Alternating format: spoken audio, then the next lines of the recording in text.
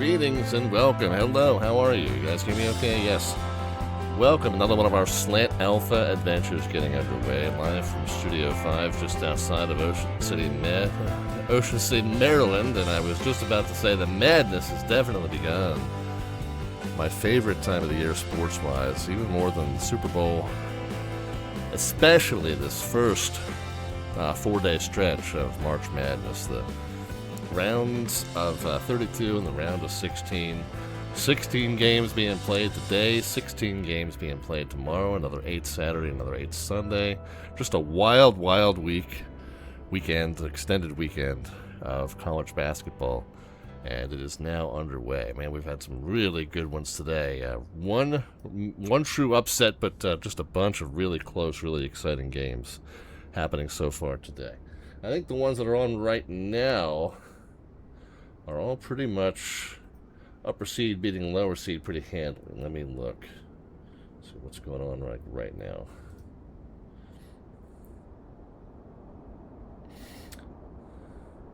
Okay, we got UNC and Virginia Commonwealth. That's going to be an exciting one. That's the only one that's underway like this at the second. Maybe so, yeah. And that's right now. That's a 4-point game midway through the first. So yeah, that's another one we want to keep tabs on. But yeah, it's so much fun this time of year. This, like I said, my sports Christmas is happening this weekend in particular. My sports Christmas. Happening right now. So welcome, glad you're flying along with us. We're doing a little bit of a tribute to March Madness with our flights tonight. We are in Greenville, South Carolina, where the one of the sites of March Madness. We're going to head up to St. Louis, Missouri. I think that's tomorrow's game. Some of tomorrow's games are being played there. And then up to Buffalo, New York. As a matter of fact, Duke and Siena, I believe, they played here in Greenville, South Carolina earlier, and Siena gave Duke a really, really good run. Only twice in the history of the tournament has a 1 seed been toppled by a 16 seed in the first round. Well, today almost became the third time as Siena really, really put the screws on Duke up until very, very late in the game. So, good run by Siena. They played their starters the entire 40 minutes. I guess they didn't really have any kind of depth on their bench, and they figured that was their best strategy to beat the 1 seed, and man, they almost pulled it off. So much fun. So much fun.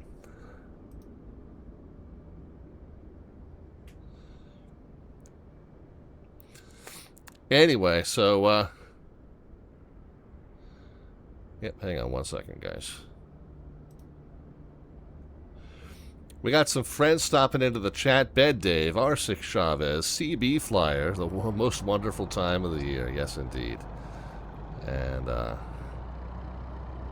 think I got everybody there. We had a couple of chat bots, so we had to exterminate in there as well. So if I missed anybody that's actually saying hi in the chat, I certainly apologize for that. But anyway, we are... oh, cool. We got Kansas City Center just came on. So we're here at Greenville, Spartanburg. We got Approach, we got Tower, we got Ground, we got Atlanta Center. We are going to be cutting through Memphis Center. Hopefully, fingers crossed, they'll hop on for us. But it looks like we might even get wire-to-wire coverage if that would be the case, because we've got Center and Ground at St. Louis. Kansas City Center and then St. Louis Ground are on as well. So let's get right to it. We're in the BAe-146 from JustFlight. Wonderful, fun aircraft. Yeah, downwind sim. We're headed up your way. Good to see you. So JustFlight BAe-146. Tiny little regional jet. And 4 engines, but 4 extremely underpowered engines. And so that gives you a dimension of things to watch out for. Let's see, that one there. Ooh, none of my controls are working. Let me see if I can go over here into spad.next and make sure we've got the right profile loaded in. Oh, that would be why we do not.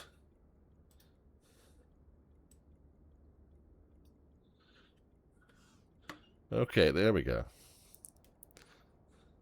Yeah, it's not 4 engines, 5 APUs is downwind sim. Yeah, basically. That is pretty much the case. Okay, we'll move that over there. Take that cover off so we can get to the radio controls. I think we're all set. We are, yeah, let's go ahead and get rolling here. And let me get the right flow listener in front of me, and if I missed anybody to say hi to, I apologize.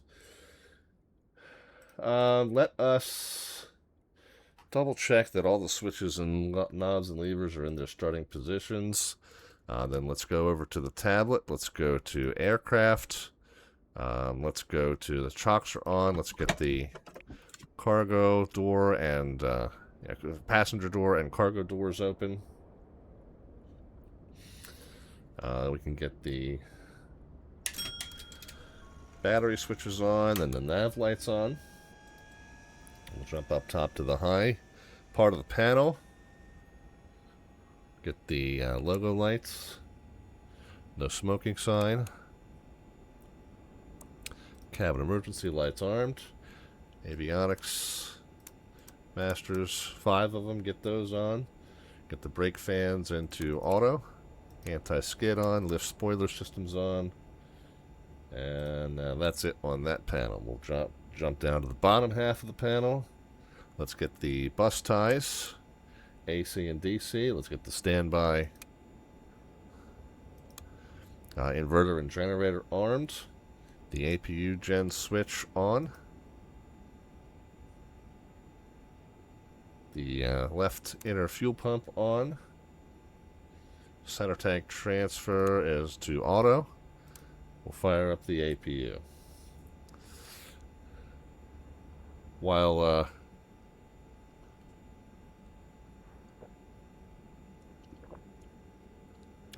that's going, we'll take care of one undocumented checklist item, and maybe I'll get myself just a little bit better centered in the seat here. Geezer Geek hitting the follow button. Geezer Geek, thank you so kindly for joining us. Hope that you enjoy. We're typically on Monday, Wednesday, and Friday. 7 p.m. U.S. Eastern Time. We're offset by one day this week. So Tuesday, Thursday, Saturday this week. We're back on our normal schedule starting next week. Oh, super cool announcement for Saturday's stream, by the way. I had thought, well, we got Washington ARTCC is hosting its capital. I'm sorry, what is it called? The Cherry Blossom Fly-In. And I got position assignments today, and it's going to be a fun one, guys. But Geezer Geek, thank you very kindly for joining us. Ruby the Juice says, I was just thinking about flying a little quick route myself. Yeah, I figured I'd fire up a route among the sites involved in the NCAA men's basketball tournament. So that's what we're doing today. We've got the APU on, so let's get APU air. Let's get pack number 1. Let's get the galley switch. And flight deck emergency lights are armed. We'll hop down to the front panel. Master warning knob should be out. We see that it's illuminated with red, so we know that it's on. Or yeah, master warning knob is disengaged. So the red warning light tells us that master warning system is disabled for now. That'll save us from some bells and chimes while we're partially shut down. Nav radios and the DME radio can go on as well. And then let's jump down to the center panel. Let's turn on COM 1, COM 2, ADF 1, ADF 2, and then the 2 entry units for our flight management system. Okay, while they're powering up, we can jump down here. Brake temp monitor is on. Guess that never really fully cooled from last time, because that's a little warm for it to be just cold and dark here. And then I kind of already know our squawk code already, so I'll go ahead and put that in and flip it up into transponder mode. Even though we don't have our clearance yet, we'll be ahead of the game. Alright, back over to the tablet we go. Let us start fueling. Let's do fuel first. I always do just an instant fuel. Let's do 8200 here. Not 820. 8200. Enter. I know it's going to normalize that to 8167, which is the max capacity of the of the wing tanks. And then I think for the center I said 3000. And that will give us 19,300 pounds, and that'll be enough to get us through 2 legs. We will not need to take any additional fuel when we get to our stopover location of St. Louis. So we'll just do an instant refuel. And then for passengers, I like to just say 80 there. 2,400 pounds of cargo in the front. And 2,400 pounds of cargo in the aft. And then we can start the boarding. We'll do 10-minute boarding with Jetway. Okay, so while that's going on, and we can kind of peek outside, is this an extendable jetway? No, it's not going to depict that extending out and meeting with us. Oh, that's okay. That's okay. It's fun when it shows that, but I'm not one to be a stickler about the visuals. I'm more about the procedures. Alrighty, let's come over here and grab the ATIS information. I already did, but it has updated now to Tango. 220 at 4:30:16 and arriving at departing runway 22. So 30:16, we'll set that 3 times. 16. 16 is there.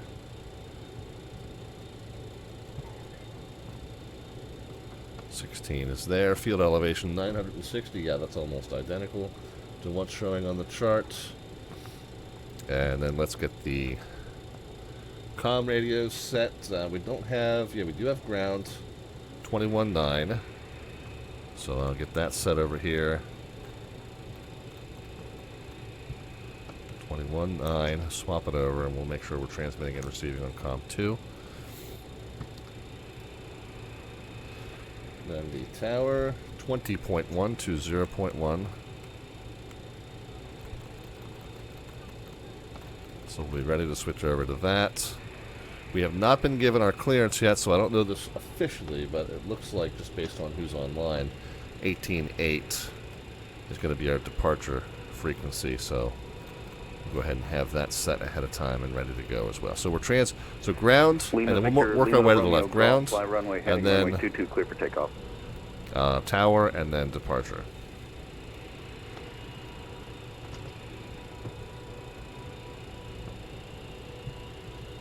And don't need to be receiving on comm 1. Citation Park Pop, contact Atlanta Center 132.97.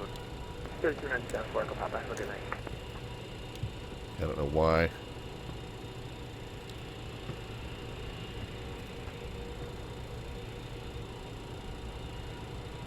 Okay. A little bit glitch in the vPilot, with the way vPilot reads this panel. It might be this panel is sending incorrect information, but we got to undo these knobs in order to only receive on the one that we're transmitting on. So, okay, so that's not working. We're transmitting and receiving only on 121.9. All right, so that's good. That's what we want.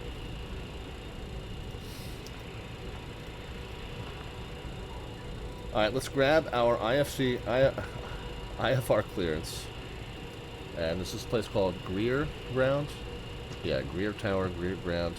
If you ever want to know what the actual call sign is that you're supposed to be calling these people, it's right there on the airport diagram. So Greer Tower, and then by extension, Greer Ground. Lima Victor, Lima Romeo Golf, contact departure. Have a good flight. Thank you, Lima Romeo Golf.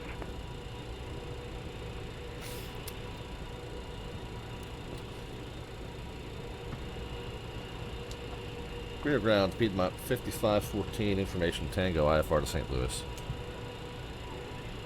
Piedmont 5514, Greer Ground. You are cleared to St. Louis Airport via the B-Wall 2 departure. J-Lena transition, then it's filed. Maintain 5,000. Expect flight level 280, 10 minutes after departure. Departure frequency 118.8, squawk 7177. Clear to St. Louis, B-Wall 2 departure, J-Lena transition, then it's filed. Will maintain 5,000, 118.8, and 7177 for Piedmont 5514. Piedmont 5514, readback is correct. Push and start at your discretion. Call when ready for taxi. Call for taxi, Piedmont 5514, thanks. Okay, so nothing unexpected there. We're hearing Delta tower 3075, transmissions on here as well, so clear it ground, must be one runway person. 22, taxi via Lima, Kilo. One person covering both right now. Oh, it looks like ground has gone off, actually. So we can actually switch over to the tower frequency. And, should be hearing just in, I guess. Okay, well, we've got our clearance. Delta 3075, if you would switch So my frequency 120.1, please. Yeah, it's I just did that myself. So go menu, flight plan K, GSP, enter, accept. Let's go to the menu and the departures. Runway 22, the B wall 2, and Jelena. And we'll put that in the flight plan. Okay, and real quick, do we have a sense, we can kind of get a preview of what they're going to be doing up in St. Louis? Not that this is binding when we get up there, but 12 left and 11, so we would expect, I think, 12 left. Actually, 12 left and 11. I think coming from the south, we're going to end up kind of on a right downwind. I think that might be 11. I mean, I really don't know for sure what runway we're going to get there. We can at least make a guess. Yeah, so I would say coming from the south, I think we'll probably end up on a right downwind, which would be runway 11. So we'll just assume that for now when we're putting in our flight plan. But of course, that's going to be subject to change. Anyway, so after Jelena is going to be VXV. And then it's going to be J46. So we'll go to a list of airways. That's number 2. And it's going to be VXV to BNA Nashville, which is option 8. And then after BNA, it's going to be KSTL. Enter accept, but we're going to put in the arrival information, and then we'll just change that if we need it. So we're going to just assume runway 11, which is option 2, off of the Bush 3, coming from the point BNA Nashville. And we're just going to assume the ILS to runway 11. And then let's just look. I mean, I know we're getting ahead of ourselves here, but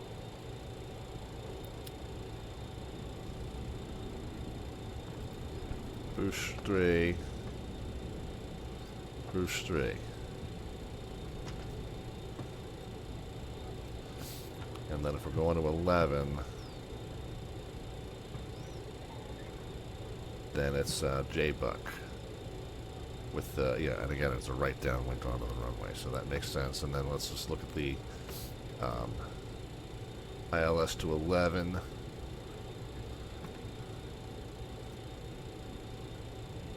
The numbers all go to 11. Yeah, they seem to. So we would just assume that we're coming in from Seaside,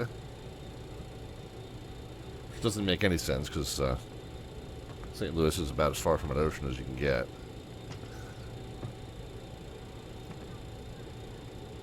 But anyway, there you go.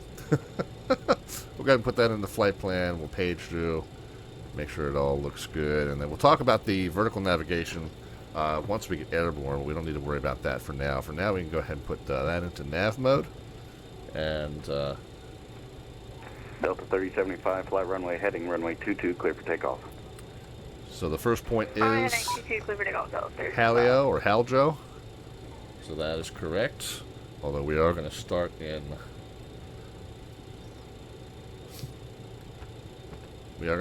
heading mode because it's expect vectors to Haljo, not turn direct to Haljo. So we'll start with 219 as our heading selected, and then we'll expect vectors.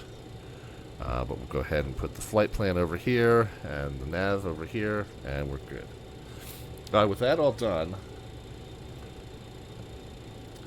let's go ahead and get the rest of the autopilot set up. We got the squawk code already done. We were just saying the runway heading is 219. So that'll be our expected initial heading, although we might get assigned something different. But we'll assume 219, and then we'll just adjust as necessary when we get our takeoff clearance. We do want to start in RNAV mode. And we want the flight directors on. The initial altitude we said was 5,000. With the altitude armed. Why is that not allowing? Okay, yeah, no. So we'll start in heading mode. We'll start with altitude armed. Delta 3075, contact departure. Have a good flight. And then we're just in time that we just got to that announcement that the doors are done. We'll go ahead and do our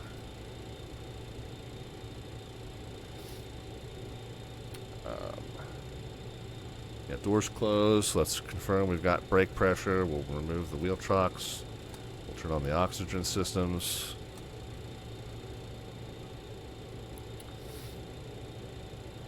We'll get the fasten seatbelt signs on. Cruise cabin pressure is going to be set for 28,000, I think we said.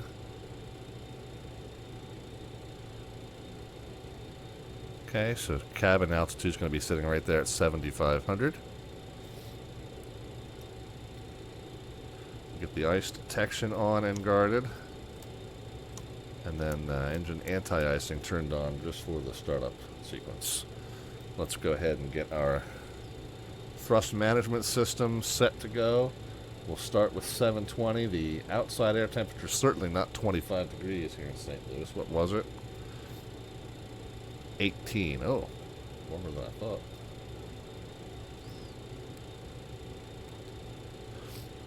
Okay, 18. And then we'll go ahead and set takeoff flaps of 18, and our bug's now set as well.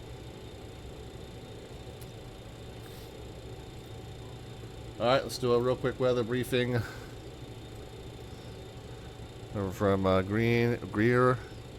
Very light winds, clear skies. High pressure.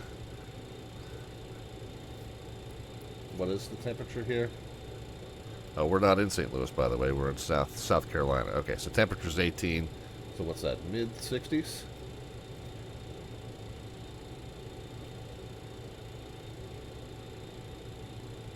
Yeah, mid 60s. Greetings from the flight deck and welcome aboard U.S. Airways Express Flight 5514 service to St. Louis. We are due to have pushed back about a minute ago, so we're going to be just a couple minutes late, but we should be able to make that up. It's the fairly short taxi here, so wheels up time expected to be a quarter till the hour, and we'll be pretty close to that. Flight time once we're airborne, 1 hour 33 minutes, cruising at 28,000 feet for you. The weather at our origin is in mid-60s with high-pressure, clear skies. We don't expect any turbulence. Nice, stable air. Should be a great day to go flying, and we're happy that you've joined us for it. So go ahead and get fastened in, and we'll be underway shortly. Thanks again for flying with us on U.S. Airways Express Flight 5514 service to St. Louis.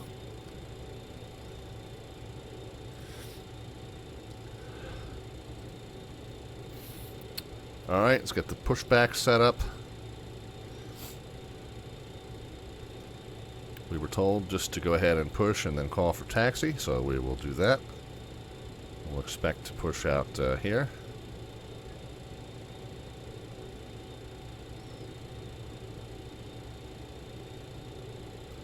Okay, enter. Request our pushback. Let's take a peek behind us. Don't see anybody, so we can go ahead and go.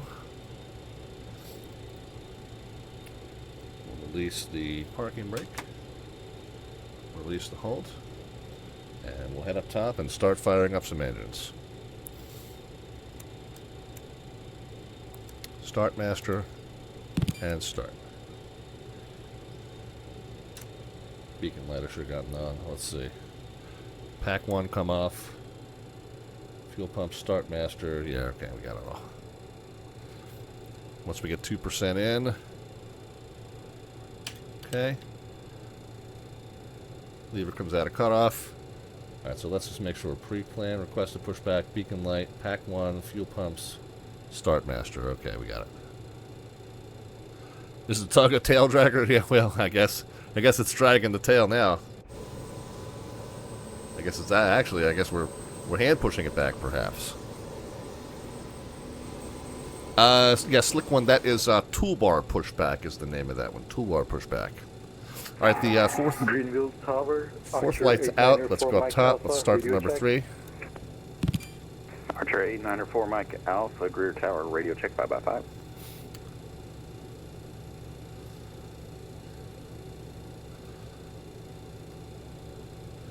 Alright, once we get 2% in, lever comes out of cutoff. Okay, parking brake can come back on. And we're done with that.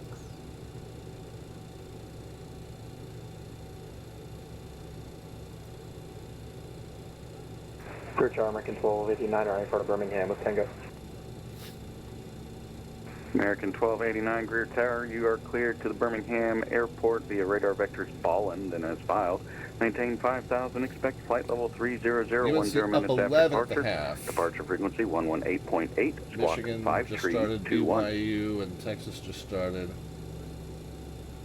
And SFC High clear and Birmingham via radar vectors Heaven to is fallen, secure. then as filed. Climb 5,000. Alright, number 3 is up. 30010 minutes after departure. Departure frequency 2 is starting. 118.8, squawk 5321, American 1289. American 1289, readback is correct. Push and starts at your discretion. Call when ready for taxi. Okay, when we get 2% in, we'll go ahead and get the lever out of cutoff. Nice to see somebody still flying the Jumbolino. I know, I love this little guy. What a fun little plane. JustFlight really knocked it out of the park with this one.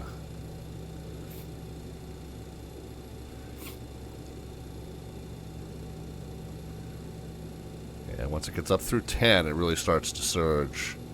And at that point, you pretty much can watch the red warning light go out and, yep, jump up top, get the last one going.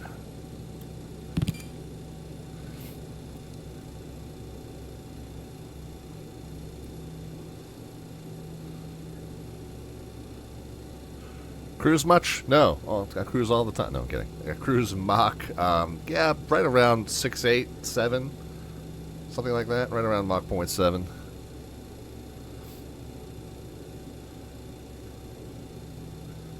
It's slow, but it's not as slow as people think.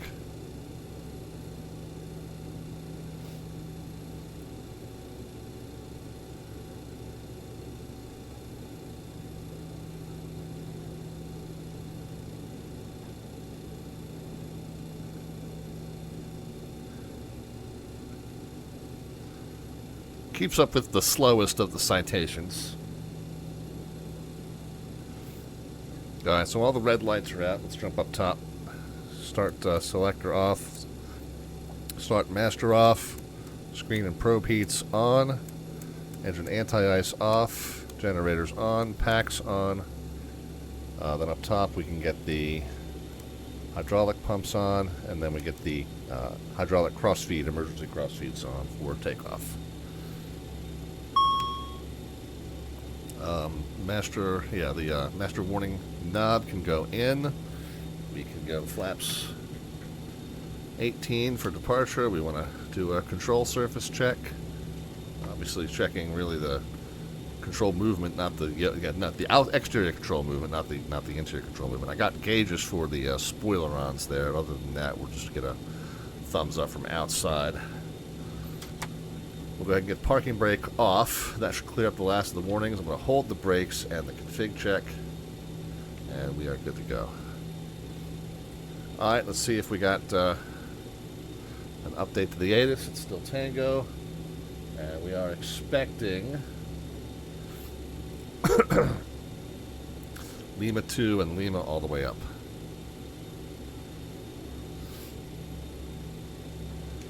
Rear tower, Piedmont 5514 off the south end of the terminal with information Tango. We're ready.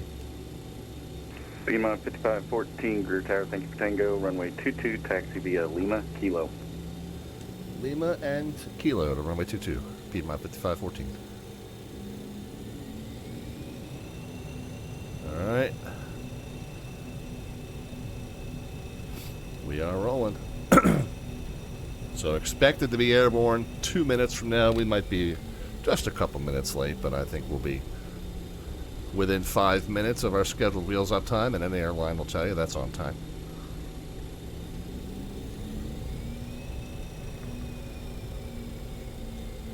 We'll get our weather radar on in just a moment. Guess we can get taxi light on.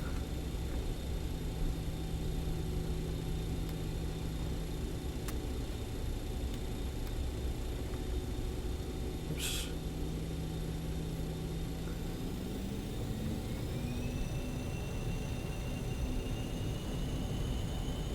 Feels like the tires are flat and need a lot of thrust to get this thing rolling today. Is it slightly uphill?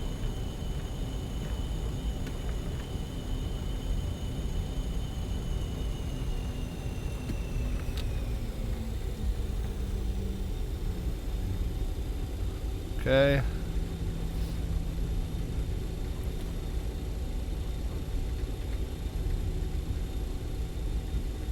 Departure frequency is 118.8. That's already set. That appears to still be our departure frequency based on who's on. We will go to TA and RA up near the hold short, and then we'll alert the cabin crew and get continuous ignition on. Everything else is just going to be lights.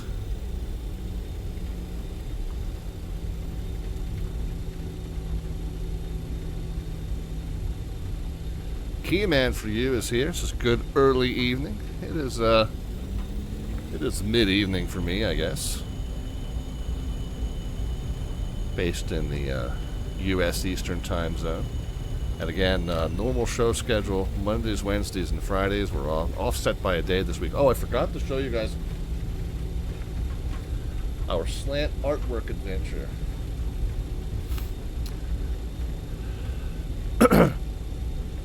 Yeah, I'm an hour ahead of you.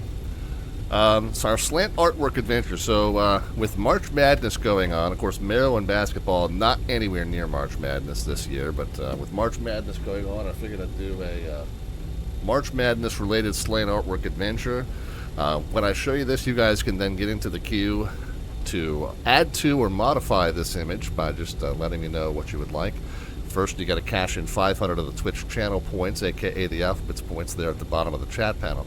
And then once I call your name out of the queue, you can let me know what you would like to do to add to or modify this image. Today's image, I'm living out my fantasy of setting up for the game-winning shot against Duke. At the hangars by the fire station, request taxi for VFR close traffic. There's a few things wrong with that image I can see, but November 894 Mike Alpha setting up to Tower, drain the runway game-winning 22, 3-pointer against taxi via Duke. Lima, Kilo.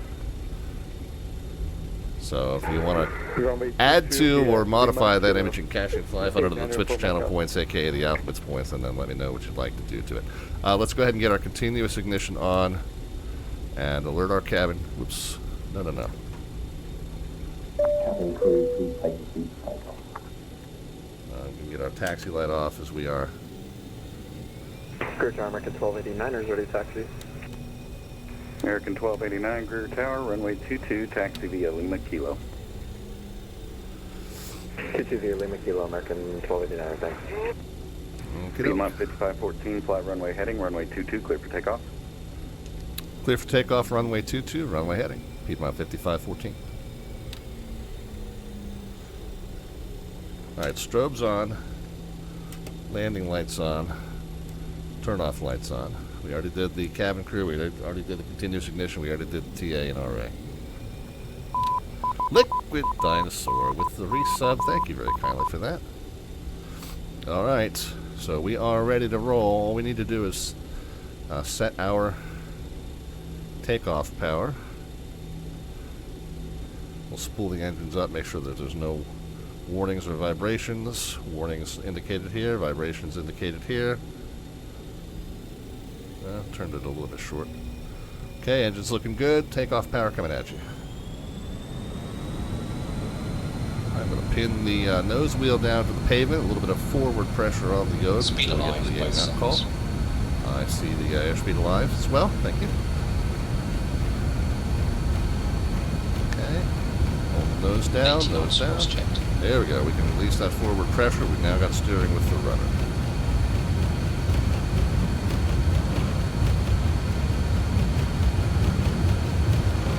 V1. Rotate. V2. Okay. Nose coming off. Positive rate of climb. Gear up. Gear up. We'll pitch to maintain the bubble speed until we get to 1,000 above ground level.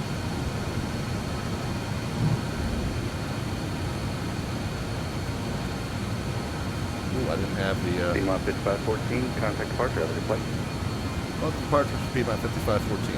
I had the TMS system not on, actually.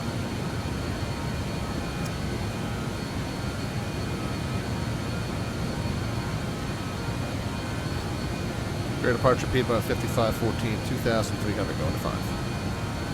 Piedmont 5514, clear departure, radar contact, runway setting 090, climb maintain 10,000. 090 up to 10,000, Piedmont 5514. Okay, max continuous thrust can now come on.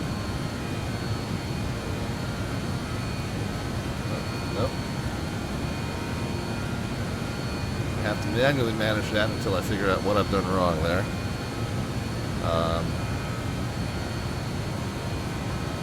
857, okay, is pretty much what we want there.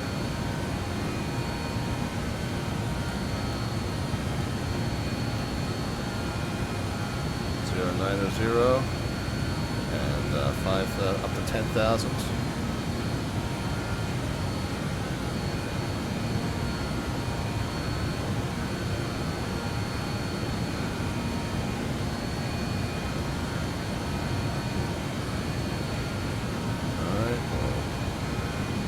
Rolled out just a little bit late, overshot the heading just a touch. Come back and get that.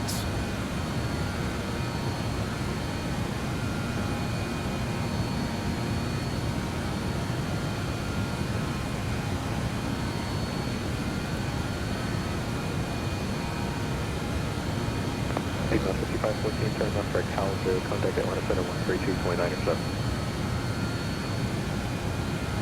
Direct to Haldro, was it? Affirmative. I direct to Haldro and then Atlanta Center 13297, Piedmont 5514.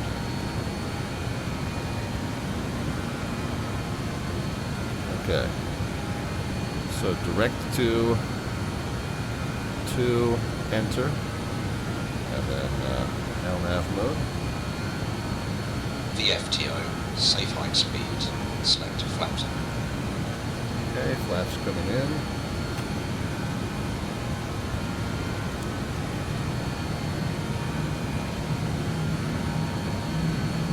Let's keep the vertical speed going.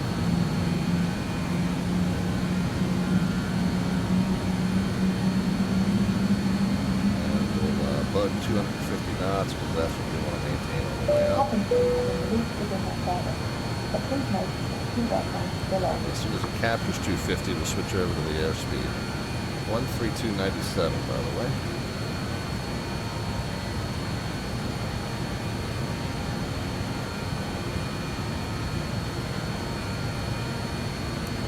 American 1272, Atlanta Center, good evening, climb and maintain flight level 330 as the final 350, but there's available final flight. Roger, we'll take 3 American 1272. Okay, we got November 58981 Atlanta Center, your radar contact, reset to pitch up and get back down to 250 knots. Okay, so the max continuous thrust is lit, so we're good there. And what's the call? That's 1170 Atlanta Center, climb and maintain flight level 36 room. And I'm just pitching up to try and get back to 250 knots. November 58981, you're not going to touch my airspace, you can go ahead and continue on advisory, have a good one.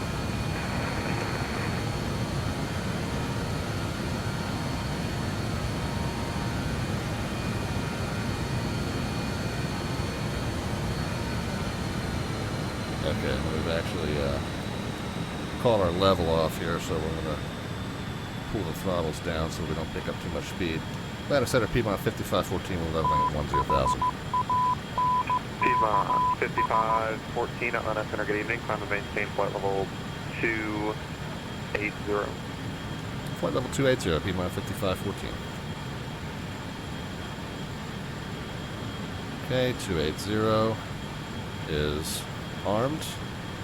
We're at 250, we'll catch the indicated airspeed, and then we'll throttle back up to 857.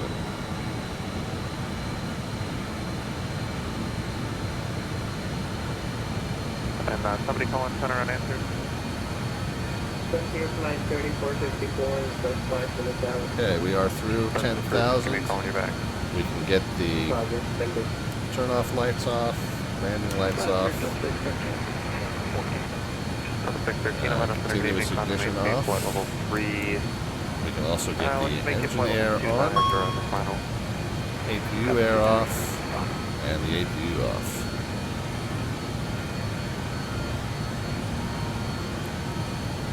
Alright, so we're climbing at 250 knots.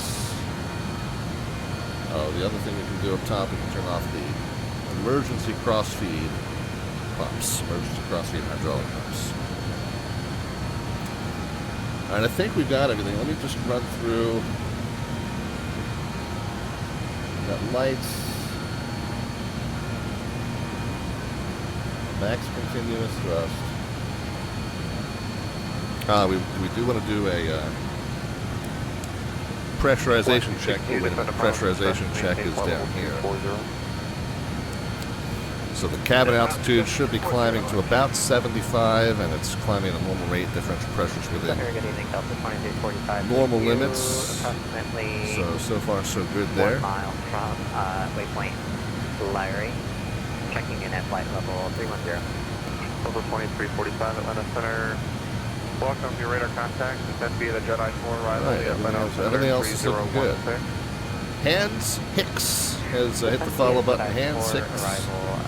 Thank you very kindly for that. Matt Cat says, "What do you use to change your altitude pre-select?" I've got the Honeycomb Bravo, and I've got the little knob assigned to that.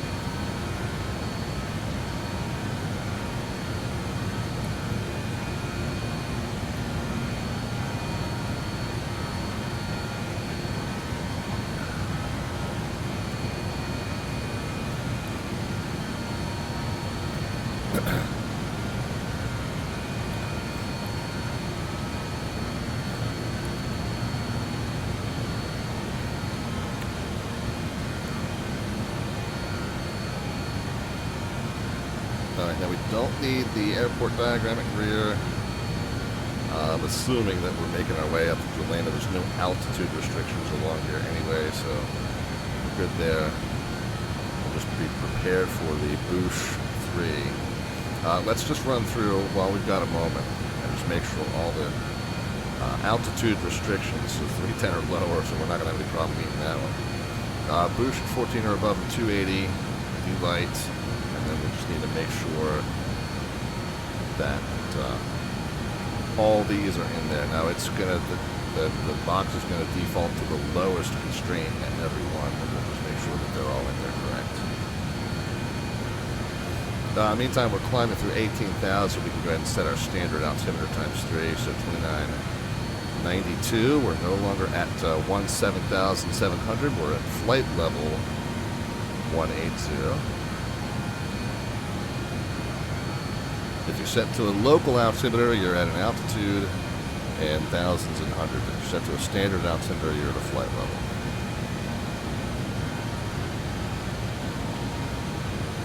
Okay, we got the ice detection warning. We can pop up top here. Get some ice protection, continuous ignition.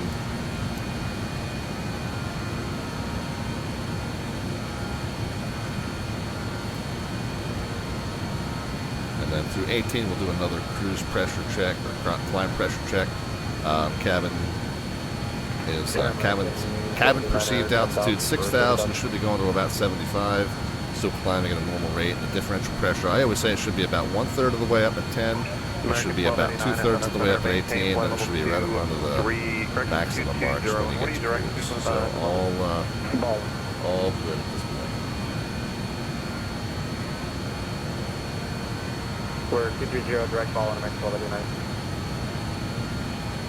American 1289, roger. I'm showing you north. I'm showing you slightly right of course to be direct ball, and just take a look at that. Affirm, yeah, we were set up on runway heading. We're getting back on track here for ball on American 12 minutes. Right. Okay, and then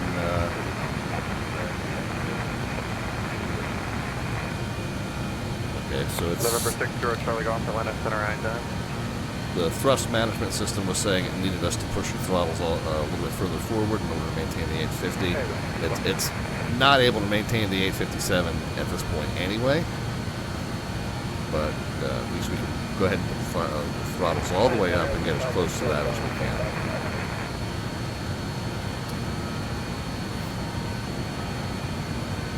Anyway, so like I was saying, the 574 Atlanta Center, good evening.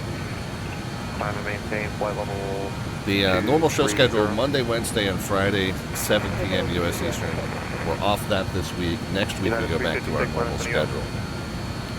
We are on Saturday, so we're going to be off tomorrow on Saturday. Saturday is the Washington Air CCC hosting the Cherry Blossom Fly-In, featuring Washington Reagan, DCA, as well as Dulles and BWI. Well, I got some exciting news today, guys.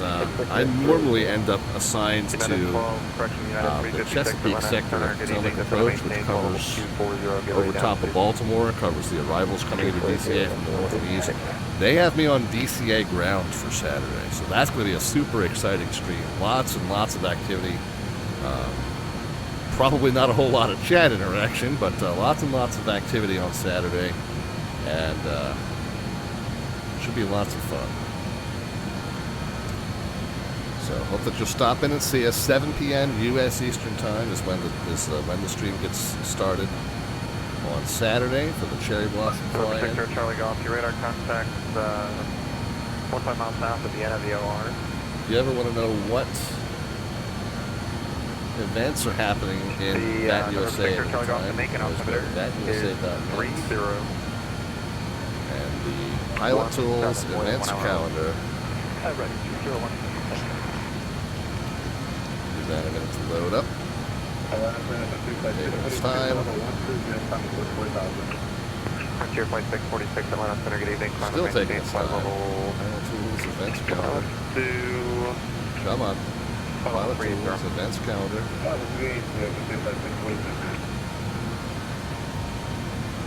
Well, anyway, that's where you would go. If that website were going to cooperate, that's where you would go to see which events are happening at any given moment. There you go. There's our banner right there on the front page. The annual Cherry Blossom Fly-In 2026, March 21st, 2300 Zulu, which is 7 p.m. U.S. Eastern Time on Saturday. Delta 1480, Cherry Press Flight, Delta 1480, climb and maintain flight level 38, sir. Okay, so ice detection has disilluminated, so let's go ahead and shut that all off. Continuous ignition off, and all the other anti-icing off.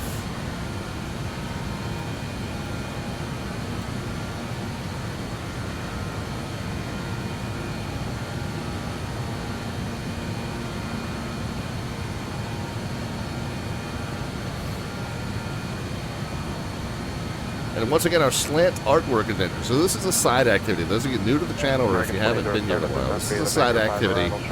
We resurrected this about almost 4 months ago now. And so at the beginning of the stream, I put in a one-sentence description in ChatGPT to have it generate an image that's roughly relevant to whatever we're doing that specific night. And tonight, we're visiting 3 cities where they are hosting the NCAA Men's Basketball 2026 National Championship The entire U.S. ever going to be covered with APC controllers for the entire 48 states?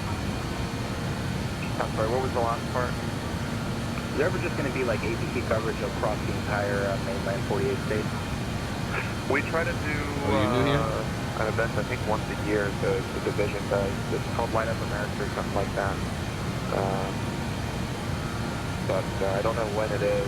Typically, we get pretty good coverage, at least across the center. Not every approach control will be staffed, but the major ones should be. Okay, that makes sense. Because I've always wanted to see it just lit up across the entire country. I think that'd be pretty cool. Yeah, I agree. United 356 is going to maintain 13,000. Get right down to the Atlanta Altimeter 3016. Anyway, so as I was saying, at the beginning of the stream, we put a one-sentence description into ChatGPT, roughly relevant to what we're doing that night. Tonight we're visiting 3 cities that are associated with the Men's Basketball National Championship Tournament. So I put in my little fantasy image of myself lining up to knock down the game-winning 3-point shot against Duke, which Maryland is not at all even close to the tournament this year. We're really one of our worst seasons ever in Maryland men's basketball history. But this is me getting ready to line up the game-winning 3-pointer against Duke. I see a handful of things wrong with this image, so I'll leave it to you guys, though. So at this point, what you want to do, if you want to add to this image or modify it somehow, you can cash in 500 of the Twitch channel points. They're at the bottom of the chat panel. We've got the alphabet serial icon that represents those, and the little button next to that tells you how many of those you have, and then affords you the opportunity to click on it to cash in 500 of them to get yourself into the queue to modify or add to this image. So I do see a couple of things I'd like to modify about this image, but I'll leave that to you guys here for a little bit, and then I'll make maybe my own modifications a little later on this evening. But we'll let you guys have that at first. But again, cash in 500 of those Twitch channel points there at the bottom of the chat panel if you want to get involved in our slant artwork adventure. November 131 Charlie Alpha, Atlanta Center, climb maintain. 1,500 to go up to our cruise.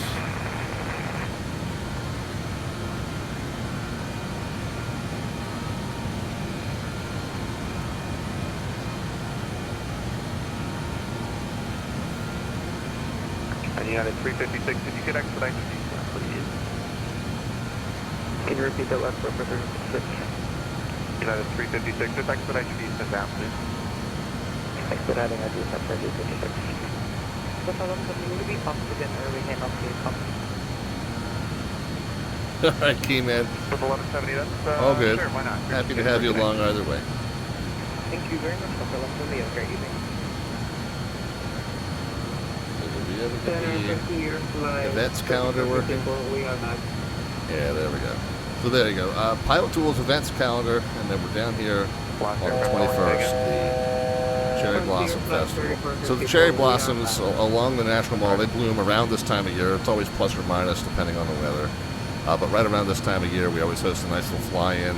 DCA would be the main focus field, but that's going to get stacked up really, really quickly, I'm sure. So plan Dulles or Baltimore as alternates if DCA starts getting ground stopped early, and I expect that it will. But we're going to be working DCA ground. So that's going to be a really fun, really hectic, really amazing live stream on Saturday 7 p.m. U.S. Eastern Time, 2300 Zulu time. American 1272, leaving Myers Space for duty change approved. Transit approved, American 6.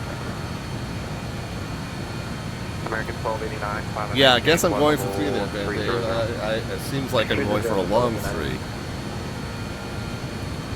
A very long 3. United 356, can we get a expected run 1?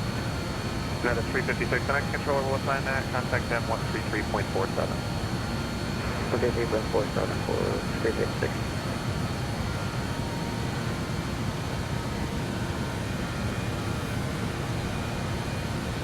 Okay, so we're arriving at 2345. Contact Atlanta approach. Arriving at 28,000. We'll go ahead and bug our Mach 7.1 there. I'm sorry, 7.1. I wish. 0.7. Have we go? Wait for the speed to come up, and then we'll reduce to the turbine gas temp. It's TGT, turbine gas temp. But I always call it target mode because it's a target turbine gas temp. So the abbreviation kind of works either way. We've got it set to 720. This isn't really a true auto throttle, but it can set a specific turbine gas temp for you. And it'll tell you if you need to move the throttle levers, but then it'll fine tune and get that exactly synced up for you. So if you get the sticks in the ballpark, it'll do the rest. But not a true auto throttle, so it won't automatically maintain a speed that we set. But what we'll do is we'll set a specific power output, and then we'll see what that does to the speed that we want, and then we'll adjust as necessary.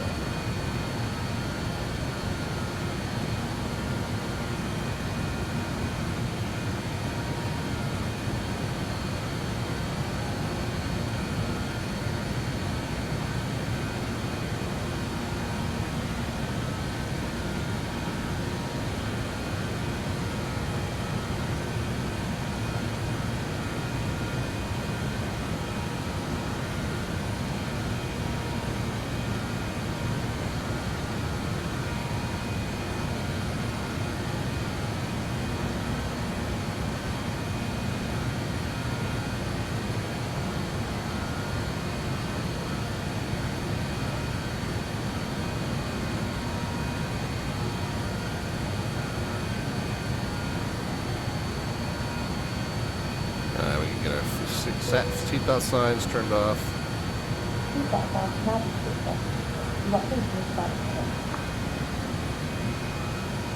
CV, you missed the artwork? It's me getting ready to drain the game-winning shot against Duke.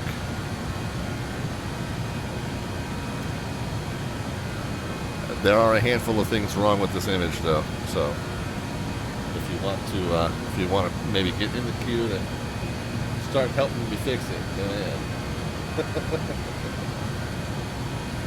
After 574, leaving Myers Space, at the top line, change your badger frequency approved.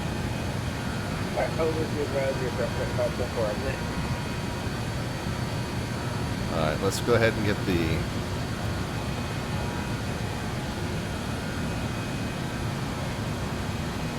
engines throttled back to about we'll start at 720.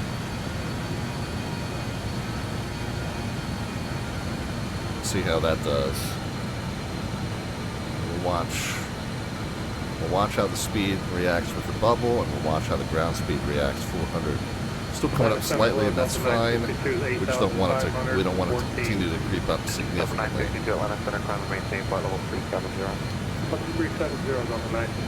Greetings from the flight deck with an update. We did get airborne just about on time, and we've leveled off at our cruise altitude of 28,000 feet. We have turned off the fasten seatbelt signs, so the cabin crew can start coming around with a fine selection of Red Bull products and St. Louis toasted ravioli. So sit back, relax, and enjoy, and we will give you an update on the weather situation in St. Louis when we are ready to start our descent there. Thanks again for flying with us on U.S. Airways Express Flight 5514 service. Still creeping up a little bit there, so let's try knocking it down to 700. We'll see what happens.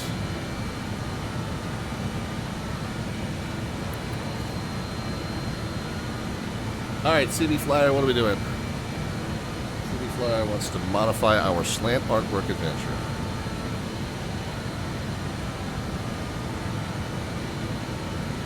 That's still coming up.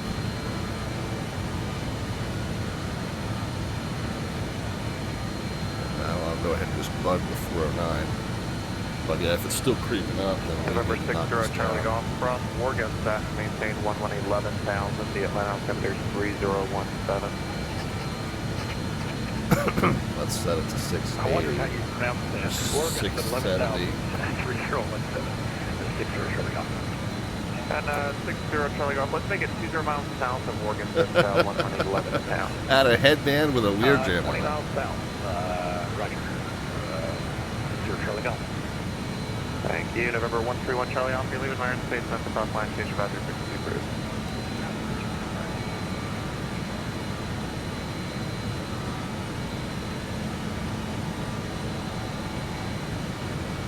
United 2139, contact NG Center 128.22. 2822, United 2139, thanks for the 822, we'll see you. Have a good one. That would have been for me, although it would be a little early for us. On the center, Delta 1400 through 11,000 for 14,000. Delta 1400 Atlanta Center, climb and maintain flight level 280, air traffic. It's not. Khalil says the picture wasn't accurate because you'd be doing a Tomahawk done. I assure you the picture is not accurate for a lot. Climb and maintain flight level 280, air traffic. So maintain flight level 280, Delta 1400. We know we have that traffic.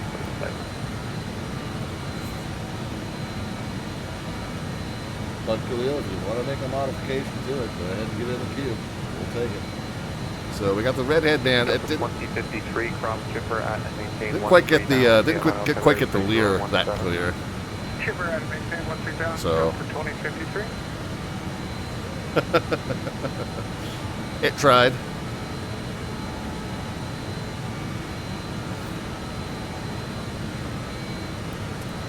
Okay, so the speeds. November 6 Charlie Golf, contact Atlanta Approach 133. Decaying just a little bit, holding mostly steady. Let's just knock it up 10 more degrees. And I think we'll call it a day there at 680. Well, I mean, we'll keep an eye on it and see how it goes. So what I'm doing right now is I'm kind of putting in the descent plan. The VNAV in this aircraft is very, very primitive. It's going to automatically target you for the lowest constraint all the way down. However, obviously the more fuel efficient descent keeps you as high as possible, as late as possible. But then if you go to the highest constraint at each one, well, you might not get down in time. You might have to hustle down to J bucket 5. You know, some of these later ones are only a few miles difference. So you want to stay high as possible, as late as possible, just for fuel efficiency. But then you don't want to put yourself behind the 8-ball in terms of getting to these mandatory constraints later on where you don't have much of a choice. And these only are, I mean, this is a 1,000 foot range, 1,000 foot range, 1,000 foot range. This is a 4,000 foot range. That's nice and generous there. So it's not like we have a lot of room to play with, but I can adjust slightly.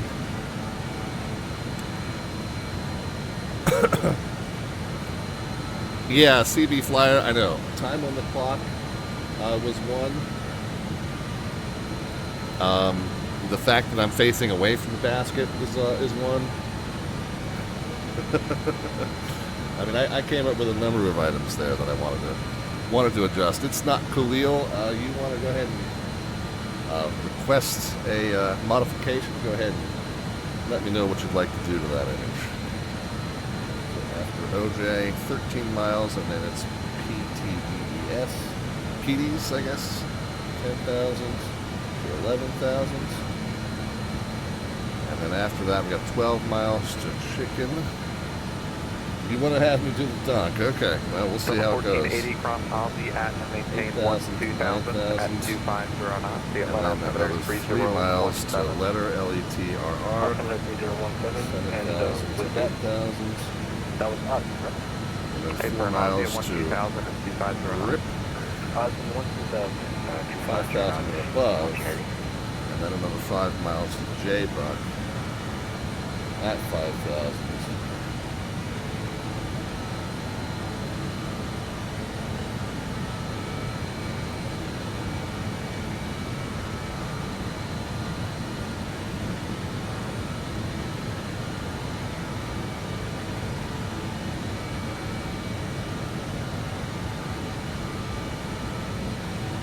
Delta 468, leave Iron Space, Washington offline, change your advisory frequency approved.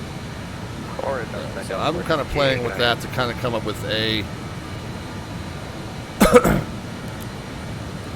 descent plan as reasonable as possible.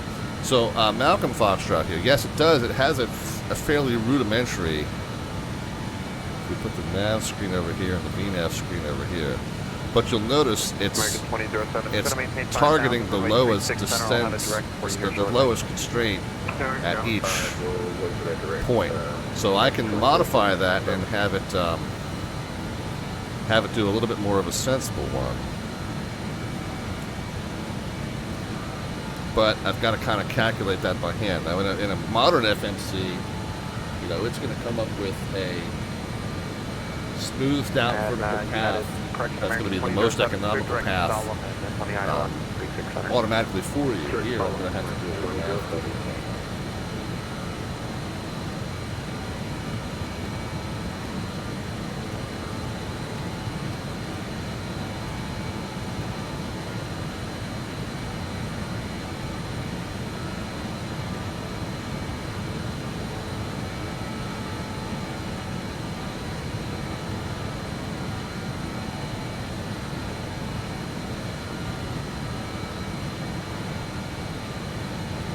All right, Khalil, let's see how it goes.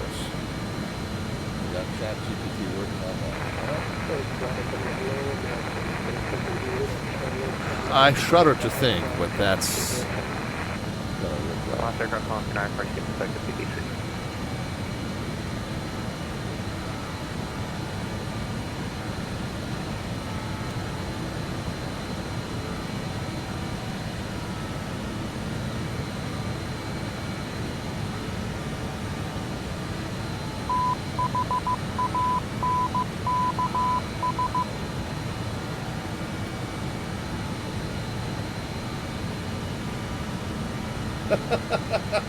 It didn't do too bad. I hope it's going into the correct basket at least.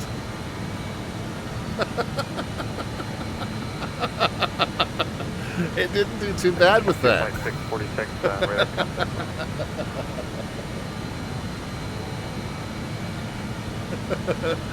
I love it. I love it. I feared the worst there.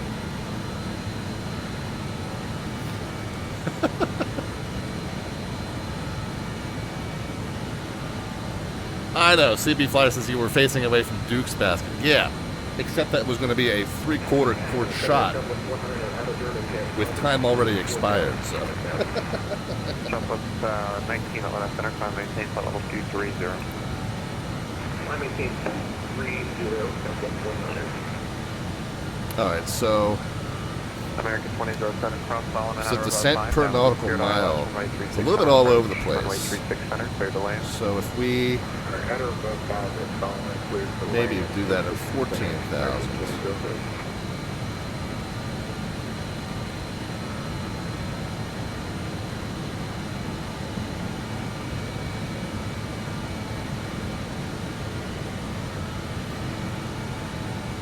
Yeah, 8,000 to 7,000 in 3 miles. Maybe we do 7,500 there, 6,500 there.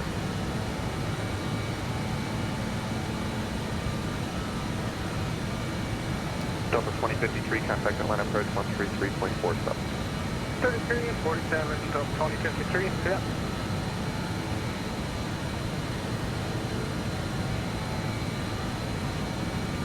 Your flight 3454, leaving Myers Base, Washington offline, change your advisory frequency approved. Over to the north side, you have a good night, thank you for the VTC. Can't do 12.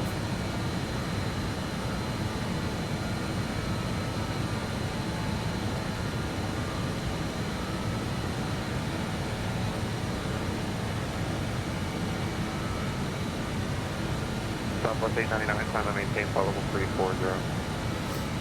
So yeah, you see this path, and let's make sure all these are 10.5, 78, 7,000. So you see this path kind of keeps a more constant descent rate, and that's kind of what you want there. It's as constant as possible. 5,800 there. Oops,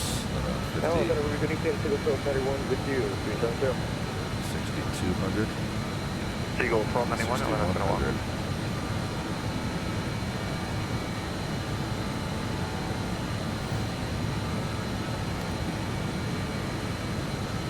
So yeah, that gives a more, kind of a consistent descent path. So we'll make a few modifications to that, and that'll be our updated descent profile. But we're gonna have to enter that manually. Yeah. Delta 1400, climb and maintain flight level 360. CYF Baller has hit the follow button, and Flux, if I didn't say so a few minutes ago when you hit the follow button. I'm not sure if I said hi to you then or not, but if I didn't, there you are. And CYF Baller. Why does my autopilot go up and down? Well, you're going to have to give us a lot more information than that to help you troubleshoot. Going to advisories, P-Mon 5514, thanks. Have a good one, Delta 1480, contact Atlanta approach 133.4. Yeah, I mean, you haven't told us which sim, you haven't told us which aircraft, you haven't told us, are you trying to maintain a steady altitude, are you maintaining a steady thrust setting? I mean, we really don't know anything about the situation, we really can't help you. Viper Strike is here. Says March Madness gone well for Louisville.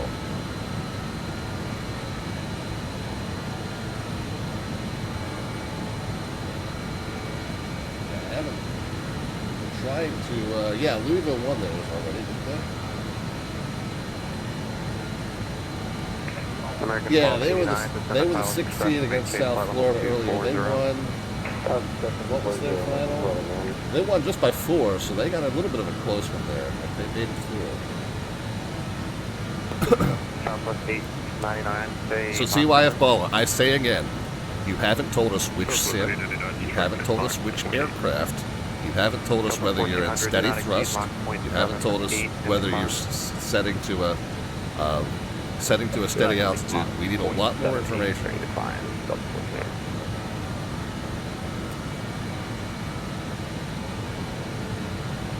Southwest 899, you live in my airspace, change your advisory frequency. They didn't have their freshman star. Yeah, I wasn't. Yeah, unfortunately I've lost track of which top teams are missing their players, their top players.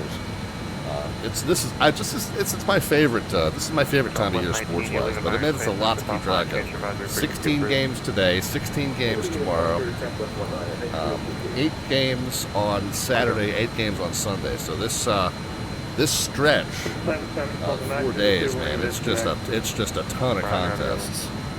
So there's just a lot of great basketball happening in this 4-day stretch.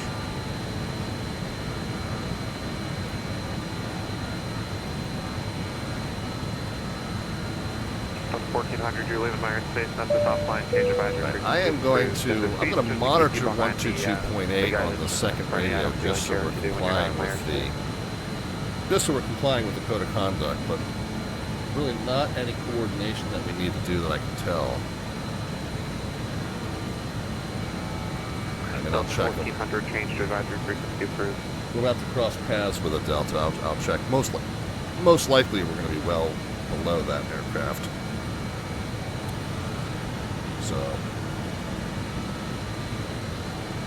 So we'll monitor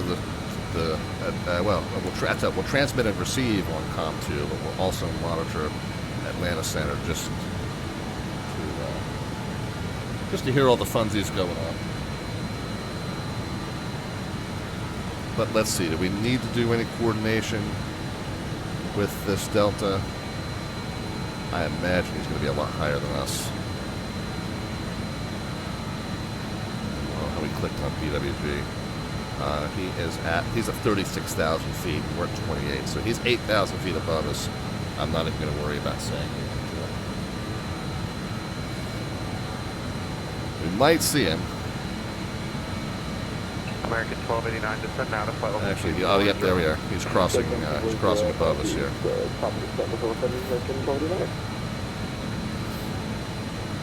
So we'll see him. We'll see him cross above us. Well ahead of us, looks like. But no need to jump on the radio for that one. No coordination necessary. There he is. That's still neat to see. That's one of the things I love about VATSIM.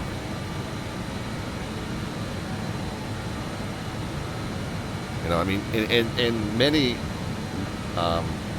sim environments, you see other traffic around. You see other traffic in the airspace.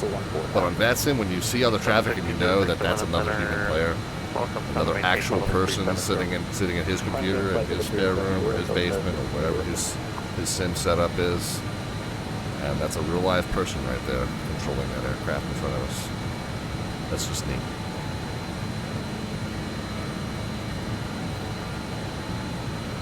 All right, we're going to jump down to the VNAV.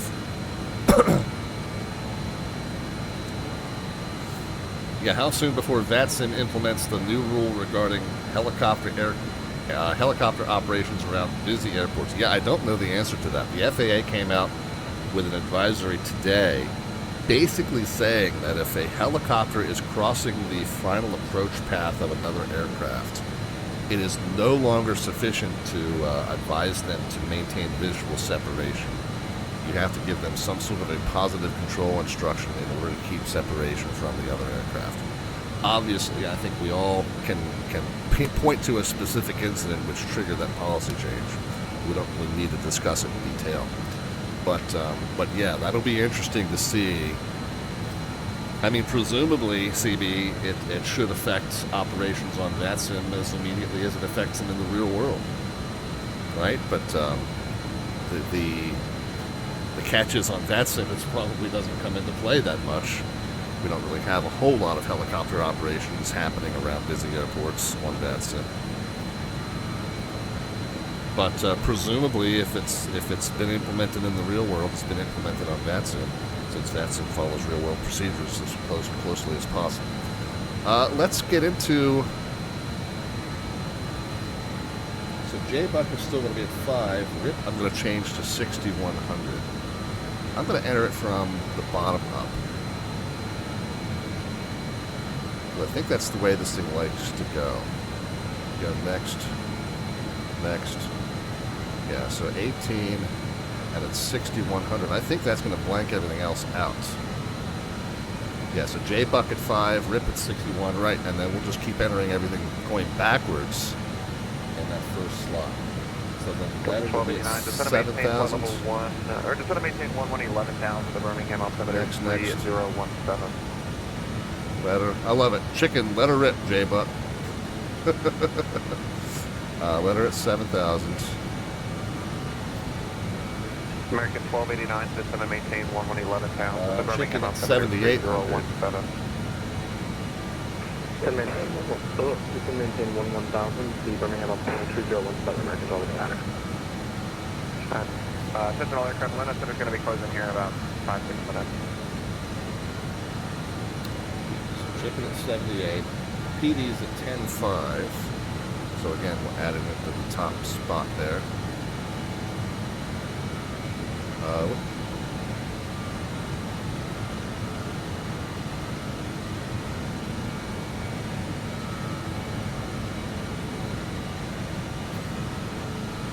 And then prior to PD's OJ, OO. It's different than DC's OJ. We got OOJAY here. Whoops. We don't. Yeah, it wants us to pick one, so we'll go next. Yeah, there it is. Out of 14. OJ, we set at 13.5.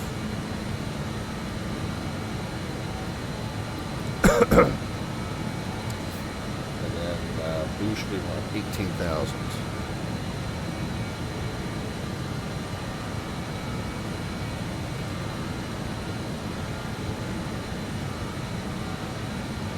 And our target vertical speed 2,000, and it says 190 miles to top of the descent. So we got a little ways yet.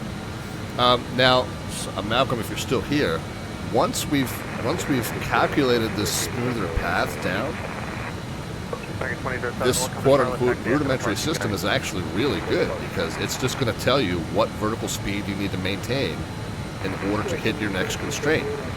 It doesn't automatically maintain it, but if you're you know, in a descent mode that pitches to a certain airspeed, so all you do is you set the airspeed to what the airspeed constraints are, 280 knots in this case. Well, then you just adjust the throttles as necessary, watching your vertical descent gauge until it matches the descent rate that's on this box. And after every new point that it passes is going to give you the new calculation as far as what you need to maintain to get to the next point. And it will dynamically adjust that based on where you are altitude-wise, not just the calculated path, but it will base that on your present altitude. So if you start late, you'll see this number start to surge up. If you start early, like if we were to start down now, you'd see we would only need to descend at 300 feet per minute to get to Boosh at 18,000. The closer we get to Boosh, the more this number will increase, because it's going to recalculate it based on our present position and altitude continuously.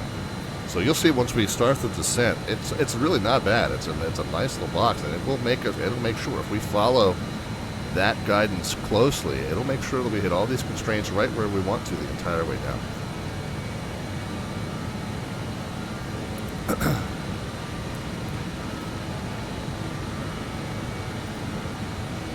Take a peek, since we're still in unstaffed airspace.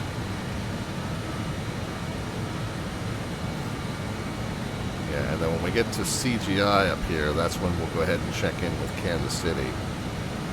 When are we starting?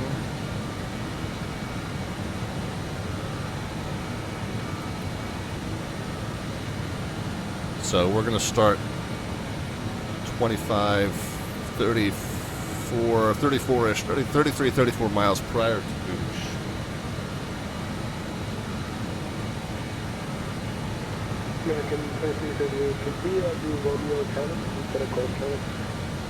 So we're not going to start our descent until after Cape Girardeau. Can we do Romeo Cape Girardeau or Girardeau? We would just say it like a gringo, Girardeau. I think we had this discussion before, but I don't remember. It's been a while. But anyway, since we're not starting our descent until after Cape Girardeau, then I'm not going to worry. So we'll check in with Kansas City, and then we'll get our descent instruction from them. But that means we won't worry about descending until after we talk to them. What's the plane? It's Mr. Patchett is the JustFlight BAe-146.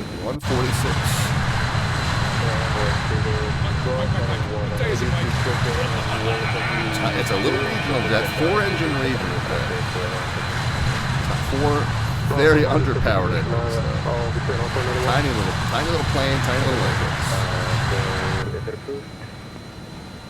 Yeah, just let me know where we get back to down. Yeah, jet pilots have been down very badly on day 1. Yeah, your day 1 is not going so well. It's an entirely different kind of flying. It's an entirely different kind of flying. 2911, get up. Alright, it looks like our speed has slipped a little bit too, so I'm going to bump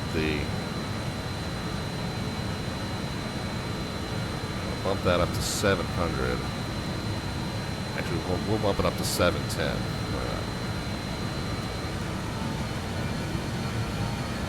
The engine spool up just a little bit. If we don't have the ability to set a speed that we want, but we can set a power output that we want, and then we'll see what effect that has on the speed. Flight Center, good evening. Southwest 314. So CB says, if I'm not mistaken, it's aimed toward helicopters transitioning through the surface area of a Bravo and arriving and departing the primary airport. I believe that's correct. But I believe that it is effective at any time you're applying visual separation to a helicopter.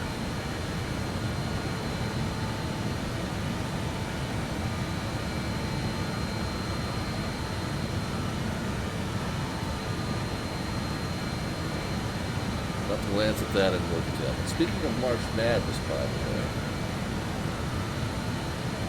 guys that are arriving late to the channel, we've got our slant artwork adventure now. Of course, our stream today is a March Madness tribute.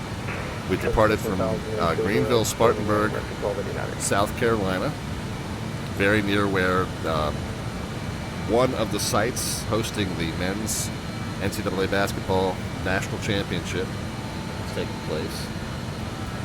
We are headed from there up to St. Louis, where some of the games are being played tomorrow, as I understand it, and then we're headed from there up to Buffalo, where some of the games are being played this weekend as well. Our slant artwork adventure is where we take a one-sentence description, we feed it into ChatGPT to how to generate an image that's roughly relevant to what we're doing that day. And my Maryland Terrapins are not in the tournament this year. But we've got myself my fantasy shot of dunking on Duke. We started with the 3-point shot on Duke. We added the headbands. Now I'm in our latest edition where I'm dunking on Duke. So if you want to add to or modify that image, you can cash in 500 of the Twitch channel points, aka the alphabet's points there at the bottom of the chat panel. Let me know what you'd like to do to change. Yeah, add to or modify our slant artwork adventure. 750,000 will report when you got it. JPC, what are we doing?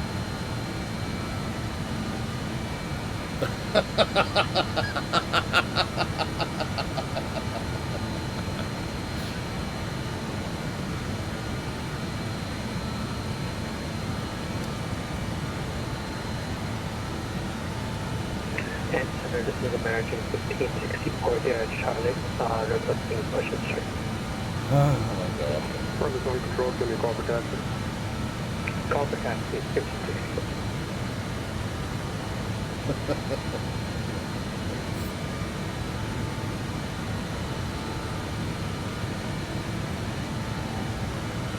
Alright, CB Flyer wants to do another one. Alright, let's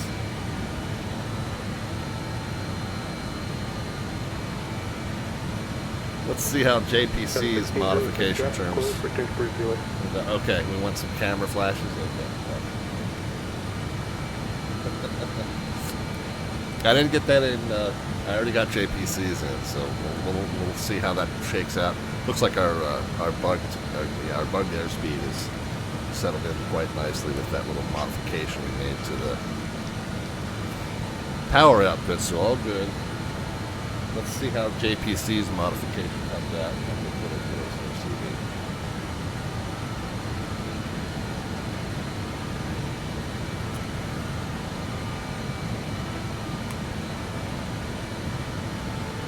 Right, 1606, got centers offline, pick change, please.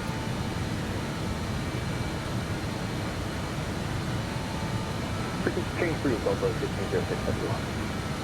Beautiful. Alright, let's work.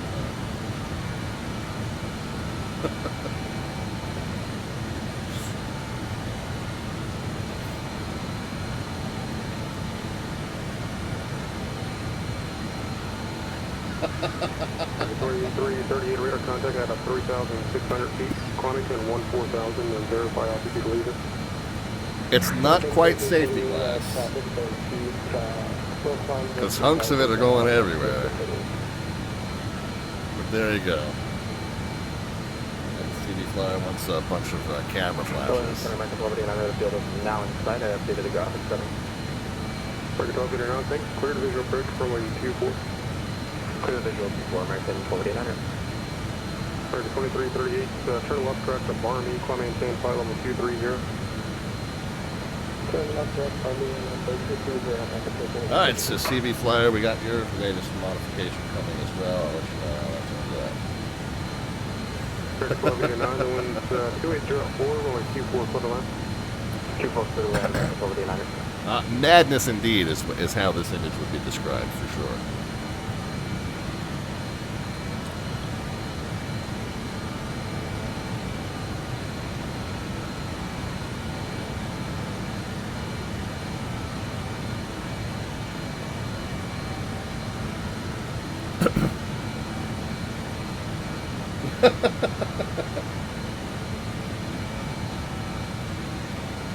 I said some, not 50. I guess 50 is some. You can actually even see the guy right here behind us that's got his camera up. I wonder, was he in the last iteration? Oh, he was. He was. Line up road, number 7622. 10,000, 4,000. 776 line of center, flight maintain for level 390. 390,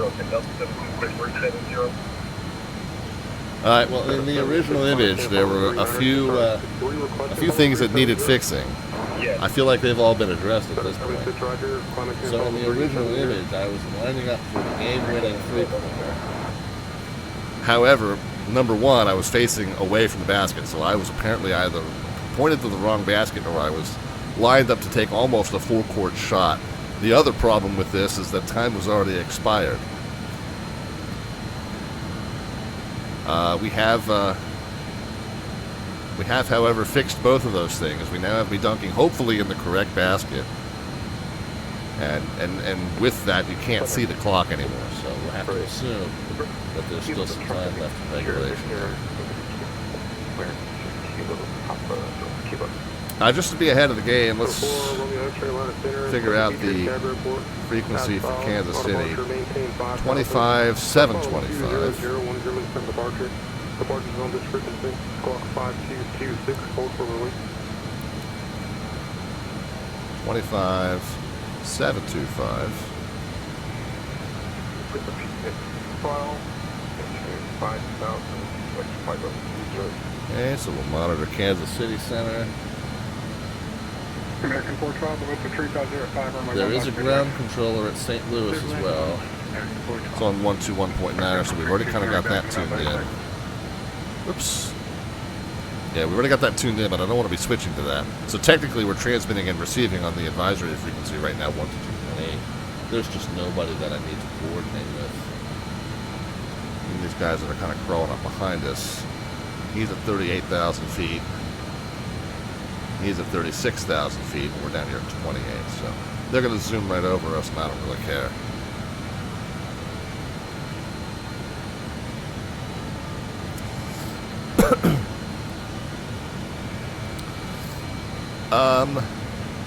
But anyway, so we're monitoring Kansas City Center here on COM 1, and then once I switch over and start talking to them, we'll get ready to switch over to St. Louis ground here on COM 2. And fingers crossed that they're still online at that time. Let's just see. I mean, we're close enough to receive the ATIS information there. Information Quebec 29907. I'm going to go ahead and put 29907 in the standby altimeter for right now. That's going to make it look funny because it's going to look like the altimeters don't agree. But once we start our descent and we get down to 18, it's just easy to glance down here and be like, oh, that's right, it was 29907. Otherwise, we've got to fumble with vPilot and scroll back to where it was, or we're going to pull the ATIS again. Or in the cockpit, of course, you've got to find the little scrap of paper that you wrote it down on. So it's just really easy to have it. You don't have the modern primary flight display like you got in the Boeing 737, where you can arm that local altimeter setting and then just bump it over instantly once you pass 18. But this is just as good. It kind of gives you a place you can glance down and see what it was when you most recently got that report. So obviously we'll check it again once we are ready to start our descent, but at least for right now we know that's in the ballpark, and nice easy visual reference right there.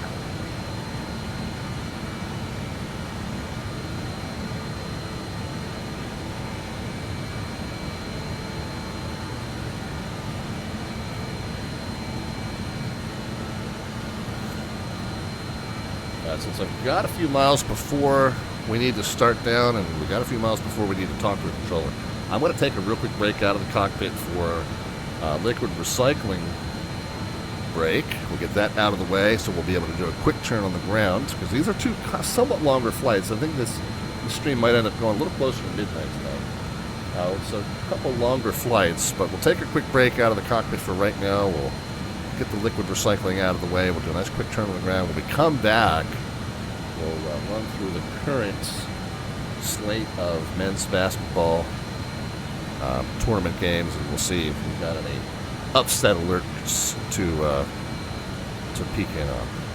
All right, so sit tight. Lots of flying left to do, and we'll get back to it here in just a moment. Hi, friends. It's the JustFlight BAe-146. A couple of March Madness-related destinations tonight. We'll be back in just a few seconds.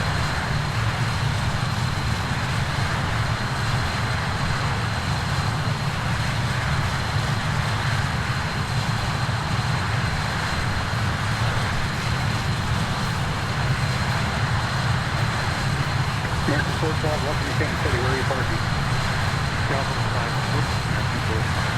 Okay, American 412, for future reference, so when you call off the runway, not start taxiing without getting taxi clearance, please. You're not supposed to taxi in the field without clearance. Two taxi, we are exactly off of Gulf. Have a good day. Off of Gulf, American 412.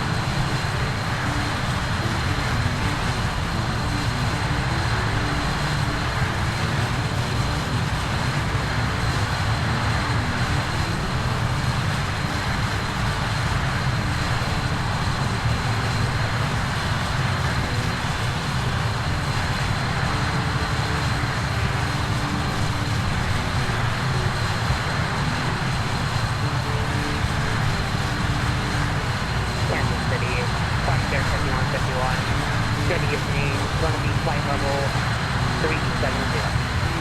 Frontier flight 31, cancel center for Item.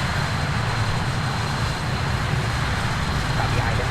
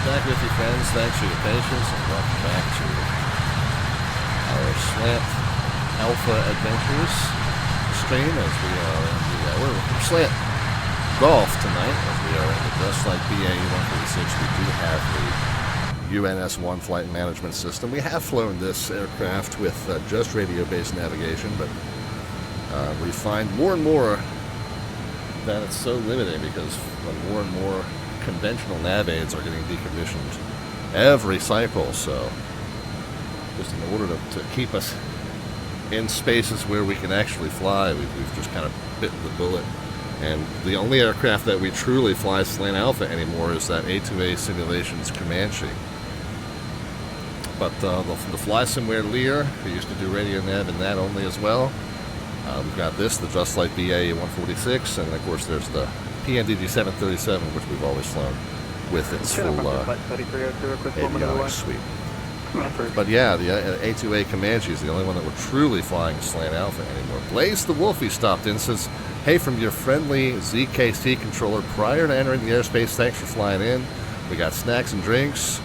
We'll leave the light on for you just like Motel 6. Well, no need to do that since I do fly in daylight. I do back the time up so we're in daylight all the time, but I appreciate the sentiment on that. And yeah, we'll be talking with you shortly as we are getting close to Cape Girardeau and 38 miles from our top of descent. Yeah, so we're going to want to start down prior. So I'm going to actually say that we're probably going to end up clearing ourselves down. Well, no. Why would we need to start down so soon?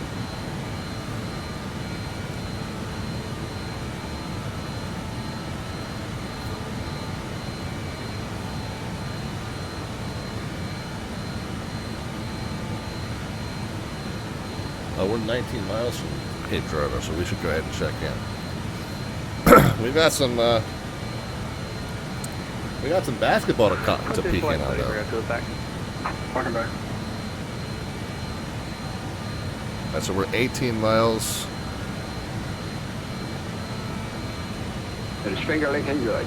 Yeah, 18 miles from Cape Girardeau. Good fixes.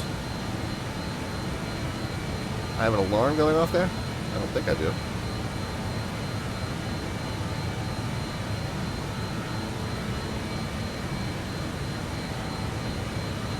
I'm not overspeeding.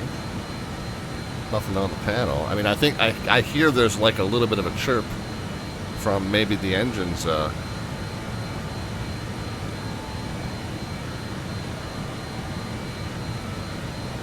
warnings. I mean, the yaw damper's not. Yeah, I think it's just the engine sounds warbling against each other.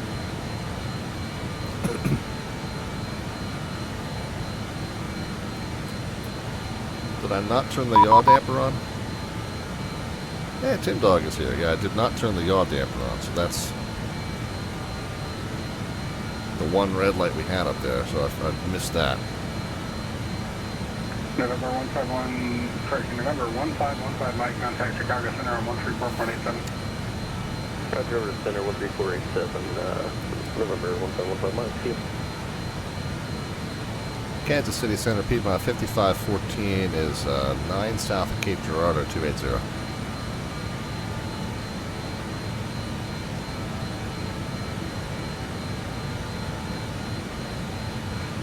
Oh. Let's try transmitting on the actual frequency that we're listening to. Kansas City Center, Piedmont 5514 is 6 south of Cape Girardeau, 280. Piedmont 5514, Kansas City Center, hello, radar contact as reported, descend via the booster arrival, St. Louis is landing southeast, St. Louis altimeter 299.7. At 299.7, landing southeast, and descend via the boost. Free arrival, I'll see it's Piedmont 5514. Alright, so descend via the boost gives us what? It gives us all the way down to 5,000. As we meet the constraints on the way, we're cleared down to 5,000 feet. So we're going to go ahead and set that. City Center, Southwest 899, expecting you to boost 3 for the ILS. And, okay, Celebrate, not a arrival runway, it's pretty native. But I'll give you a runway when you get into the TRACON environment. At this point, I'd have this.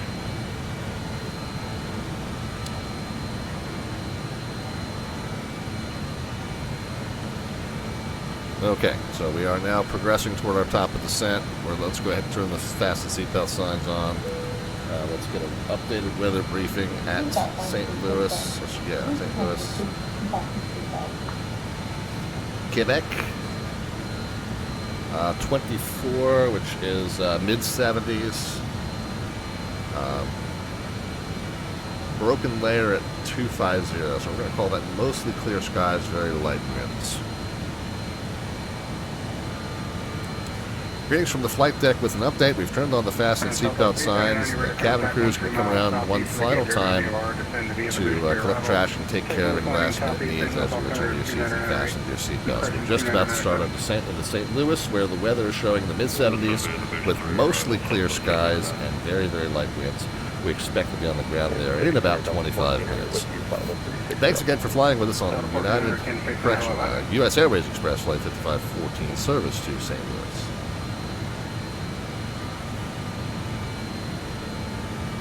Okay, 9 miles, top of descent.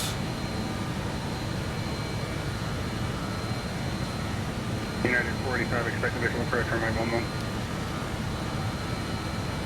Expect visual approach runway 11 at 45. The 1400 radar contact 18 miles southeast of the Cape Verde VOR. Descend via the boost for your arrival. St. Louis landing southeast, St. Louis altimeter is 2997. Kid Dog says I flew the Citation X from Cleveland to Rockford. Yeah, I know. Chicago ARTCC scheduled kind of last minute. I decided I wanted to go ahead and keep my March Madness related. My March Madness related stream. Speaking of March Madness, man, we got a few close ones up here. Southern Methodist is, wow, they're down 15 against Texas A&M starting the second half. BYU is down against Texas. Yeah, they're down 7 as starting the second half.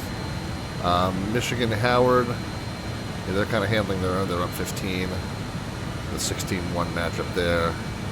And then, oh, this one just went into overtime. UNC and Virginia Commonwealth, 6-11, just went into overtime. Wow, wow, wow. Some good stuff happening, guys.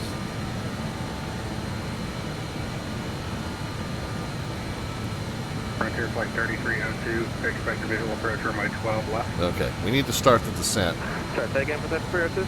Okay, so we'll arm the altitude. Approach runway 12 left. We're pretty much at 280, so I'm going to go ahead and... FedEx 385, United States of North, many left on radar service terminated, change to advisory group. Good evening, good day, man. Okay, so we are Kansas City Center, this is Kodiak, November 3, basically at 280, so we're a little bit fast. India, Zulu, Kaiser Lake, Ozark Airport.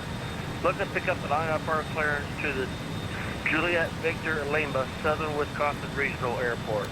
So what I want to do is I'm going to capture 2,000. I want to capture 2,200 feet per minute. That's about where it is now. So we'll switch to vertical speed. So it'll hold the 2,200. Now I'm going to reduce the throttles to get down to the 280 knots. Clear to Southern Wisconsin Regional as file. Climb maintain 5,000. Spec 8. If we get down to the 280, then we'll switch back into the mode to capture that. And then we'll just readjust the throttles to keep the 2,200. If not off at 0135 Zulu, advise the frequency of attention. Change to advisory group. Frequency is approved. Thank you. Okay, indicated airspeed.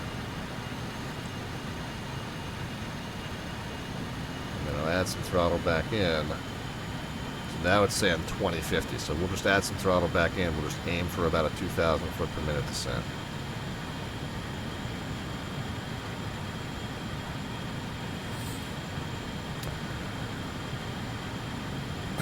Let's get ready. Let's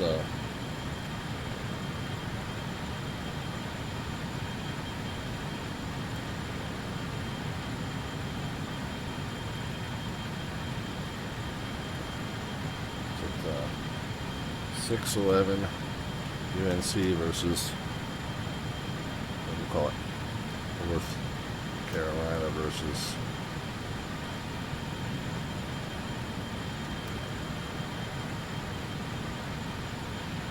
is in overtime.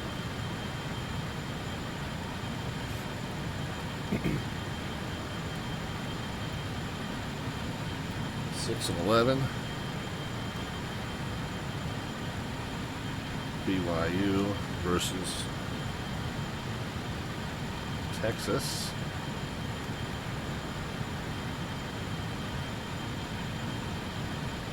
Texas is up 10, under 13 to play.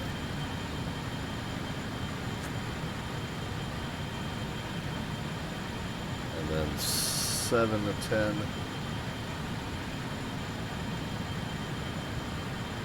Southern Methodist versus Texas A&M.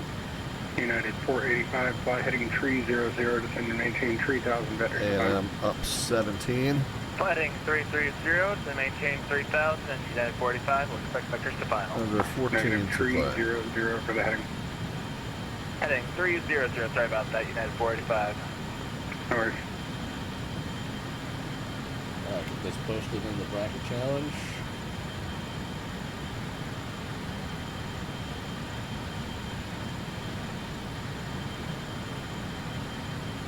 All right. Well, now let's make sure we're adhering to our descent plan now. Piedmont 5514, expect visual approach runway 11. Visual approach runway 11, Piedmont 5514. Okay, so we're passing over that point, the first point, Boosh. We passed just below. We passed just below 18,000. However, that's fine because we were okay to do 14 at Boosh. So our plan was to stay high. So we can go ahead and add some throttle back in, shallow the descent. We're below 18. We'll get everything set to 2997.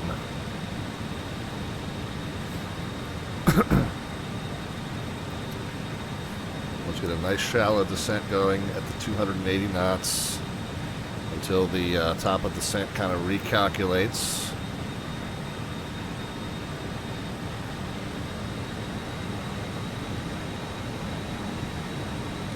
And okay, now 21 to OJ, and OJ at 13.5. It wants us to descend at 750, so we're okay there. Pull a little bit of throttle out, get it closer to the 750, and we're all right. Dave Rendon is here. Dave, how are you? Ruby says, I'm going to be graduating to flying actual airliners on network this weekend. I hope no more business jets. Oh, see, business jets are fun, though. But yeah, if you starting to get comfortable enough, it's yeah, airliners are fun. I mean, I started my VATSIM career 16 years ago flying mostly airliners, and then branched out from there. Of course, I had done flight simulation for a long time before that in a variety of other different aircraft. But in the Kansas City Center, American 2504 is with you, 340. American 2504, Kansas City Center, hello. All right, we've officially been assigned the visual to runway 11 now. I'm going to tune and brief the ILS just in case, just as a plan B. 111.95.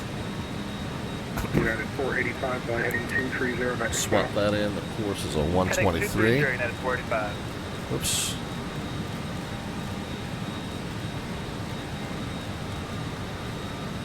And if we go miss there, basically a straight out on a 110.8 and 095. We'll get that tuned over on the right side. 110.8. Oops.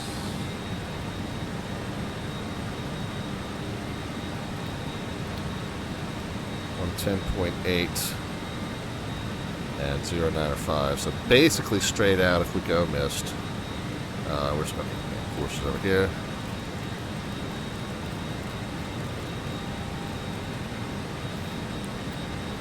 Missed approach altitude. 1060 and then a slight right turn. I'm going to... United 485, B, St. Louis Airport. Yeah, slight right turn. Okay, so we're heading 130. And then join the radio. So straight to, call it straight to 11, and then 130 to 3,000. So 3,000 will be the missed approach altitude. Field elevation 618. 200 above ground level is the minimums. We're going to call it 900 round figures, and I'm going to set the alerter to 350 because it's a category 1 approach, so we're bound by the barometric minimum, but we got a radio altimeter to set. Well, if the terrain elevation leading up to the airport is lower, then the radio altimeter is going to go off too late. So we can set the radio altimeter alerter just as a reminder, but we want to kind of buffer that. Buffer that by a little bit, so I'll set it to 350. But we're really not bound by the 350. We're going to be bound by 900 barometric as our minimum. Shouldn't be a factor. I think it's looking like almost clear at a million here. So. When do we change from 280 to 250? So we keep 280 all the way. Wow, we keep 280. And then 210 at letter. Number 919 Zulu Alpha, winds are 1207, runway 12 right, clear for takeoff, fly runway heading. So we wanted to do 13.5. And yeah, we're pretty much at yeah, we're only a few hundred feet above it, so we're good there. So now to get to PDs at 10.5. 11 clear to landing, that's 45. Yeah, now, Ruby, it's a little less drastic than it looks because there's technically another step down in between there. Right, so you keep 280 until OJ, and then as you cross PDs, you're going to come up on 10, and between PDs and chicken, you already got to reduce from 280 to 250 because you're going below 10. It's not on the chart, but it's just a rule. So you're already stepping down 280 to 250 in here, and then from here to here, it's 250 to 210. So yeah, it's two fairly drastic speed reductions back to back, which is a little unusual, but it's not quite as drastic as it looks there. Frontier Flight 3302, field 12 o'clock, 15 miles, reported sight. Good, Frontier Flight 3302. Frontier Flight 3302, clear visual approach from my 12 left. Alright, so we do need to do our... Yeah, let's go ahead and do our V-speeds. Got our V-speeds set. Number 919 Zulu Alpha, radar contact, the altitude passing. Pass through 800 for 3,000. I'm going to set the bubble back to 280 for now. 919 Zulu Alpha, your radar contact, altitude as reported, climb maintain 6,000, fly heading 360, vectors for traffic. Alright, so we want to do PDs at 10.5. We kind of need to steepen this descent here. PDs, we can be at 11,000, but we're 3 miles away and we're 12,000. So we're going to be grazing the upper end of that restriction. We need to be 10 to 11 at PDs, and this is about the time we need to be slow into 250 as well. Alright, so I'm going to start getting the aircraft ready for arrival. We'll get the cross feeds on, we'll get the APU restarted.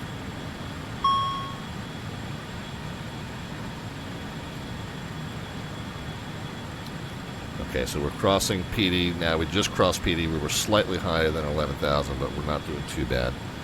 What's the descent now? 1,400 to get down to chicken. But we need to slow, so let's capture the vertical speed. If the APU is on now, let's do... Kansas City Center, this is November 320 Foxtrot Bravo, holding short at St. Louis, runway 12 right, waiting for APU takeoff. air. So now that we got the APU supplying electricity, we can go to full idle now. Problem is, if you go to full idle, you go below 60. You go below 60 with the APU off. You're not supplying enough electricity to the aircraft. Number 320 Foxtrot Bravo, the winds are 1207, runway 12 right, clear for takeoff, our number funky. So we are below 10,000, so I did miss the speed restriction a little bit. So we'll just go straight down to 210. Let's go ahead and get our forward-facing lights on. Turn off lights on. November 305 Bravo confirming function 20 for 5,000. Okay, too many people calling once. Number 3205 Sharp Bravo, confirm RNAV funky. November 320 Foxtrot Bravo confirming RNAV function. Alright, who else is calling? Kodiak 3232 X-ray, Fuel elevation 2100 for is 5,000. 620, Straight out so Kaiser Airport. Number that's it. So I got the pressurization a little late, so that might be an issue.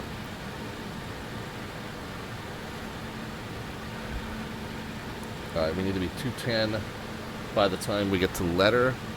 Cathay Center, United 45 on the ground. Still got a little bit of time to get to letter. I'm going to go ahead and pull a little bit of speed brake in. 121.9 United 45.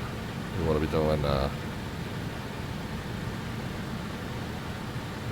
Kodiak 3232 X-ray, I don't see you on my scope. Verify squawking mode Charlie, and verify squawking the correct code, and just check and see if you're finding the observer. Yeah, it should be squawking mode C now. Sorry about that. Remember 3232 X-ray, radar contact, just off the Kilo Alpha India Zulu Airport, climb maintain 8,000, clear direct to uniform in November Bureau. Okay, so there's 210. Say that one more time for 32 X-ray. It's a little too fast for me. Sorry, climb maintain 8,000, clear direct to uniform India November Airport. Or correction, BOR.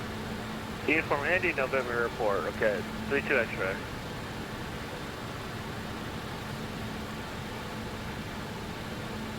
Frontier Flight 3302 confirm clear land. Frontier Flight 3302, I apologize. Clear to land 1207. No problem, clear land 12, Frontier Flight 3302. Okay, let's hold this. We're a little bit low. We're supposed to be 7,000 at letter. We're 500 feet low. So get the nose up and let the speed come off. We'll throttle back in to maintain that speed, that 210 there. 14, maintain present heading, defender maintain 3,000, back to Spana. Present heading down to 3,000, B-Mont 5514. Alright. So, heading mode.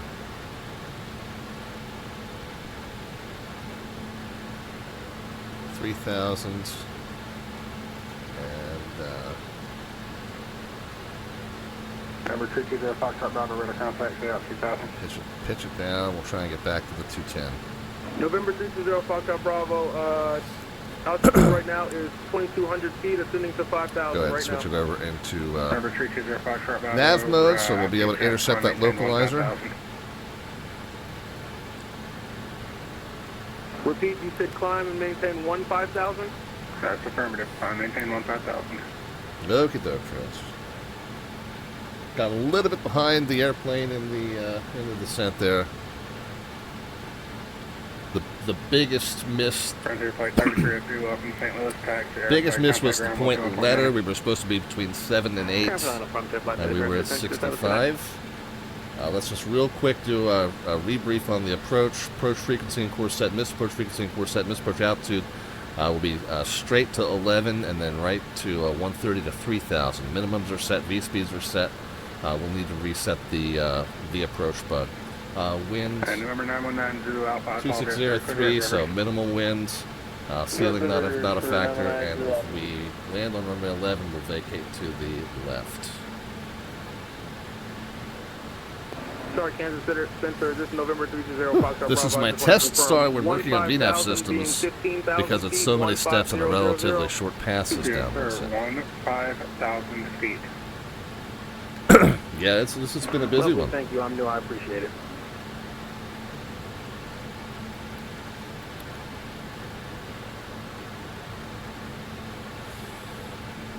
All right. And it's a little bit early, but you guys can start putting some predictions into the chat as far as the vertical descent rate at the moment the wheel starts runway surface. No bot command necessary for that. Just a number into the chat, positive or negative. We'll know that you mean a descent rate either way. And the closest predictor gets an automatic entry into our monthly landing rate raffle, which we'll pull toward the end of March. And we pull toward the end of every single month on the channel. The winner gets their choice of any of our Slant Alpha merch items shipped to you at my expense, or the electronic gift card to Amazon or xplane.org store or simmarket.com.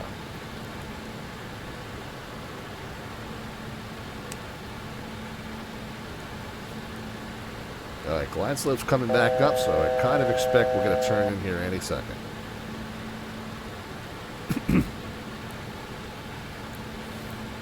And we'll use the automation to give us guidance, but I am going to hand fly pretty much.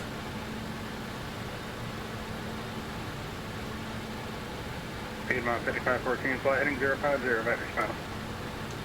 050, Piedmont 5514.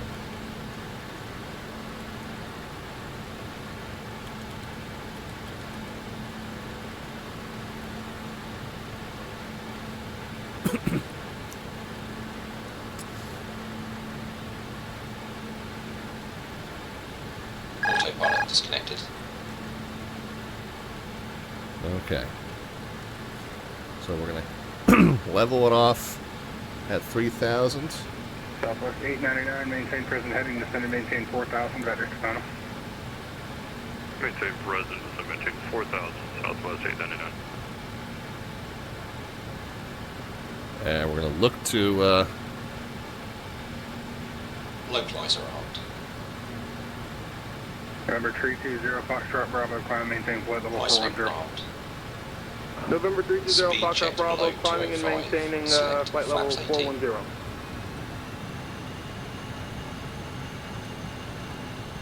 050, so we'll get back on that. 5514 field is at your 2 to 3 o'clock at about 1-2 miles, report at site. We're looking Piedmont 5514. Oh, we got it inside, Piedmont 5514. Piedmont 5514, thank you. Clear visual approach runway 11. Good visual approach runway 11, Piedmont 5514. That's right out there.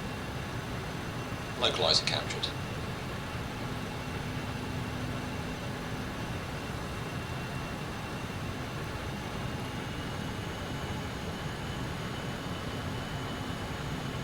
Okay, let's rebug the approach speeds. Flaps 30. Glide slope's alive, 1 dot to go. Glide slope captured.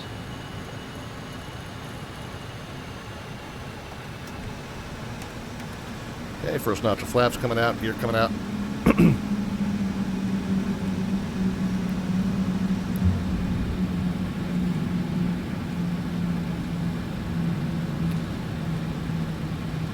Continuous ignition. And then our short final, we'll Southwest 899, fly heading 030. 030, Southwest 899. Delta 1400, maintain present heading, descend and maintain 4,000, vector to final. Maintain present heading, descend and maintain 2,500. Delta 1400. did I get the yeah, I got all that stuff on. 5514, the winds are 120 at 7, runway 11, clear north. Little N11, Piedmont 5514. Okay, glide's coming back in.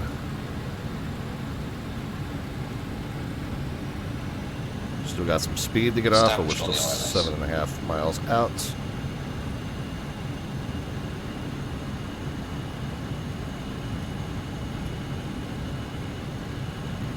Okay, I think we're good. We're just going to do our... Once we get to 2 more notches of flaps in, we'll do our landing checks. We already got the continuous ignition on. The cabin crew will be alerted automatically. We'll get the TMS system off on short final. Right, 090, intercept the, can you repeat that, please? Southwest 899, fly heading 090, intercept the runway 12 left localizer, descend and maintain 3,000. Flight right, 090, intercept the runway 12 left localizer, descend maintain 3,000, Southwest 899. Okay, 1 more notch of flaps coming in.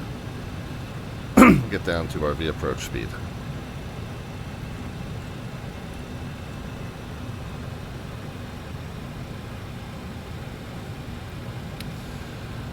Gears down to green. Landing flaps 30 set and checked. Missed approach altitude 3,000 is set. It is a visual, so we're not bound by the missed approach procedure. We'll expect a pattern entry. Let's say, yeah, so pattern entry if we go missed, and a Cabin is secure. left-hand turn off if we make it off successfully. Speed's good, glide's good, localizer's good. Outside 1496, the winds are 120 at 7, runway 12 right, clear for takeoff, right 9 to funky. Let's remember ground idle once we get down. 500. Pull up. What fun? Glide What are you slope. talking about? Got 1400, fly heading 030. Correction, fly heading 030. Flight heading 030, Delta 1400. Southwest 899 field should be 12 o'clock in about about 7 miles report at site. Field is flat, Southwest 899. Southwest 899, clear visual approach, runway 12 left. 50. Visual 40. approach, runway 12 left, Southwest 899. 30. Got 1400 traffic, follow 20. 737, final runway 12 left. He is 10. on the turnout, going to be about 1 to 2 o'clock, 3000 reporting at site. Ground idle. 440 traffic site. Brake pressure set. I think we did okay there. 80 knots. 60 knots. Little off chasing on the center line. Delta 1400, we have Glide slope was okay. I don't know why it was yelling at Follow me. the traffic, clear visual approach, runway 12 left, number 2. Off on Alpha 3. Follow the traffic, clear visual approach, runway.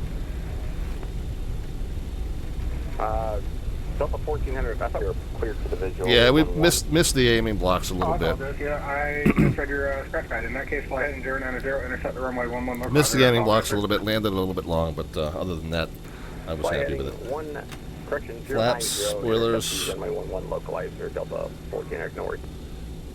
Piedmont 5514, beautiful landing, sir. Contact ground 121.9 or so on.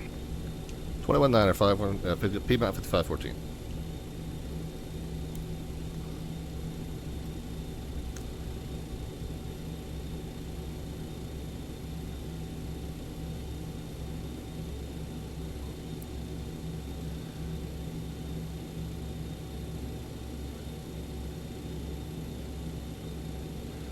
St. Louis ground Piedmont 5514 is Alpha 3 short of Alpha. We're going to Charlie 10. I'm sorry, just Gate 10. Well, I have quite a few of them. I've got a Charlie 10, I've got an Alpha 10, and I've got a Bravo 10. Do you have a preference? I guess it is Charlie 10. Is it the one just east of the center of the terminal? That is correct. Yeah, and that little elbow. Yeah, right there. American Gates. We're stealing American Gates today. Not a problem. Taxi to the terminal via Alpha Tango Charlie, cross runway 6 at Charlie. Alpha Tango Charlie. We'll cross runway 6 on Charlie. Piedmont 5514. All right. Yeah, we had to roll it to the end, so we had to land long, right? So downwind sim, of course. So we'll start the cleanup. Get the landing lights off, taxi lights on, turn off lights can come off. Let's see.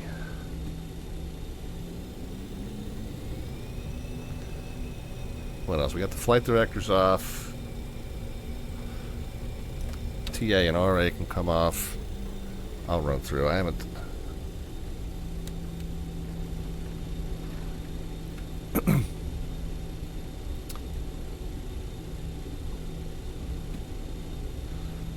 And we want to make a left here prior to. Yeah, so this will be Tango prior to the runway.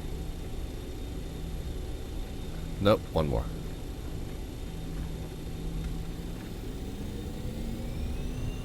Two more, maybe.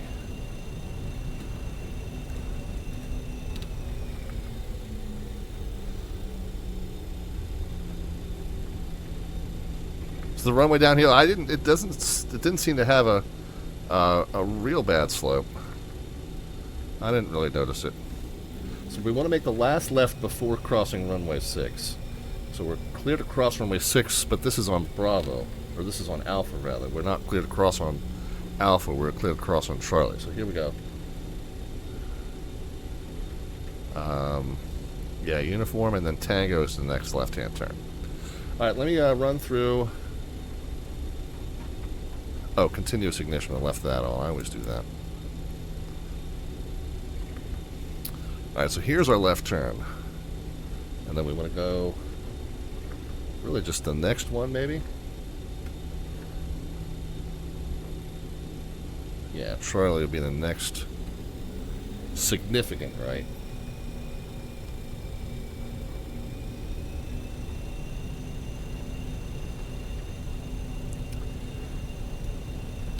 So speed brake, flaps I did, yeah, flaps are stowed. Oops, stay on the center line. Speed brake and flaps, flight director's off, landing and taxi, strobe, did I get strobes off? No, I almost forget that one too. Runway exit lights, continuous ignition, weather radar, TA, and RX. Okay, so we're good.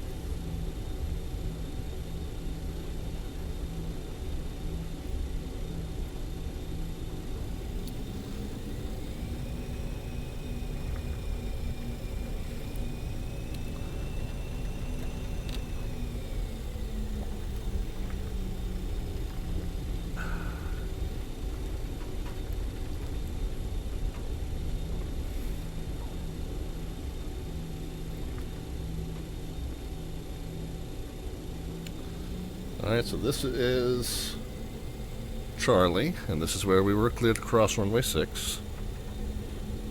Yeah, American's not using them anyway, so US Air pretty much got scooped up by American. When US Air got, finally went out of business, pretty much their entire operation became American. So that's why I figured we would just... St. Louis ground, Southwest 899 is clear, 12 left on the Echo. We would just go ahead and borrow an American gate for tonight. So Charlie 10's where we're going. Ground. Do you have a gate that you're going to today?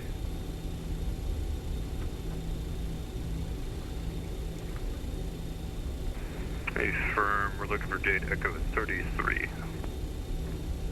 Roger that.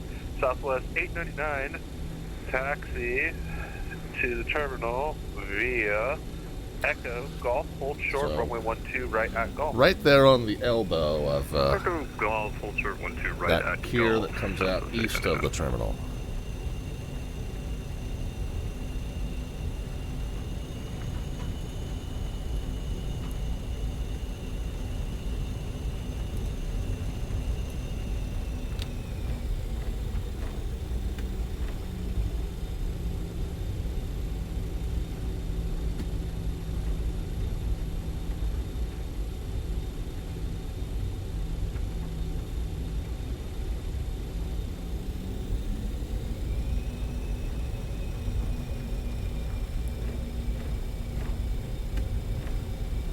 Alright, so right on the elbow, I think we're looking at Charlie 10 right here.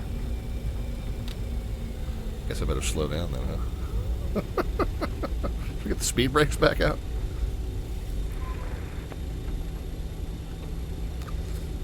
St. Louis ground, Delta 1400, just off of runway 11 on Alpha 3. Delta 1400, St. Louis ground, good evening. Where are you parking today? We got Alpha 6. Roger that. Delta 1400, taxi terminal via Alpha, Tango, Charlie, cross runway 6 at Charlie. So I'm going to go ahead and say that this one here is Charlie 10. Go Delta 1406. ahead and get the taxi light off as we turn into the ramp. Okay, VATSIM radar agrees with me, but this is Charlie 10.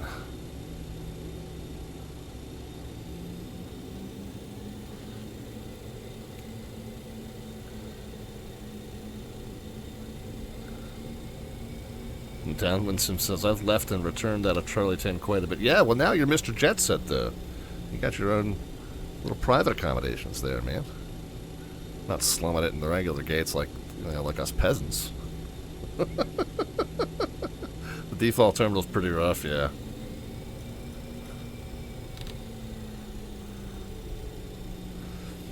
Yeah, I know they are. I don't spend a lot of money on scenery, usually.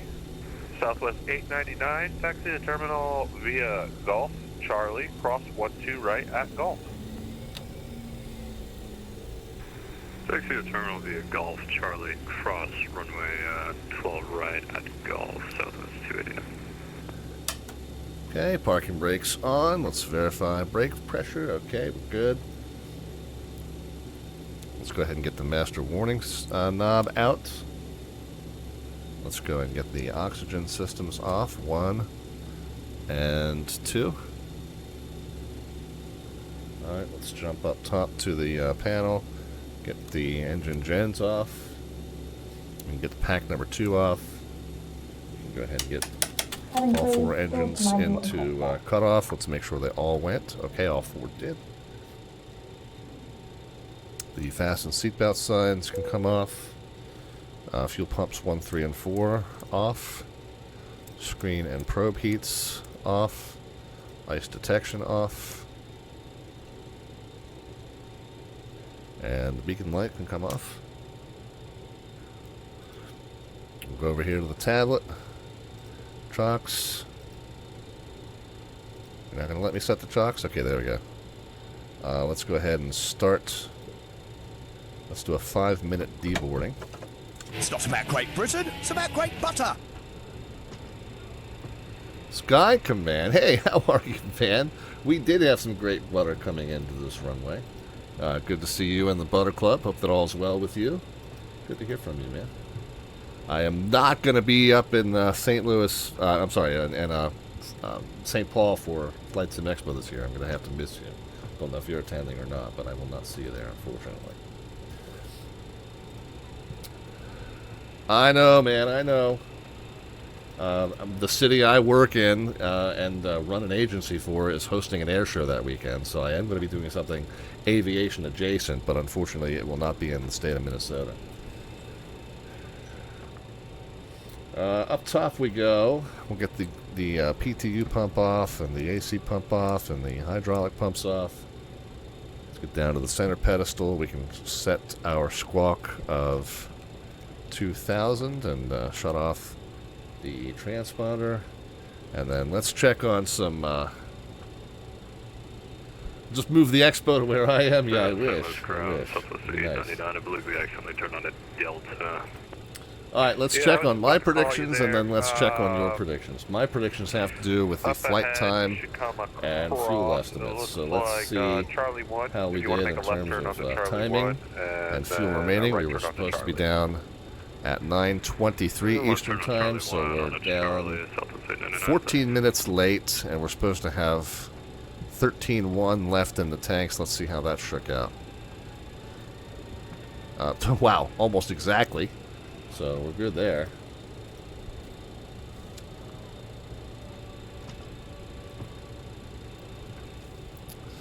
And then let's look at your predictions. Your predictions had to do with the descent rate of the moment the wheels touch the runway surface. Got it into 2 digits today. It registered a bounce. I don't know if it was a bounce as much as a slight skim and skip. But yeah, 87 was what registered. I was pleased overall. I did land slightly past the aiming block, so that was the one thing. Just a little bit chasey on glide slope coming in. Of course, we got glide slope warnings too, but we weren't as egregious as it was yelling at us about. A little bit chasey on the glide slope coming in, but overall I felt it was fairly stable. 87 was the number that registered, so where were your guesses?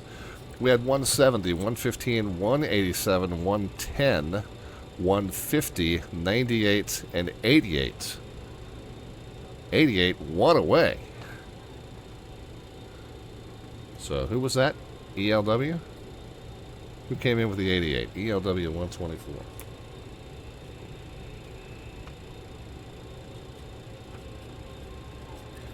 At KSTL on 319.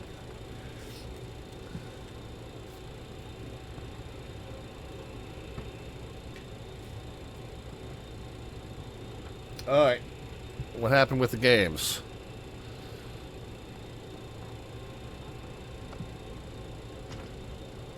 So we'll prepare our little update here for the Discord.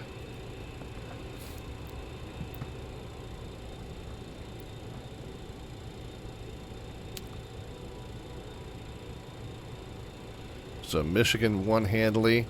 So, UNC went down. It's never a bad day for me when North Carolina loses.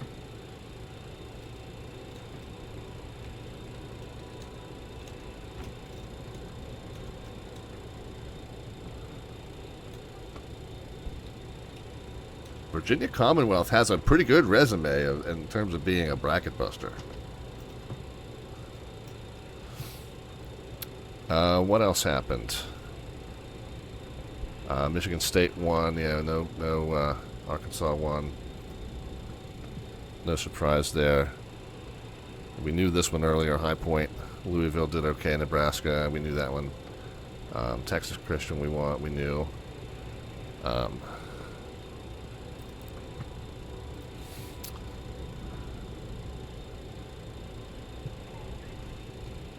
Texas A&M is still up. North Carolina was what? That's 11-6 seed. Texas A&M is 7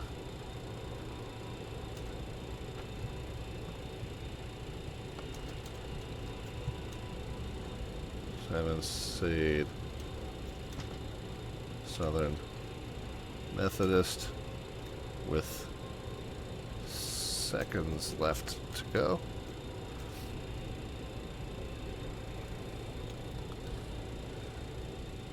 And then 6-11 BYU versus Texas is a 4-point game under a minute left. Alright, so we'll post those updates.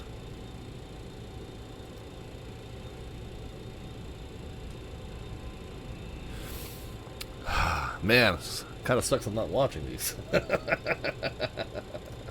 Alright, let's get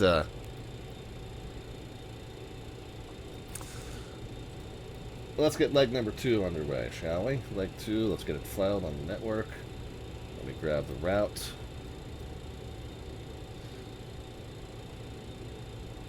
File flight plan.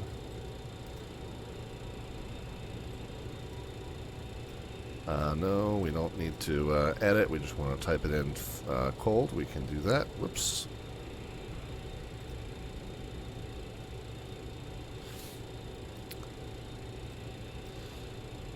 Call sign PDT 5514 IFR. We're a B462. Weight categories medium. S B DFG RY with an L. Departure KSTL. Off block 0150, 0200 maybe. 27,000, airspeed 420. We're going to shuffle off to Buffalo. Alternate will be Syracuse. En route time 0146. Endurance left in the tank 0343. There's our route. PBN is a B2C2D2S2. Performance is a Charlie. We are a BAe-146 regional jet. Piedmont. And we'll put the stream link.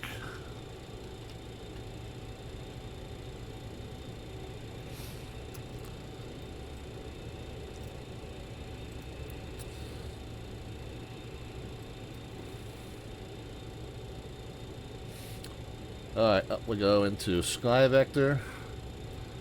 We don't need Boosh, we don't need Boosh, we don't need the approach. We got the airport diagram. Let's go KSTL, paste the route, and then K, where are we going? Buffalo. So the J-Heart 7 is what we need. Let's go ahead and get that in front of us.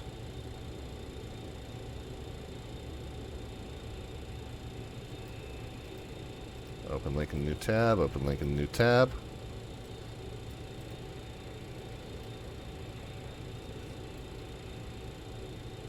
Okay, it looks like we're going to be, so this is all pilot nav off of the 1-1s, doesn't even matter which one, it's just to that point funky either way. And then out to the point creep. Maintain 5,000, expect thaw cruise in 10.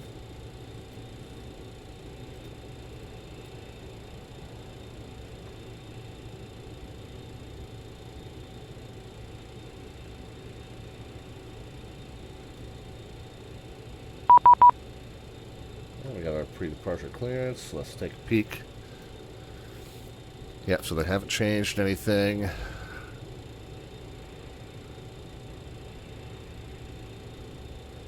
Contact to push. 5743 is the squawk code.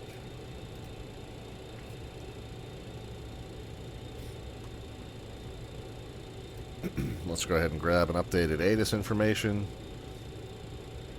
Romeo. 290908, so we'll adjust that. Just bump it up by 1, by 1, and by 1.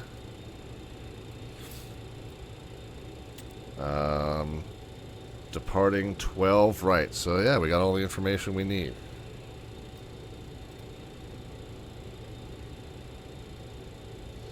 Oh, there you go. Downwind Sim with the trivia question. So the J. Hart departure, named after Jim Hart, who was a St. Louis football Cardinals quarterback back in the day.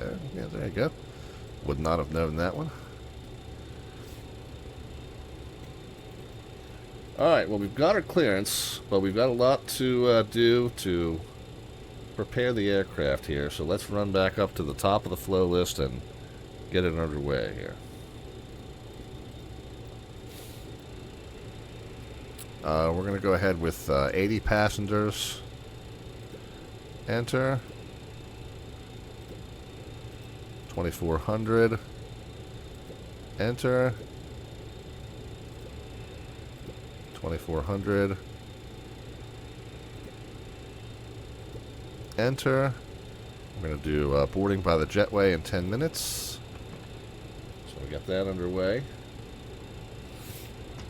We got our flight plan file. We've got the ATIS. We've got the altimeter set. Field elevation 617. I think it was showing a little bit lower than that, but within 75 it's usually fine, and sometimes it's different in different parts of the airfield anyway. Comm radios were already set on the ground frequency. We've already got our clearance. Departure frequency, I think, was going to be the center controller. 125725. Yep, we've already got that set. So we're good there. And so the next thing to do is just come down here and get it all entered in. Let's go to the menu page on both sides. We'll go with delete our flight plan twice. And then we'll go KSTL. Let's go back and make sure we got the T in there. Back and get the T in there, I said. Come on. Where's a click spot for the T?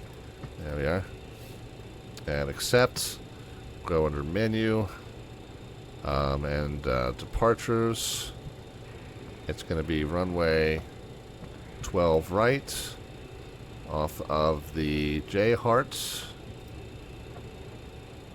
Number 9. To creep. Enter. We'll get that into the flight plan. Okay, then the next page after creep. I'm a creep.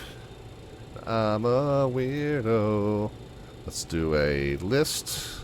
And let's list the airways. It's going to be the Q29, which is item 4. And then to JHW, enter. Okay, and then we're going to go KBUF, and I'm not going to worry about the arrival just yet. We'll sort that out when we get closer. But for right now, that's just our plan. Let's go back to the nav page and make sure that we are direct to item 2. Enter. Back to the nav page. Okay. Now we get flight plan over here, nav over here, and we're good. Squawk was 5743. We'll jump down here. Get that punched in. 5743. And transponder mode.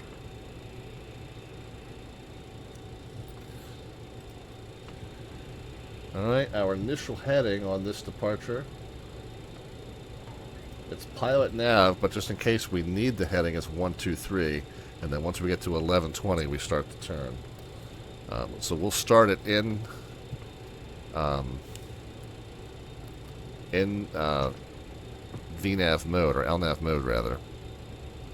But 123 will be the runway heading, and we'll just make sure that that's set just as a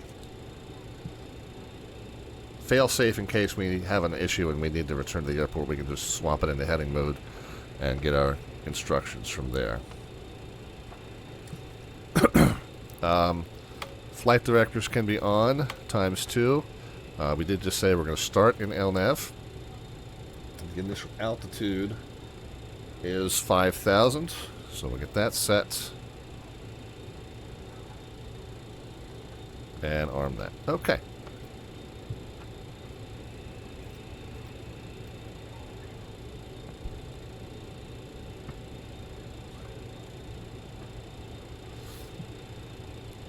Oh my gosh, we got 6 more minutes to get everything boarded. We don't really have too much we can do. We want to go ahead and bump the departure time back off block at the top of the hour. We got 10 more minutes before we need to do that. Well, I'll tell you what, let's take another spin through. Well, we'll do 2 things. Number 1, our slant artwork adventure. So, for those of you joining late, if you're new to the channel or haven't been here in a while, we got a side activity called our slant artwork adventure that we do every stream. We feed a 1-sentence description into ChatGPT to have it create an image that's roughly representative of what we're doing that night, and then once I show that to you, you can cash in 500 of the Twitch channel points, aka the Alphabets points, there at the bottom of the chat panel, to request to add to that image or modify that image somehow. Not a paragraph, but you can, once I call on you, then you can give me a few words or a simple sentence of whatever you'd like to do to change up the image. Since our itinerary this evening is March Madness related, we started down in Greenville, South Carolina, where many of today's games have been played, and we're up here in St. Louis, where I believe some of tomorrow's games are going to be played, and then we're heading up to Buffalo, where I think they've got games both days up in Buffalo. But all 3 are sites where the NCAA men's basketball national championship are being played this weekend. So that's our theme for the night, and so the image is representative of that. Now, I will tell you, my Maryland Terrapins had one of their worst seasons on record, so they are nowhere near the national championship tournament this year. So this image is a fantasy for so many reasons. But here you go. You got me dunking over top of Duke with the backboard shattering. So if you want to add to that image or modify that image, you can go ahead and cash in 500 of the Twitch channel points, aka the Alphabet points, at the bottom of the chat panel. And then let me know what you'd like to do to add to this image or modify it. And that is our slant artwork adventure. How did these games shake out? So North Carolina went down. Oh, here's the other one I like to do. Let's go to the tournament challenge page. Let's go to the perfect bracket tracker. Does anybody have any? Oh my gosh, there's still 83,000?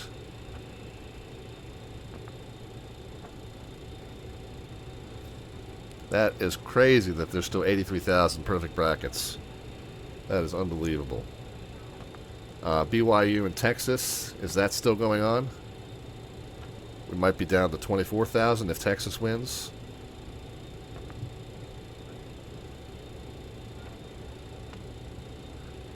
And then 14-3. So what's the score of 11-6 BYU here? Let's go back.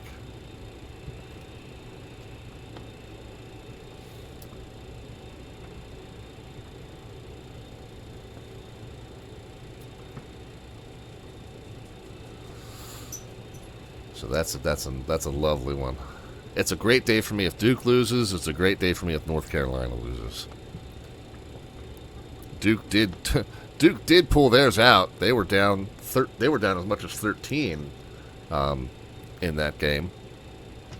Vanderbilt won. Arkansas, we knew. So Louisville, Louisville held on. Nebraska over Troy. TCU over Ohio State. Which was the one we were waiting on?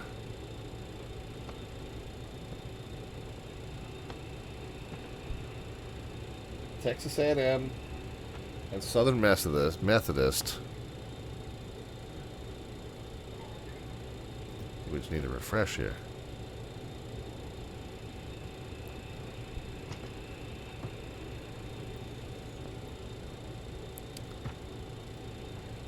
So Texas A&M 10/7, 13-pointer there, and then 11/6. Wow.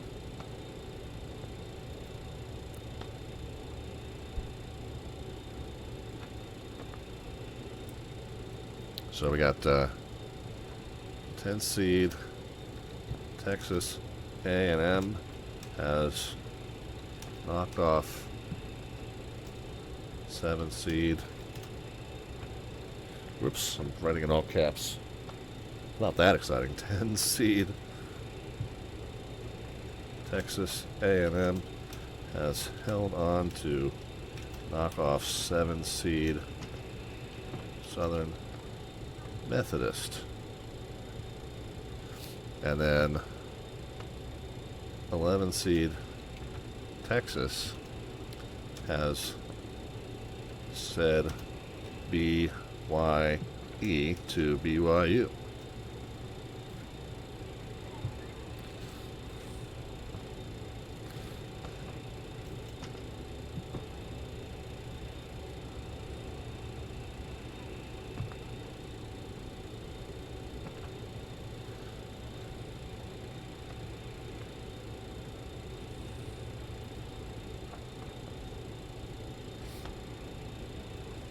All right, lots of fun upsets today. Upset heavy day here on the first day of the tournament.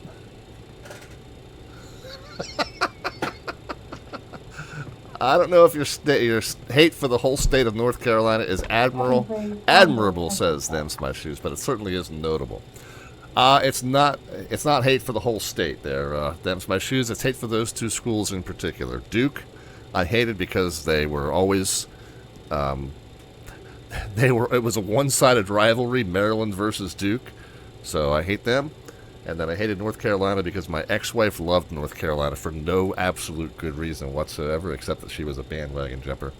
And she never let up on the fact that she loved North Carolina, and North Carolina always had Maryland's number as well. Actually, Gary Williams, as the coach of the Maryland Terrapins back in the 90s, pulled off a number of upset wins against both of those teams. So it was a little bit of a redheaded stepchild thing with Maryland and the ACC, Them's My Shoes, but it's those two schools in particular. I got no beef against Wake Forest. I got no beef against the Wolfpack.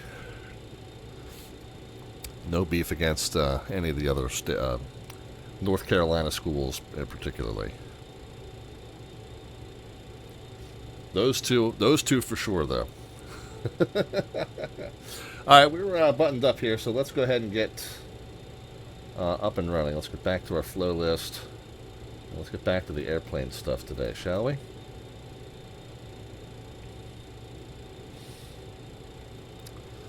All right, fueling and boarding complete. We can check. We got brake pressure, so we can go ahead and pull the wheel chocks. Let's go ahead and set the takeoff trim. Okay, that's done. Oxygen systems can be turned on.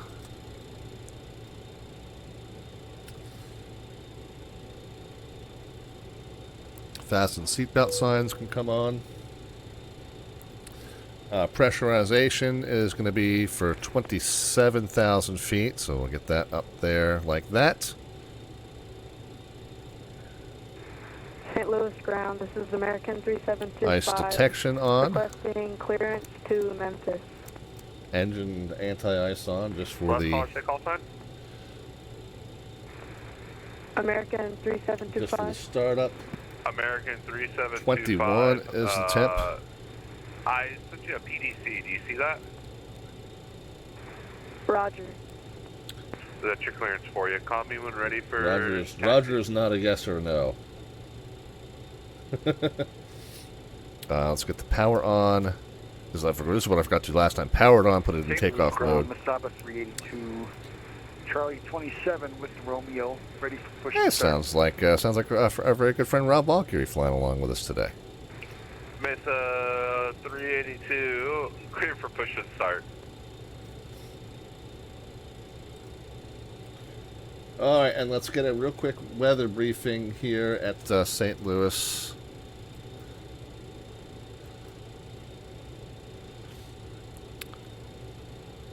So temperature is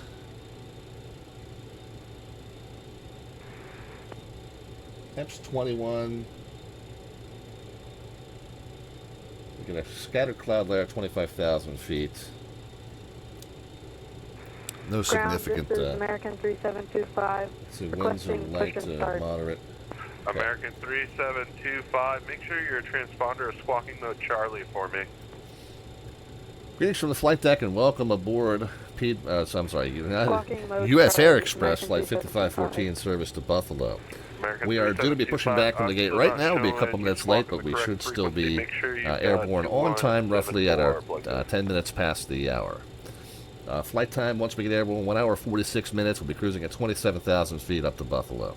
The weather here is in the low 70s with light winds and mostly clear skies. We don't expect any significant turbulence as we make our way up to cruise. Hopefully we'll find a nice smooth altitude to cruise for you up to Buffalo.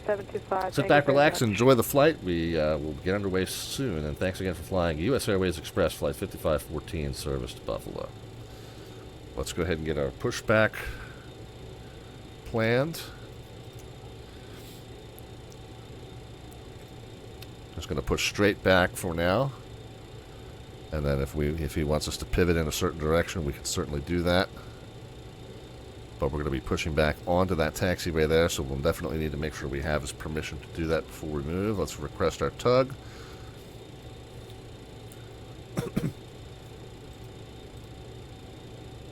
And yeah, so we will be requesting a pushback onto taxiway Charlie here.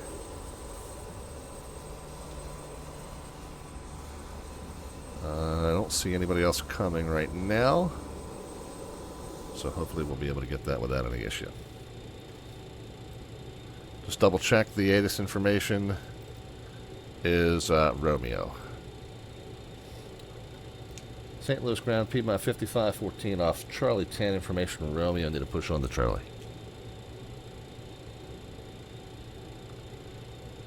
Piedmont 5514, thank you for information, Romeo. Push on to Charlie is approved, nose facing northwest. Right, we'll push on to Charlie and face northwest, Piedmont 5514. Actually, we're just going to push straight back, but we can pivot when we need to, so away we go.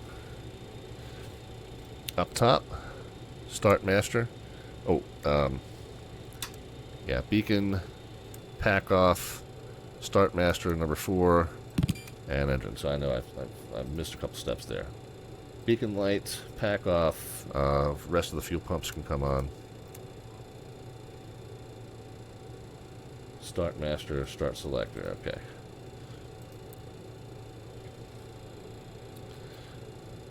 To 2.0 in, we'll go ahead and get the throttle number 4 out of cutoff.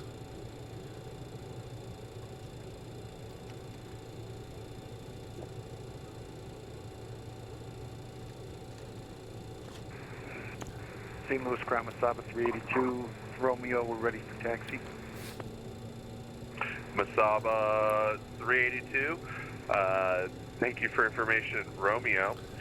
Runway 12 right, taxi via Charlie, Charlie 4, okay, so he wants us Delta, to pivot and face to the Charlie, right. Cross runway 6 at Delta. Okay, number 4 red right, lights right, off. Charlie 4, up Delta, top. Charlie, cross 6 right. It's Delta. Masaba 382. Sounds like Rob Valkyrie getting underway. Parking brake is back on. 2% in. Okay, we can get that closed.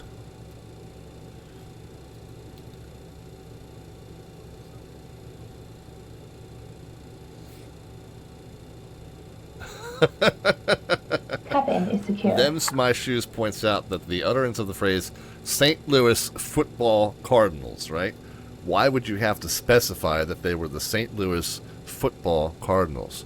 Well, because there was more than one set of St. Louis Cardinals back in that day. That's been a while now, hasn't it?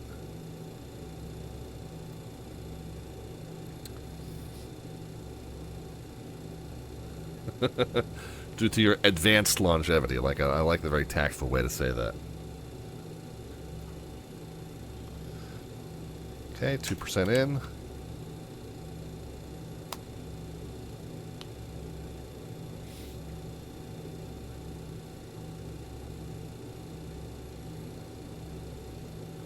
Looks like Kansas City Center has taken the rest of the night off.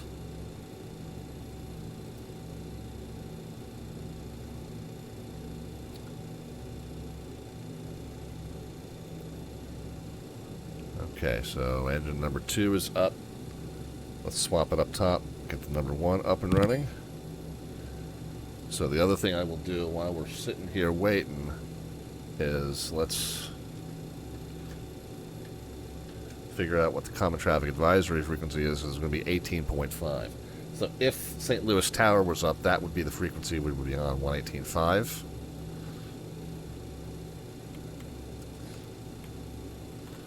So we'll switch over to that when the time comes. And then it's going to be 22.8 once we are airborne. Still transmitting and receiving a COM 2. Okay. Oh, alright, last engine needs its fuel dumped in.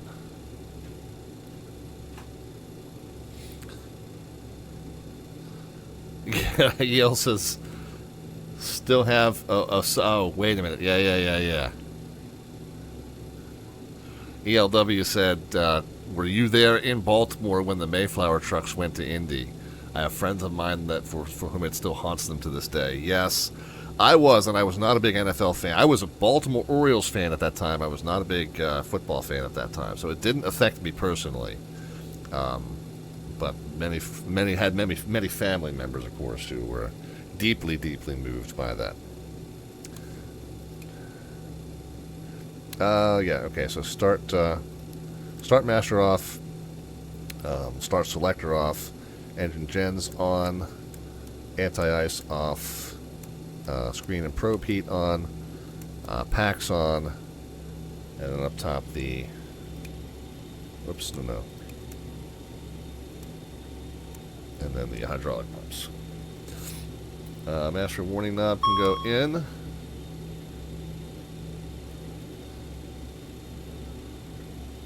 And what do we got down there?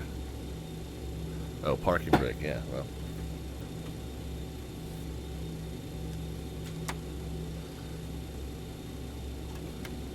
Alright, we'll go ahead and set flaps 18. Ailerons, we got the gauges for those. We don't have any gauges for elevators and rudders, but somebody out there will give us a thumbs up, let us know everything's good. And then we'll do a config check after the flaps are done moving to verify that we are good to go in terms of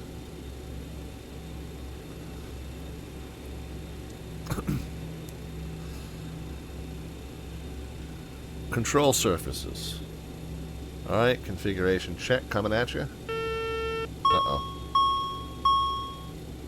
Something's not right. No warnings down here.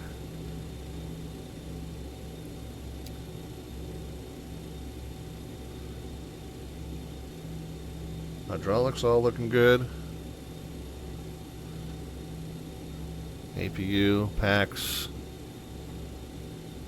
Engineer's off, which is supposed to be. I'm not seeing anything obvious. Belts are on. Continuous ignition not on yet. Yeah, I'm not seeing anything obvious that would cause us to fail a config check. Flight directors.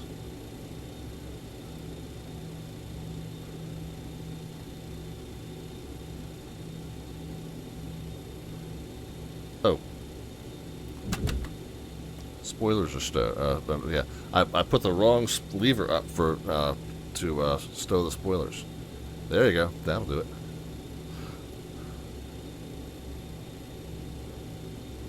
Well, there's your problem.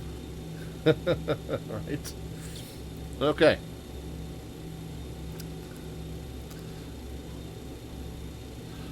And then are we still on Romeo? Nope, Sierra now. 2999er. Give that a quick bump up. 2999er.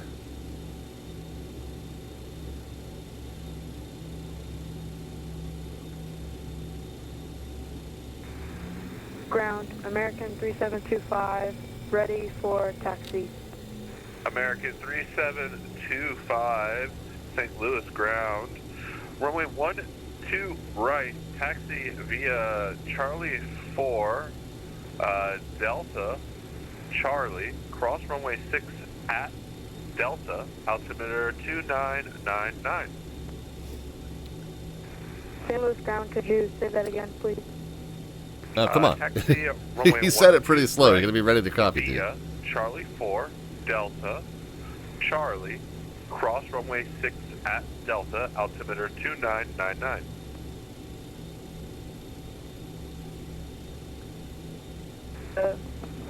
Taxi using cross runway 12 right, using Charlie 4, Delta, Charlie 6, Delta, altimeter 2999. American 3725, runway 12 right, taxi via Charlie 4, Delta, Charlie, cross runway 6 at Delta.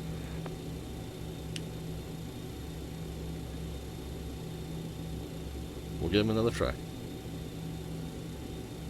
St. Louis ground, Sabbath 382, we're holding short, 12 right, ready for takeoff. Switch 382. Departure and center are offline. Monitor CTAF. Have a great flight. Yep, over CTAF. Sabbath 382, thanks. And St. Louis ground, Piedmont 5514, information Sierra off Charlie 10. We're ready to taxi. American 3725, runway 12 right, taxi via Charlie, cross runway 6 at Charlie.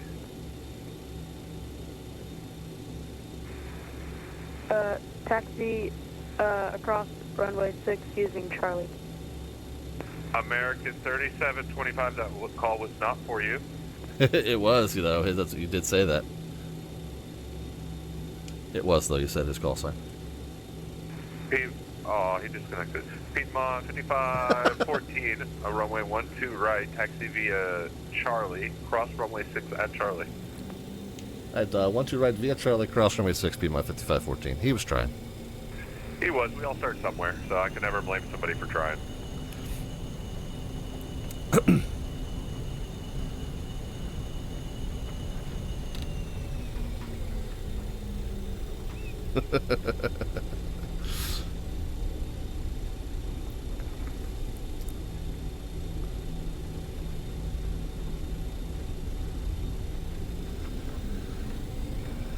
Alright, since we are rolling, we have a few things we can do to make sure we are prepared to go. There's our very good friend Rob Valkyrie departing. We'll be right behind him, Rob, so catch up with you, hopefully. So we get the weather radar on. Confirmed the autopilot modes. Flight directors are on. We are in RNAV mode. We can go ahead and get the continuous ignition on. We'll alert our cabin crew here. Well, let's go ahead and alert our cabin crew. And we know we're going to be number one when we get up there, so go ahead and do that now.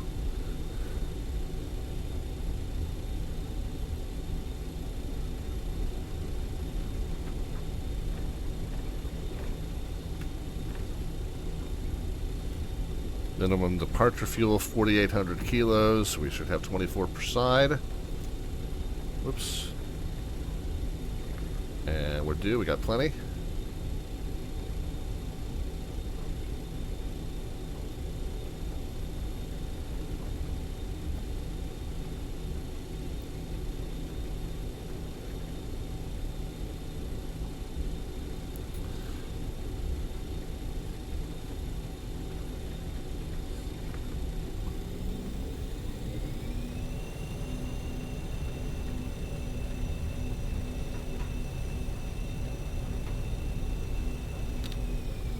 Okay, we'll go ahead and say that our cabin crew reported back they are ready to go. We'll go ahead and get the TA and RA set.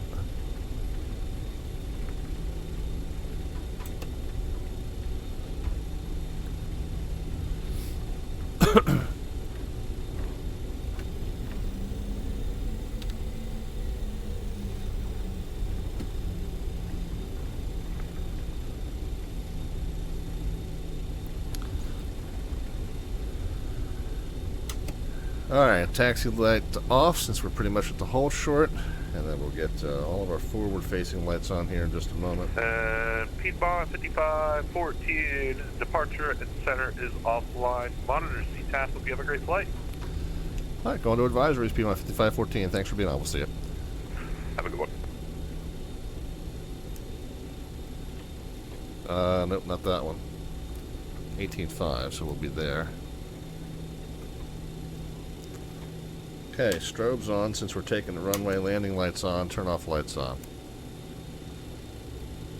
We'll see anybody coming in.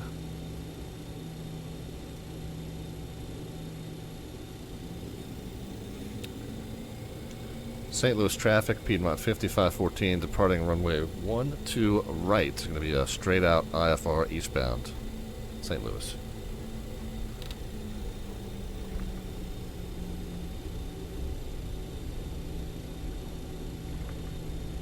I see one aircraft left west of the airport. He's heading up to Chicago, so we should be fine.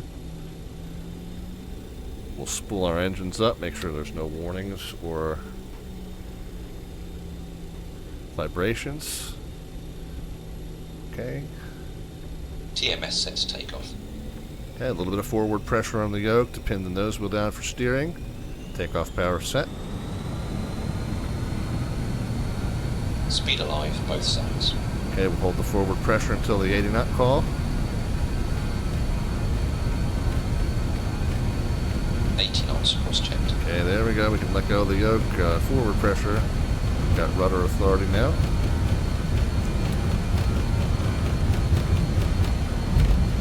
V1, power set, flex and shift. Rotate, V2. Up and away. Light slow.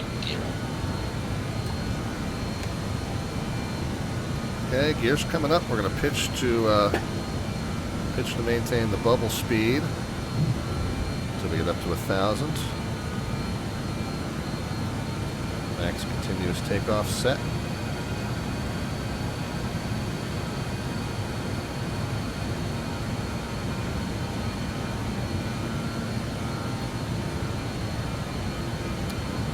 Okay, there's 1,000. And overshot the left turn, by the way. Forgot that I was supposed to be turning left after departure.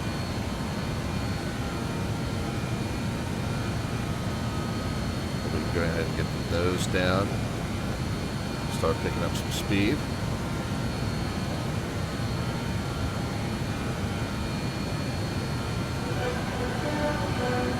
Oh, we got the raid coming in from the Wild River Bush League. Let's fix this direct to here.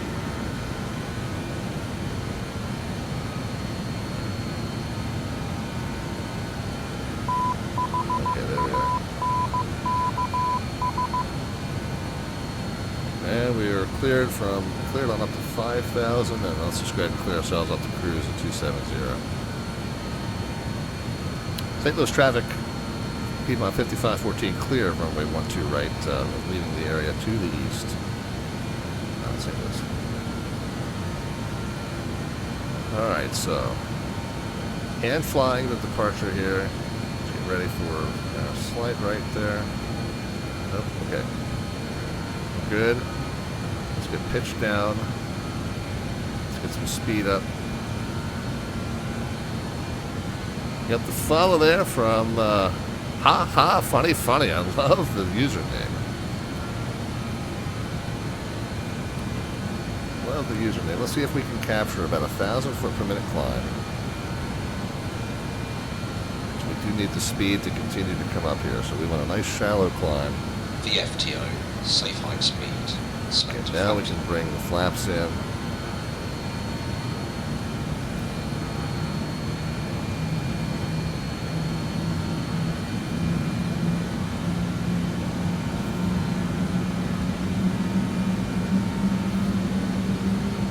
Yeah, so Funky and Raymer and J Hart, these are all kind of, they're not quite as scattered as this. It's a little bit more of a straight path than it looks like.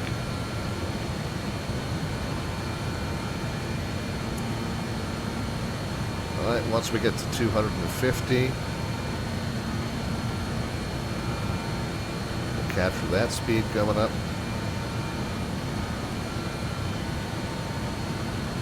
So very appreciative of the Wild River Bush League raid. Thank you so kindly, and everybody that came over from the Wild River Bush League stream. Hope that you all had a good one. Alright, now let's capture the 250. Yeah, we overshot the 250 just a little bit. So let's just pitch up and recapture the 250, and then we'll kick it back into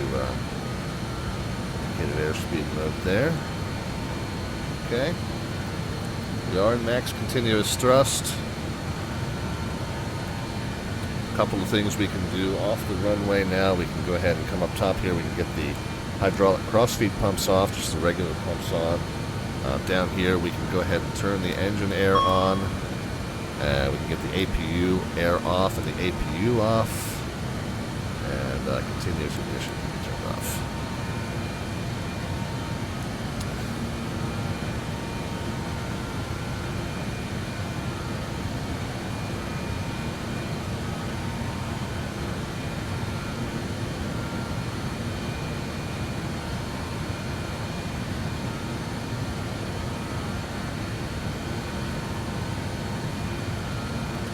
Getting close to coming up through 10. But anyway, for those of you just joining, it is the JustFlight BAe-146. Departing out of St. Louis, we're heading up to Buffalo. We're visiting 3 cities in today's stream that are hosts of the NCAA Men's Basketball National Championship Tournament. I've been monitoring that tournament as we've been flying along as well. We have a lot of upsets today. Get rid of the A-Cars tab there. Done with that.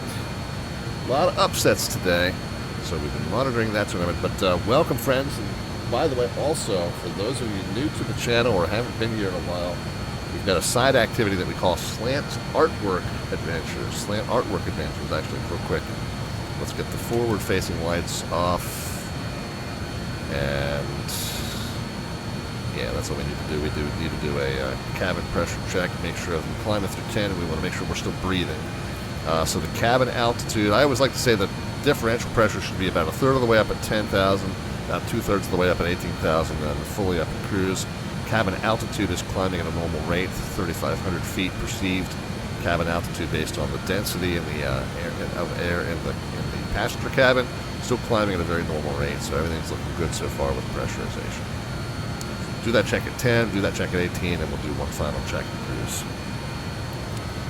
Anyway, so our activity called Slant Artwork Adventure. So at the beginning of the stream, I feed a 1-sentence description into ChatGPT and have it generate an image that is roughly relevant to what we're doing in that night's stream. And then once I show it, you guys can then cash in 500 of the Twitch channel points, aka the Alphabets points.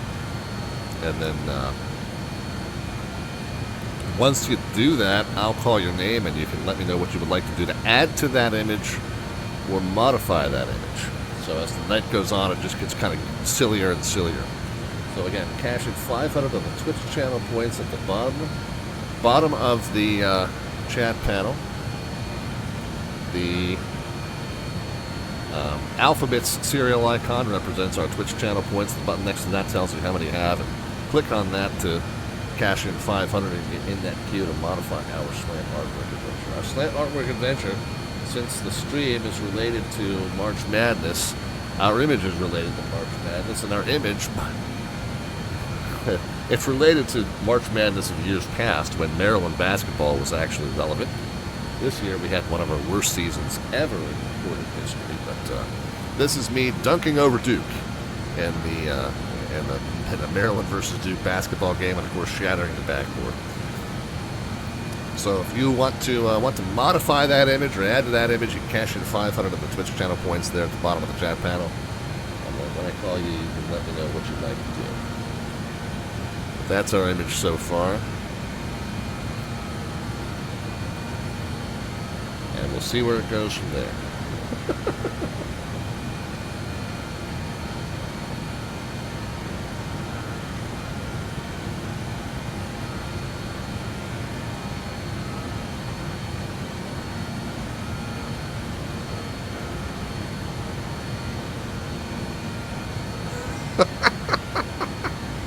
I know, that's my shoe says, what a great job the photographer did capturing that historic moment in NCAA athletic history. Yeah, back when Maryland and Duke used to play each other. We've got a 2992 on the altimeter. So once you set if you're at a local altimeter, you're at an altitude in terms of thousands and hundreds. If you're at a standard altimeter, you're at a flight level. So we're now at flight level 185.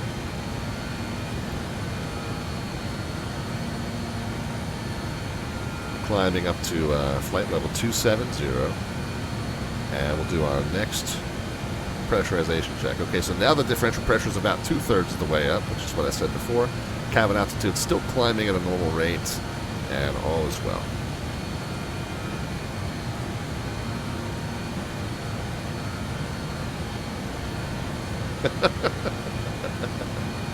Piper 909. Piper wants to add to that.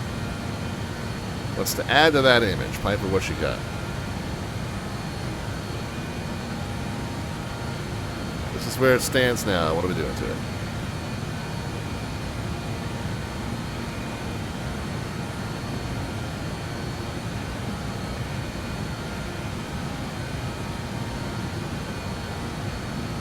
We don't make mistakes. We have happy accidents. What, add happy lights to the target? Which target are we talking about?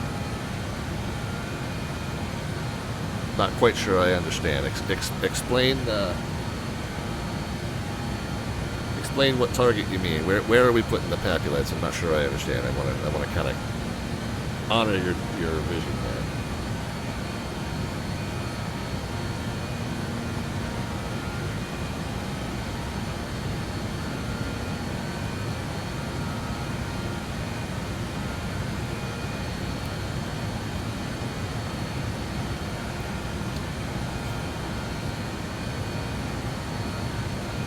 Around the basket. Okay, good.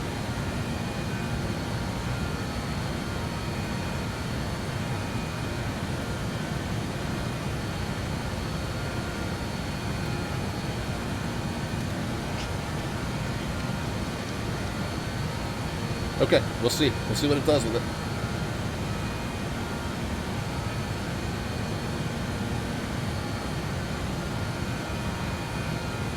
I have no idea how that's going to interpret that, but we'll see what happens.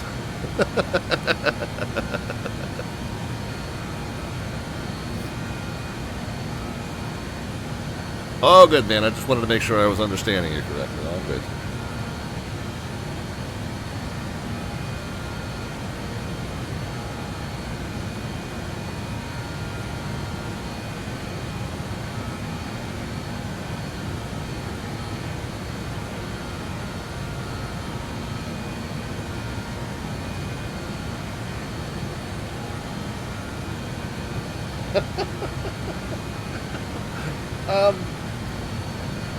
I guess.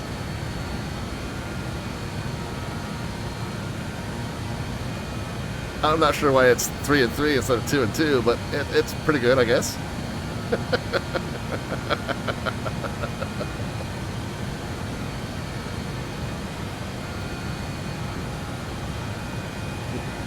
I like it.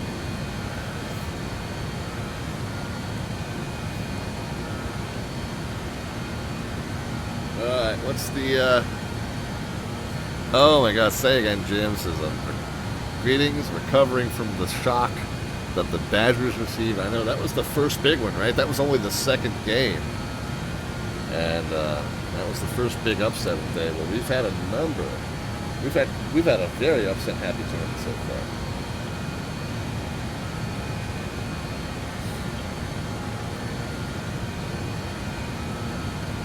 So we had a 12 seed. High Point beat Wisconsin. That was the very first one.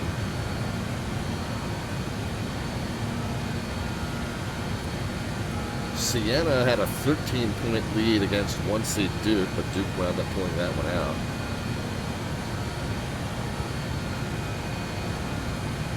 We had the 11 Virginia Commonwealth beat the 6 seed North Carolina. We had the 11 seed Texas beat the 6 seed BYU.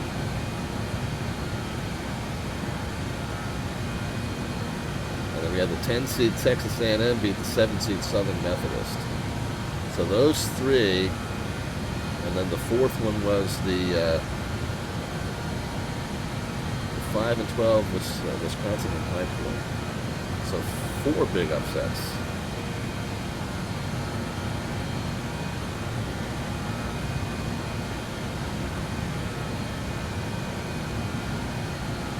Yeah, very upset happy day.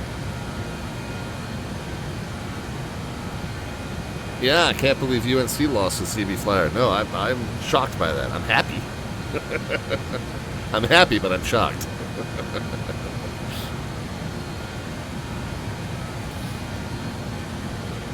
Yeah, Thence My Shoe says, I'm just glad that my Buckeyes got their loss and their exit out of the way, so I can now enjoy the success of others without worrying about them.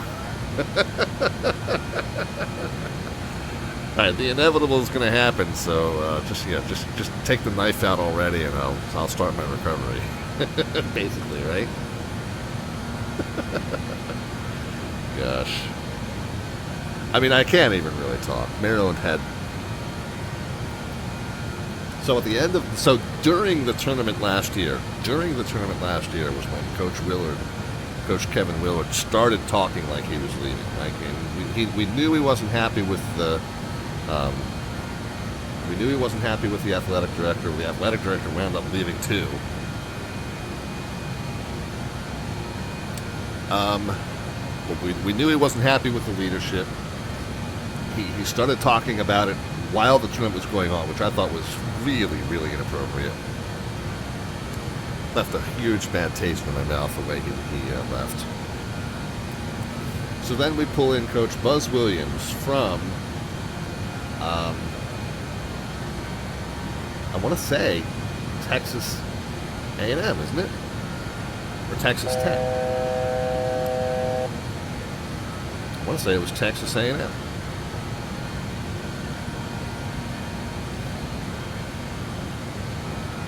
Whichever team it was the same one that Mark Turgeon had come from a few years ago, two coaches ago. But Buzz Williams came in very highly regarded as a great recruiter and a great teacher, and that was what, we had a great teacher in Gary Williams. He wasn't a great recruiter, and part of that was because Gary Williams was coming off of the Lefty Driesell era, when all these recruiting anomalies came to light after the death of Glenn Bias, when the program became under a microscope, and then all these recruiting violations came to light, and Maryland was sanctioned, and then Gary Williams came in after that to kind of rebuild the program, and he very much was by the book in terms of recruiting. So that meant that he had kind of a disadvantage over the coaches that were willing to kind of play the game and flout the rules a little bit, kind of find the loopholes, traffic, and thing like that. Yeah, I don't know why we got a traffic alert. We got nobody. I mean, Rob Valkyrie is. I'm not sure what the range is there, but he's at that point work after the point bib. Descend. So after Bible Grove, Rob Valkyrie is almost 35 miles ahead of us. So I don't know why we're getting. So we get these weird traffic alerts sometimes.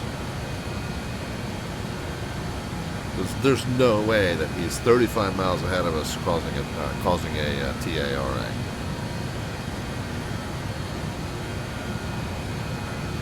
Oops. Okay, we have captured our 27,000. So we're gonna let the speed come up to about a Mach 7.2, and then when the speed comes up, we'll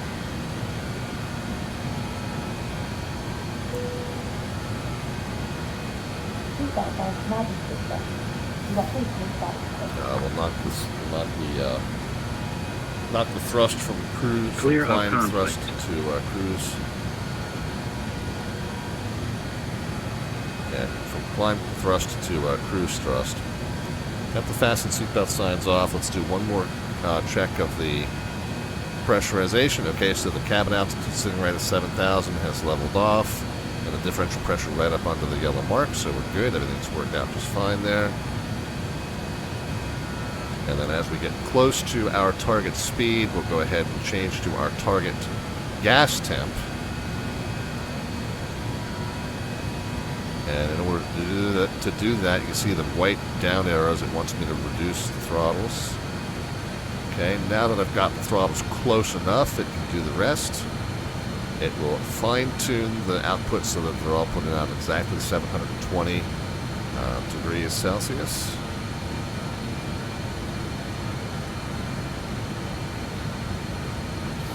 And then we'll watch and make sure. And if the speed continues to drift up too quickly, we can knock it down another 20 degrees maybe. Yeah, it's still coming up rapidly. Let's take that to 700. And then we'll see what effect that has on the speed.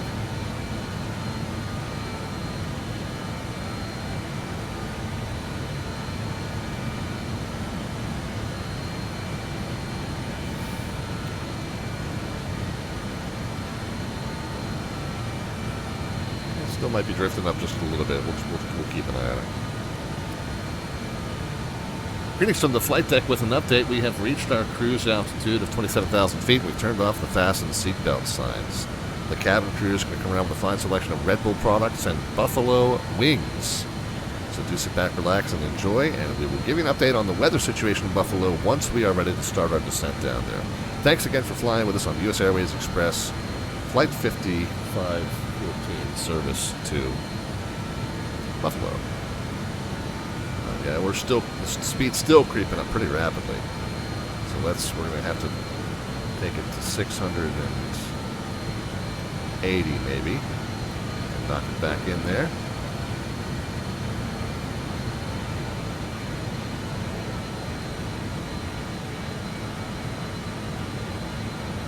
Okay, and we'll see if it's continuing to creep up, but we're going to have to knock it down significantly and wait for it to settle back in. I don't mind it being a little bit fast.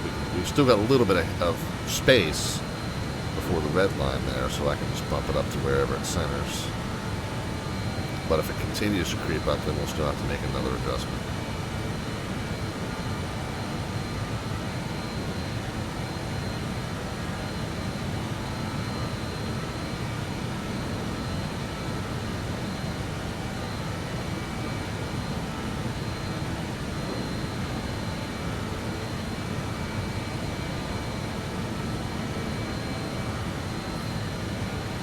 Alright, let's, oh, Rob took a slightly different route. Rob's taking the Rinty transition, so he'll be even further ahead of us. He's at 25, we're at 27, so we're 2,000 feet above him. I'm getting 431 over the ground, he's getting 439. So he's ahead, but he's a little faster, and he's taking a slightly shorter route, it looks like.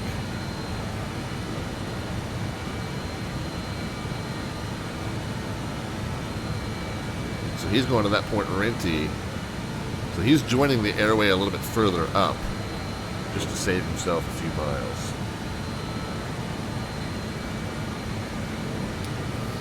Not bad, nothing wrong with it. So it looks like we'll be fine. Looks like I'm not going to crawl up on him. He's taking a slightly shorter path, and he's getting 9 knots faster than us anyway, so good there.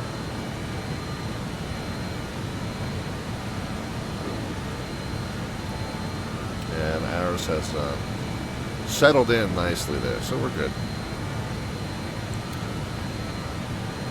Ruby says, I've flown like 50,000 nautical miles in the sim this week. Oh my gosh.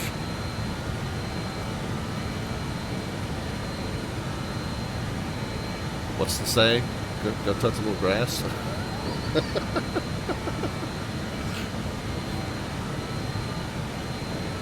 Ready for summertime, he says, yeah, right? Jim says, yeah, VCU game was thrilling. I bet it was. I'm kind of mad that I'm in here simming and not watching them. But sometimes for me, I'm as much into just the statistics and the probability as the games themselves. Of course, rushing home from work, I'm like, Duke's losing, Duke's losing, Duke's losing. Get me to a TV now. Duke's losing, Duke's losing, Duke's losing. Didn't pan out, but it was fun while it lasted.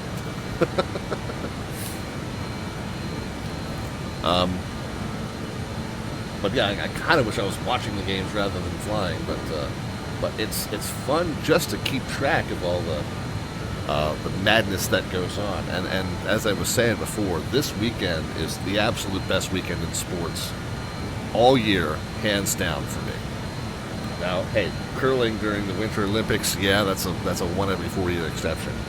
But this first weekend of the national championship tournament for men's basketball, you got 16 games today, 16 games tomorrow, 8 games Saturday, 8 games Sunday.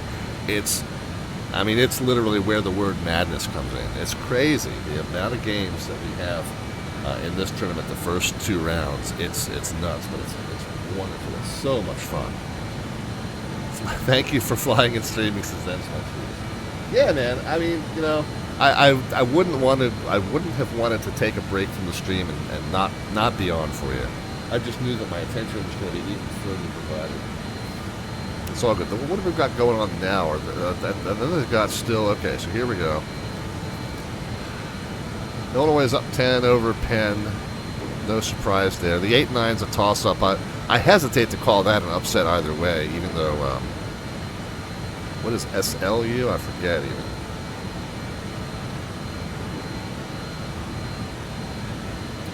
St. Louis Billikens. So St. Louis. Can I restart Pathfinder do this? So St. Louis is up over Georgia by 9, halfway through the first. But that's the 8-9. That's pretty much a toss-up anyway. So I definitely hesitate to call that an upset. I mean, TCU Ohio State was an 8-9 matchup earlier as well, and so that's basically 50-50. Matter of fact, statistically speaking, the 9 seed wins that matchup slightly more than half of the time. Houston's got Idaho well in hand there in their game halfway through the first. Gonzaga's down against what's KENN? Kennesaw State. Okay, so Kennesaw State has given the Gonzaga Bulldogs a little bit of a wake-up call there, so we'll have to kind of watch how that one plays out. I'm not going to call that an upset alert yet. That's still too early. We're not even halfway through the first yet. It's only a 7-point margin, but it just looks, because Kennesaw's doubling up Gonzaga, it just looks bad. But it's really just a 7-point deficit halfway through the first.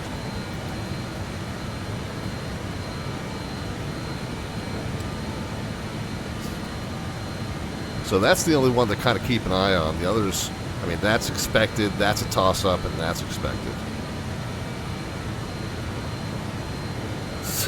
That's my shoes. Yeah, we all had that same question. So what is a Billiken? It's a good luck charm termed pop culture figure from the early 1900s, so 125 years ago. Later adopted as the mascot of St. Louis University. Started as a small doll, but grew into a broader symbolism of optimism, fortune, and things as they ought to be. That is a very ChatGPT answer. What's the real answer? It's a doll.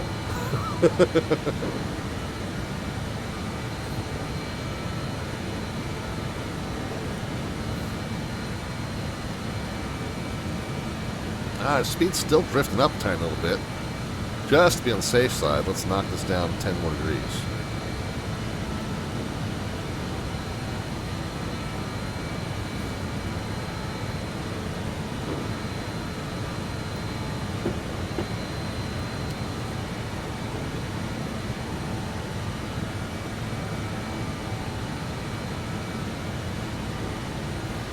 So St. Louis over Georgia, pretty well in hand there at the moment. I mean, that's 17-point lead.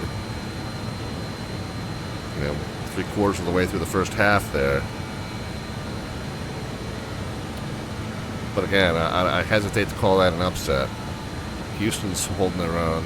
So really, the one to watch in terms of the upset watch is this Kennesaw and Gonzaga. But again, you know, 7 points. It's not panic time just yet.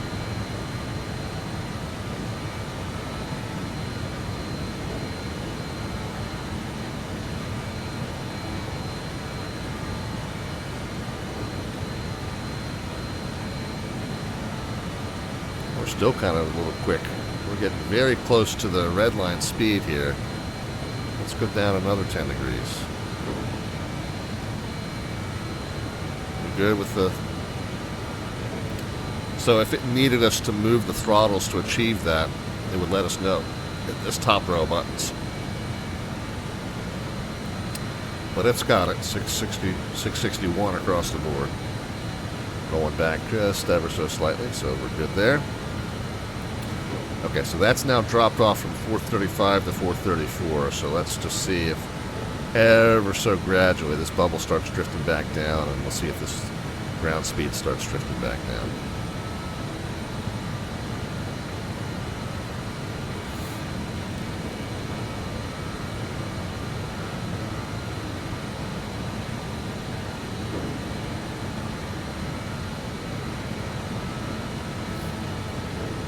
Right now, as it stands, no VATSIM air traffic control. So here's the point where Rob's going to take a slightly shorter path.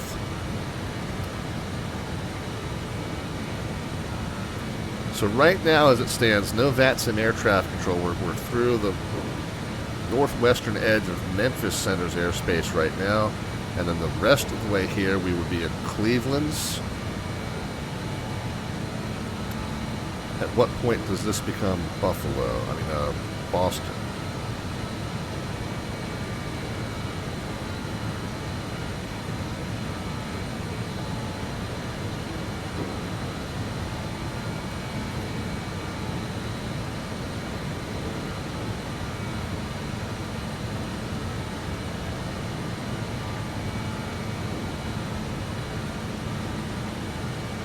Okay, so it would become New York airspace east of Rochester. Well, no, it would become Boston airspace east of Rochester. It would become New York airspace southeast of Rochester. But it's still all well within Cleveland airspace.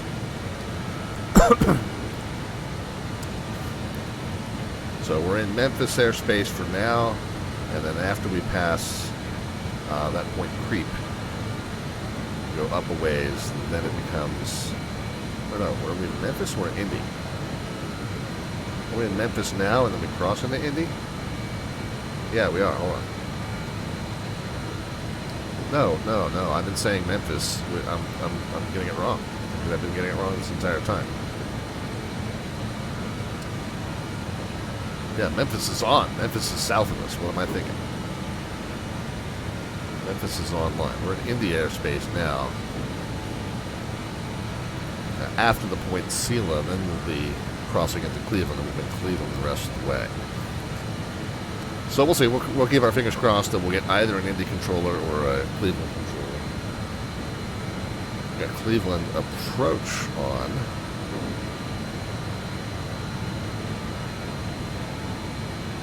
Oh, I see. We unhitch the altitude and crank this downward. Yeah, so we do have Cleveland approach on, but we'll be over top of their airspace. That won't matter to us.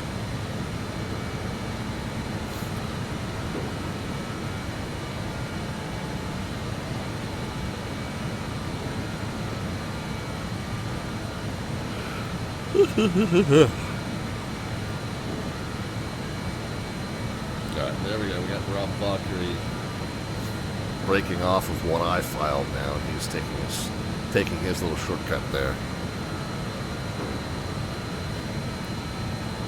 Alright, well, let's just start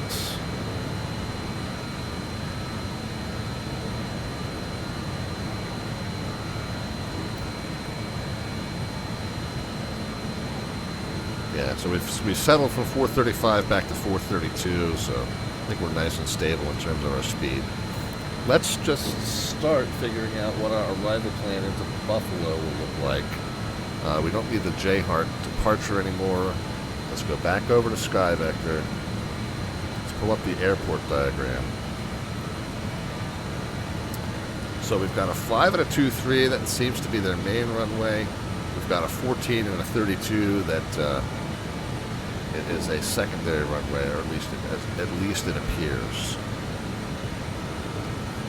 Passenger terminals down here. We're going to the very southern tip of that.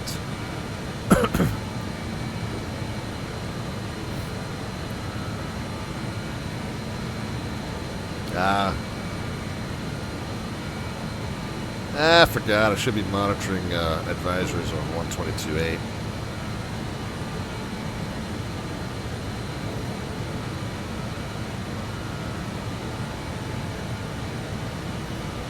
Whoopsie daisy. Well, we know that there hasn't been anybody to coordinate with, but by the letter of the law, we shouldn't be doing it. So let's just check these guys. Are these guys going to be over top of us? More than likely, yeah. 37,000 feet. That guy's behind us.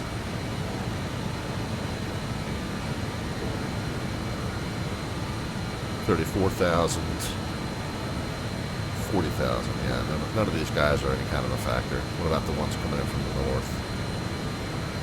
38,000, 32,000. So none of these guys are anybody to be concerned with in terms of altitude. They're all going to pass well over top of us.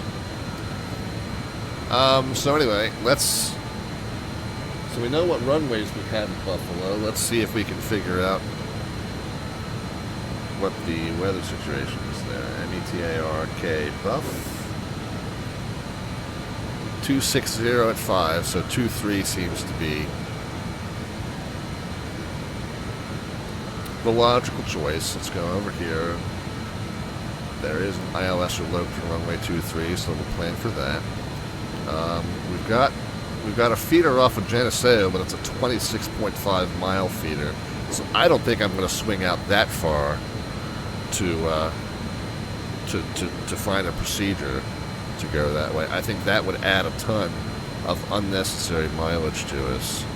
I mean, it'd be the proper way to do the procedure without vectors, without radar vectors from a controller. But I think what we'll do is we will just suspend a little bit of disbelief, and we'll. Because Geneseo is way out here.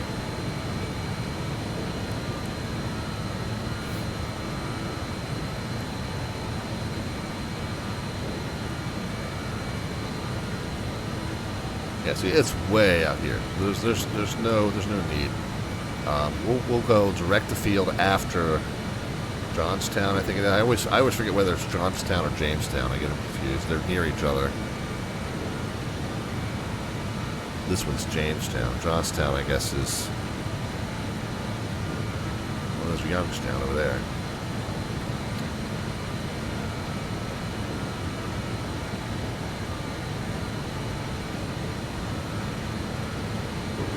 Jamestown's here, Johnstown's around here somewhere.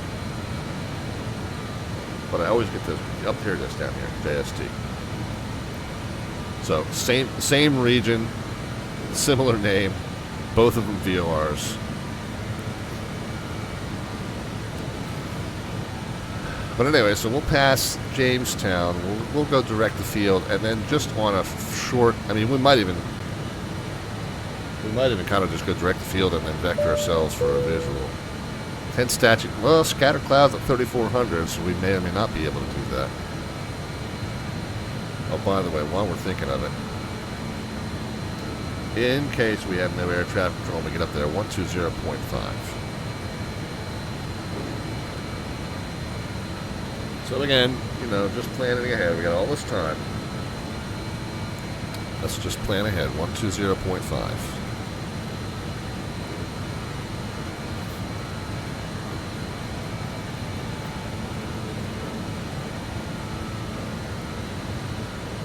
Okay, so we're ready to do that when the time comes if we don't have any air traffic control.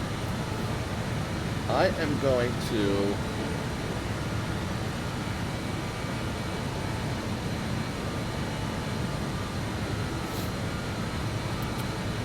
So we do have this core view we could put in.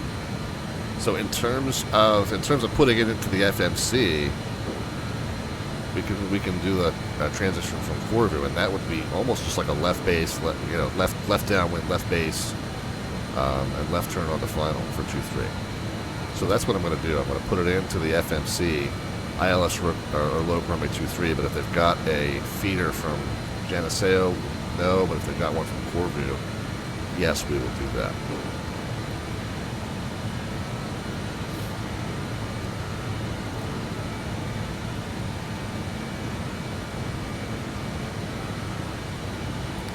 And then Trava, we want to be at 4,000. And we got 10 miles there, so we could do probably 7,000 at core view.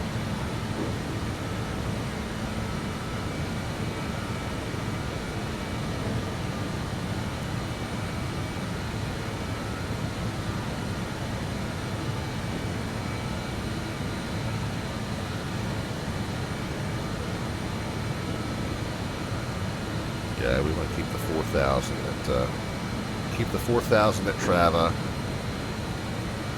7,000 at core view. That'll be my plan.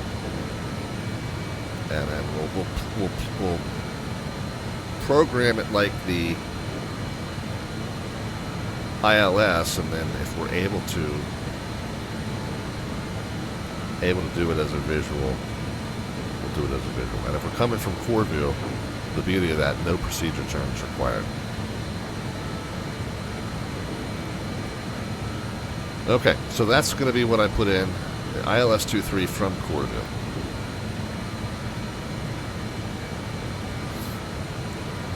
So down here we go. Let's go to nav page over here, flight plan page over here, and then let's go to menu, arrivals, runway 23, which is option 3, enter. There's no star. Let's go down to the next one, which is the approach. So the ILS to runway 23, enter. Oops. 1 and enter. We've got it from Geneseo or Trava. Well, I want it from core view. Let's do it from Geneseo and enter, and we'll put that in flight plan. However, then we'll go next page, next page, next page. Yeah, and I'm just going to delete this point.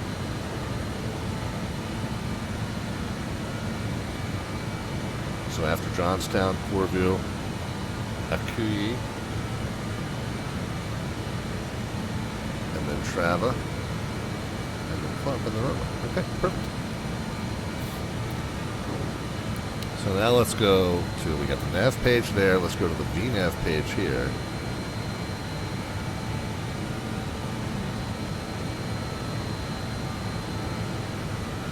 $4,000 at Trava.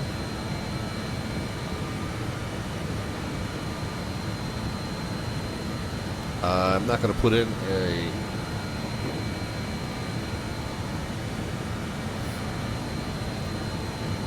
I'm not going to put in 4,000 at Akuya, yeah. We're just going to stay at 4,000 there.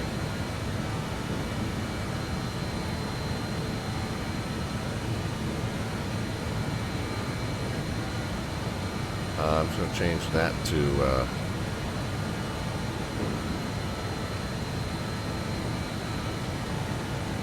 item 18. We're just going to change that to 7,000. Target vertical speed is going to be 2,000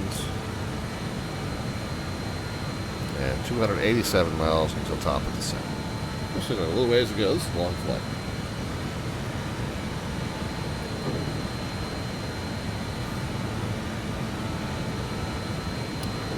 It's like our speed has surged up a little bit. I'm going to go ahead and knock this down another 20 degrees.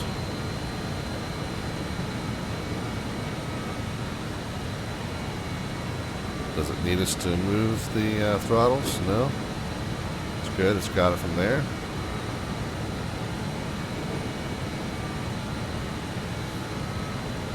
Okay, now, so we've got the route in. That's going to put us on this basically 10-mile left base. And then,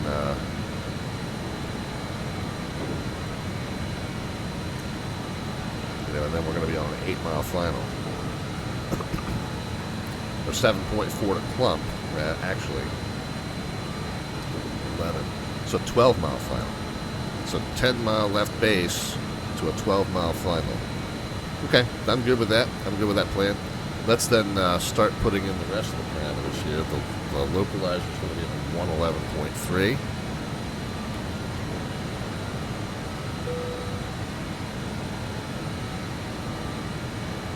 Swap that in. Final approach course is 235.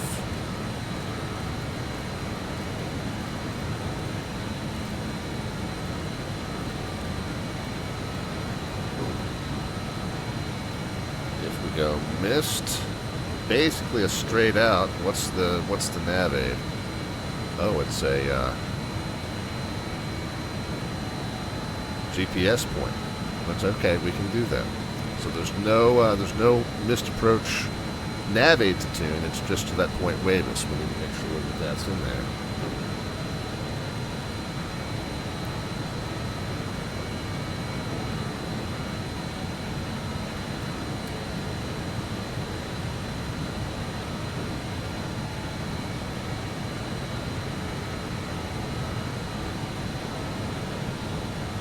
Okay, 13.5 miles out. Wait, okay, so that is in there just in case we need it. And go back to the nav page here.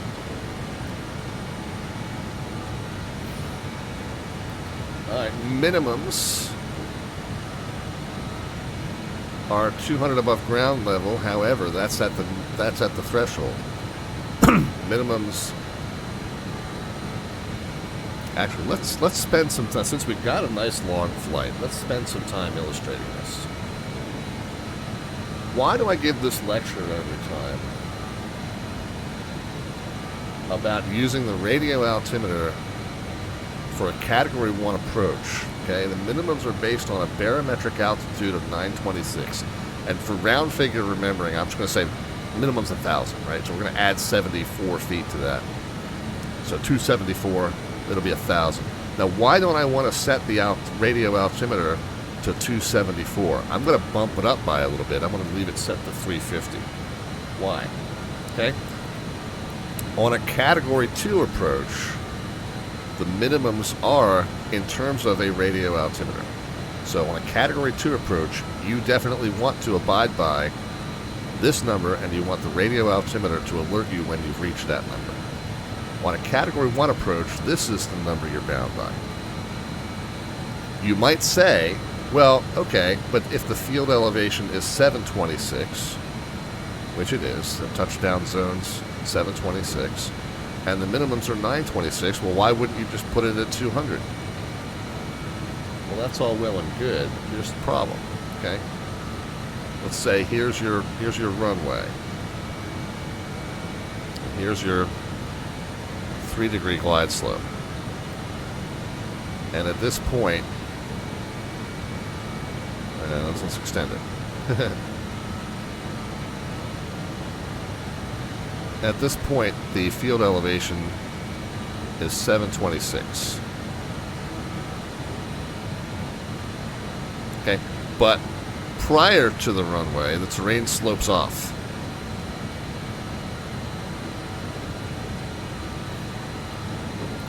So when you're at the missed approach point here,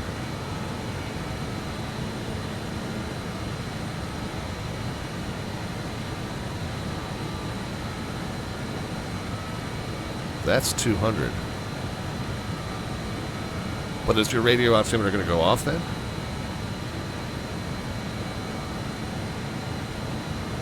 No, it's not.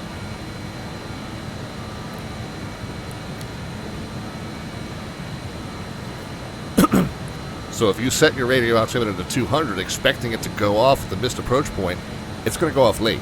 Okay?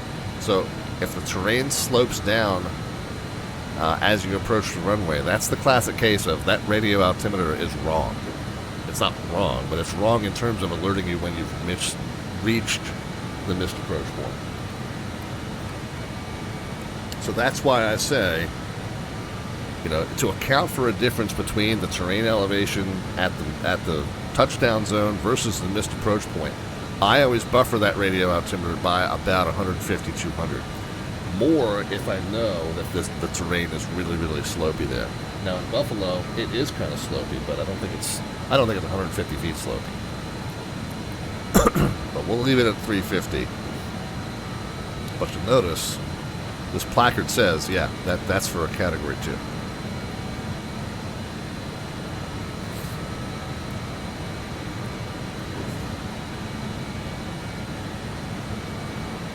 Now let's see. Do they publish a Category 2 approach into Buffalo? No. What's that? Special something.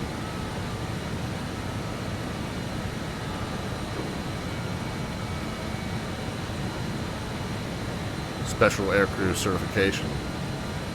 Yeah. So it's still a Category 1. But here, if you're following this chart, if you have the special aircraft and aircrew certification for this this SA ILS, this is exactly what I was talking about. So this is where you would set the radio altimeter to 194. Your decision height really is 154. 880 feet barometric. So that gives you an extra 46 feet of descent to make that determination if you have the certification plus. So this is actually a perfect example to illustrate the point. So this isn't a Category 2, but it's a special aircrew certification, special aircraft and aircrew certification Category 1. I'm not sure what the distinction is, but obviously it's somewhere in between a Category 1 and Category 2. I don't know. Again, I'm not instrument rated real world. I'm not anything rated in the real world. So I don't know exactly what makes this not a Category 2, but still a little bit better than a Category 1. But this is what it would look like if you were supposed to set it with a radio altimeter alerter. This is what it would look like. If we're flying the Category 1 chart, then we're bound by that figure. I'm going to bump that figure up by 74 and just make it 1,000 flat. But then in terms of the radio altimeter, I'm going to buffer it a little bit just in case there's any kind of a slope off in the terrain. So we'll say 350. We'll say 400 just to be on the safe side. But anyway, that's a perfect illustration of exactly that. So I'm glad I mentioned it.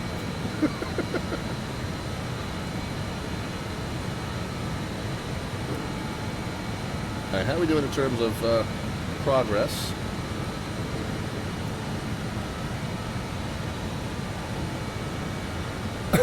Still nobody. Rob's made a few miles on us here. So we're coming up onto the point that he flew. Yeah, so we're merging back climb will be merged back in with the route that he filed and flew.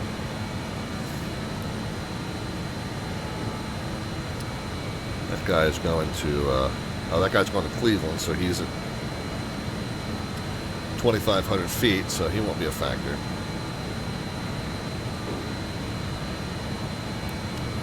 That guy's going to London, so he's turning northeast bound. He won't be a factor. None of these guys will be a factor. Anybody else coming into Buffalo? 2. No, that's just us.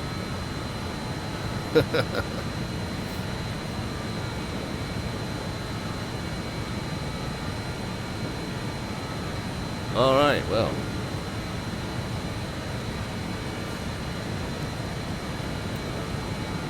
Good discussion, guys. Good discussion. Glad we had it.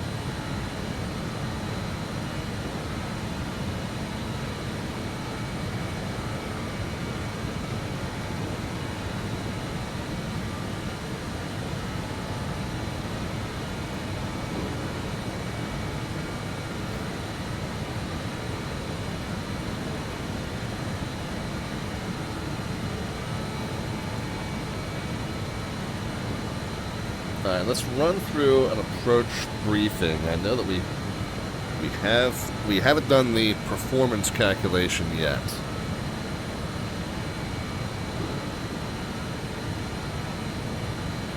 We'll do that when we get a little closer, when our current weight's a little closer to our landing weight, we'll do that. But approach frequency and course is set. Missed approach frequency and course not applicable, but missed approach waypoint is added to the FMC, so we'll call that done. Missed approach altitude. Oh, did I say? I think I forgot to say. Missed approach altitude 3,000. Okay, easy enough. Okay, so missed approach altitude will be 3,000. Minimums we talked about. We're just going to go 1,000 barometric is our minimum. V speeds we will set when we get a little closer. Wind 260 at 5, so very light, mostly down centerline wind. Cloud cover scattered at 3,400, so we may not have sight of the runway by the time we turn final, but we should have sight of the runway well before the final approach fix. So we'll have to see if those conditions hold up. But we are briefed on the mist in case we need it. And then if we do make it down successfully, we're going to roll past the crossing runway and then vacate to the left. So even if we get down promptly and roll it out short, you know, we're gonna want to just go ahead and cross the crossing runway and make the first left. I think Delta would be a good target to turn off by. So 8,800 feet there. This runway kind of bisects it, so that gives us 4,400, and then a little more, you know, gives us maybe slightly less than 5,000. But that's, you know, that's what you get at Key West is 5,000. So you should be able to put this down at 5,000 feet, no problem. It's designed as a shorter field operator. So 5,000 feet should be plenty. We should be able to make Delta. That'll be the goal.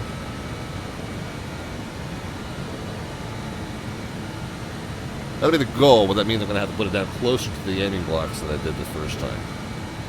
So, again, goals being what they are. What's time at the top of the descent? We're still 197 miles from top of the descent. Let's take one more spin through and see what we've got in terms of basketball. And then I may take another break out of the cockpit for some liquid recycling. Let's see. What do we got? What do we got going on here?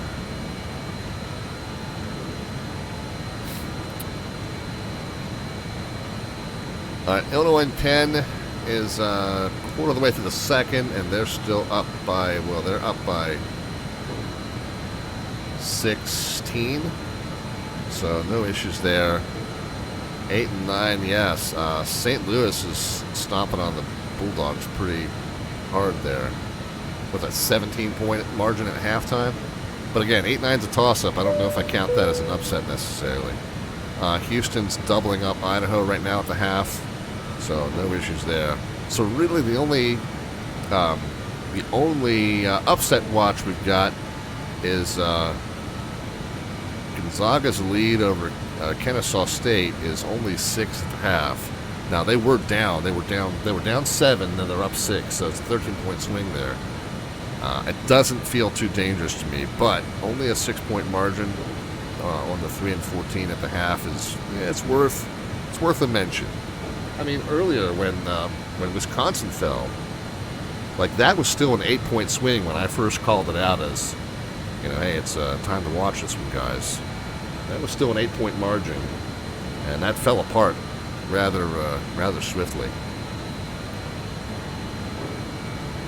So all 3 of these are about to be in the half. Waiting for that final second to tick off. I'll go ahead and put it on my Discord as a upset watch. Not an upset warning, just an upset watch.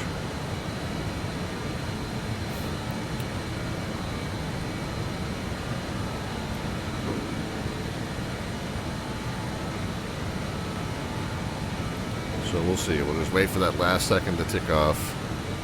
I'll tell you what, maybe we'll take the liquid recycling break, and then it's going to go into halftime, so the score's not going to change for, 15 minutes. So take a quick liquid recycling break, come back, and we'll see where that stands at the half. These others look pretty good here, so. I've got a very close friend who will be extremely disappointed if Georgia doesn't pull that one back out, though.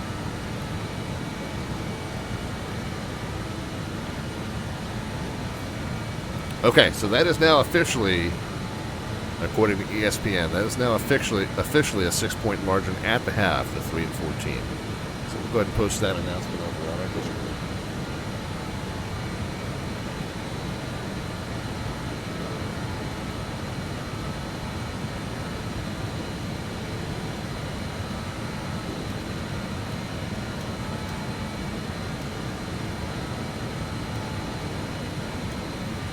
Who is it?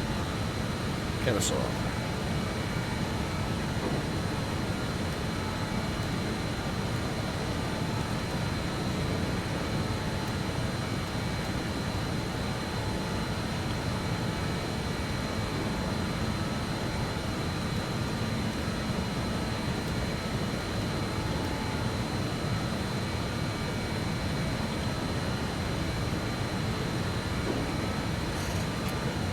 Missed a letter.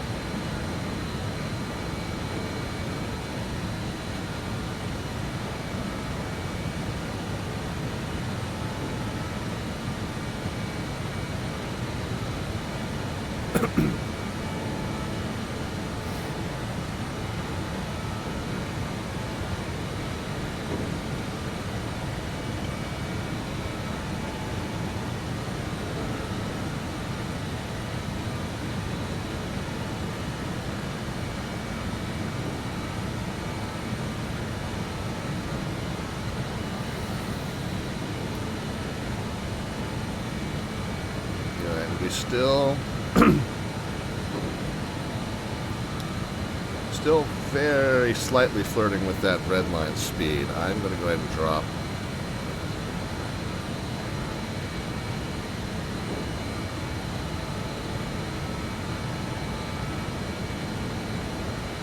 Yeah, it's hard to find that click spot sometimes.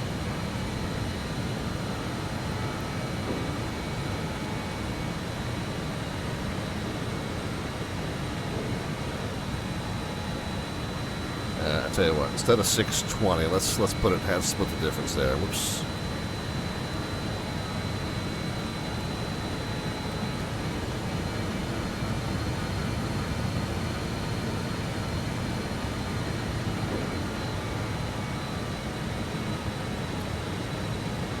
The two Georgia teams are down at halftime. CV Flyer. Well, yeah, that's true. You got the Bulldogs. Who's the other one?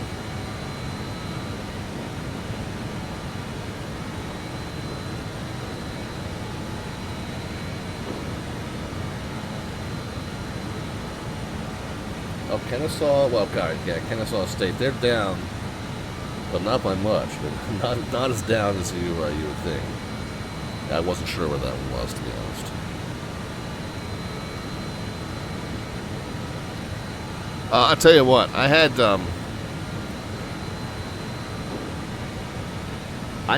was bored one day. I had ChatGPT. I gave it a pretty extensive set of instructions. You guys can try this. I said to ChatGPT, think of all of Division I basketball schools and assign them 3 categories. Category 1 are the schools that are named after places that are extremely well-known, obvious places. Category 3 are schools that are not named after places. Category 2 in the middle then would be schools that are named after places but not very well-known places. I said, so one at a time, feed me the name of a school in either Category 2 or Category 3 at random, and I will respond to guess what state that school is in.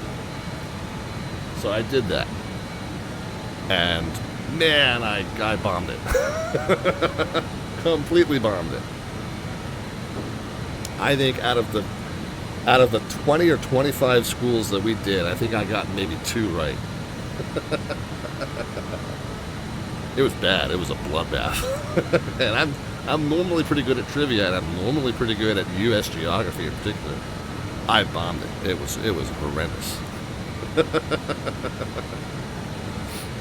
Anyways, you guys can try that if you like. Actually, maybe we'll try that.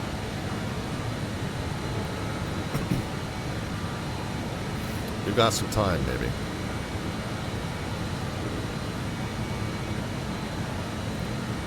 $140 miles to our top of the descent yet. So I'll tell you what, liquid recycling brake should occupy a good chunk of that. Go through, we'll recheck VATSIM air traffic control coverage, and rebrief our arrival. Yeah. All right, but I'm going to take a quick break out of the cockpit for the liquid recycling. Be back with you in just a few, and finish our trek up to Buffalo as we visit 3 cities hosting the 2026 NCAA Men's Basketball National Championship Tournament. We got the follow there from IOMAC. IOMAC, welcome to this channel. Appreciate you being here. We're going to take a quick break out of the cockpit for just a few minutes. We'll be back. And we'll take it from there. Talk to you in a few.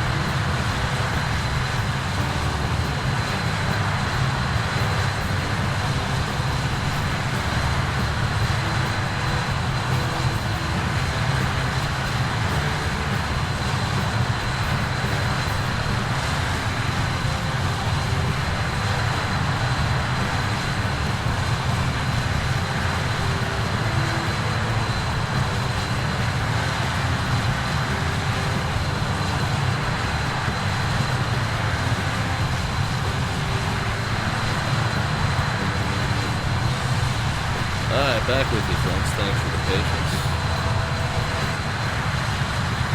And we are live from Studio 5, getting back to our Slant Alpha adventure. That is our Slant Golf adventure this evening. Visiting some of the schools, some of the locations that are involved in the 2026 NCAA Men's Basketball Championship Tournament. Of course, our side project, Slant's Artwork Adventure. You know, we have ChatGPT come up with an image that is representative of what we're doing on the live stream. And you guys can then cash in 500 of the Twitch channel points, aka the Alphabets points, to make a request to add to or modify that image.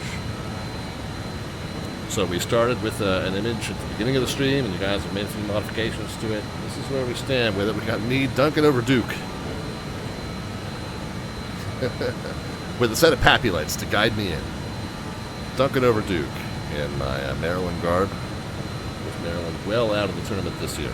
Let's try what I was talking about before.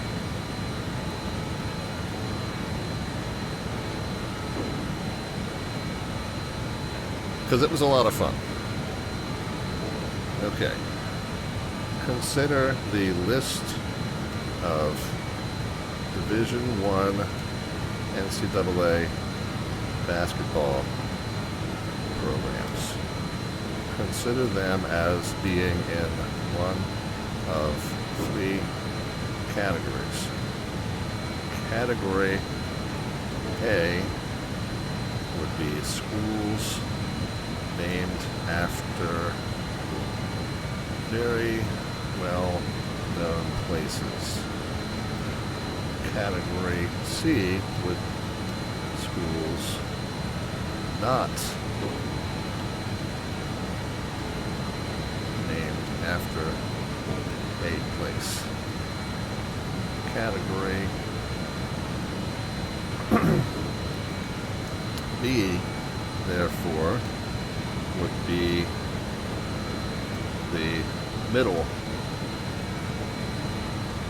case of a school named after a place, but one which is not so well known to be obvious where it is. I knew I was going to flirt with that overspeed.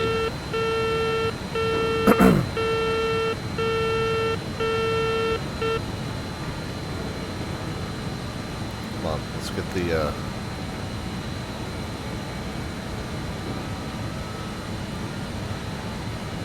just knock it down to 600.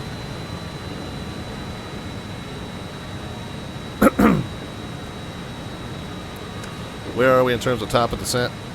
Still 68. By the time we get this rolling, it's going to be time to start managing that descent. One at a time. Give me a school from either category B or C at random and prompt me to guess which state it's in. Score me by how many I get correct. We may do 10, but keep going one at a time until I ask you to stop.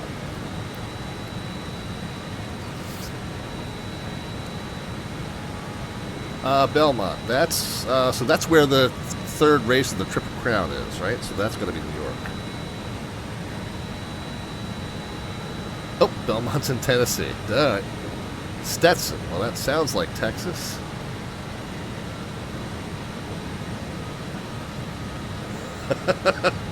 Florida, I never would have guessed it. Xavier. Oh, I should know this one. Xavier. Is that in Is that in Philly? I'm going to say Pennsylvania. Oh, I did know that. Whoops. Creighton University. Oh, man. Creighton's in Illinois, is it? No. Creighton's in Indiana. It's in Nebraska. I never would have gotten that. Loyola Marymount. That is in Chicago. So that would be Illinois. Oh. Okay, wrong Loyola. Mercer. So I'm telling you, I'm bombing this completely. Mercer University, I have no idea. No idea. Mercer, Oregon. Yeah. That's Georgia. CB Flyers screaming at me over that one. Drake University. Oh man, I don't know.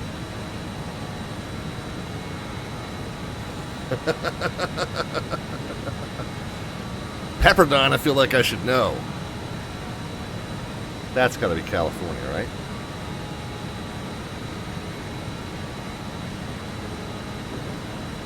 Okay, yeah, that's Duquesne. Now that one is in Indiana. Oh, Duquesne's in Pittsburgh. Yeah, okay.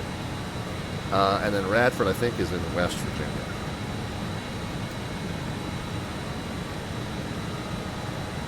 Oh, right over the border. And 1 out of 10. Yeah, see. So that's a fun quiz, you guys. Terrible. I did terribly. I did just about as good that time as I did the other time I tried that.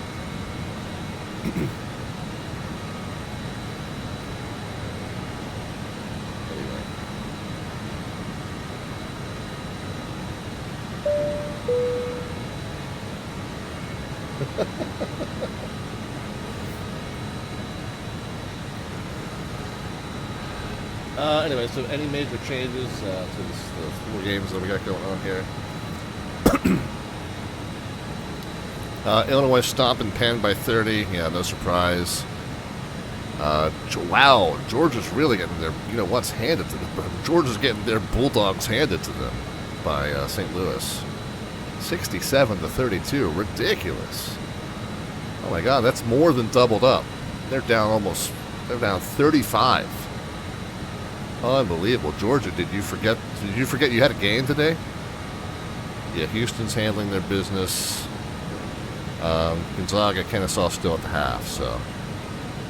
Man, this Georgia one is nuts, though. What's going on there? Is somebody watching that? What's happened? Why is Georgia bombing that one so bad? Georgia's bombing that one as bad as I just bombed that quiz a minute ago. Yeah, somebody tell me what's going on with that.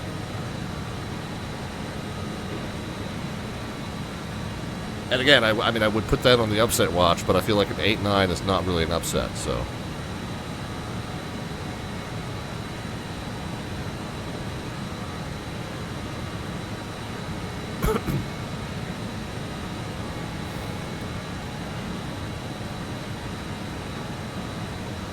All right, 33 miles to top of descent. So let's just rebrief. Let's see if anything major has changed.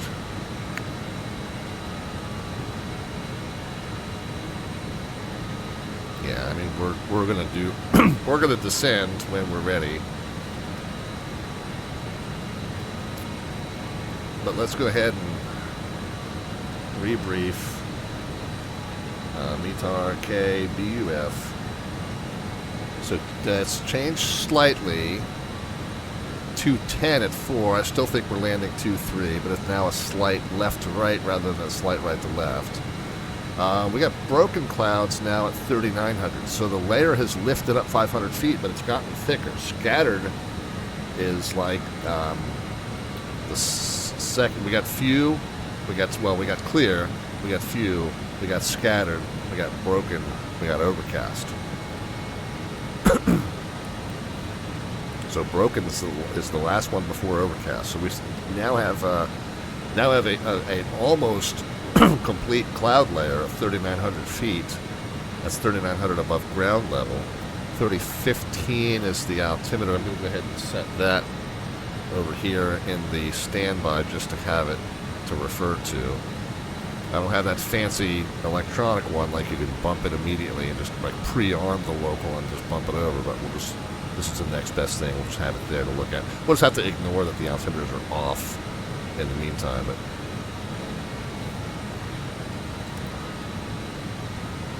all right, 20 miles. We got time to, let's go ahead and get the seatbelt signs on.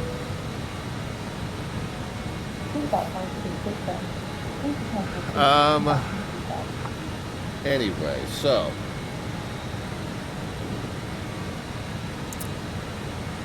still think we're landing 2-3. The way I put it into the FMC was after Jamestown VOR, we have it going to this point, what's it called? We have it going to this point, Corvu, C-O-R-V-U. Matter of fact, if we can plot it here, C-O-R-V-U.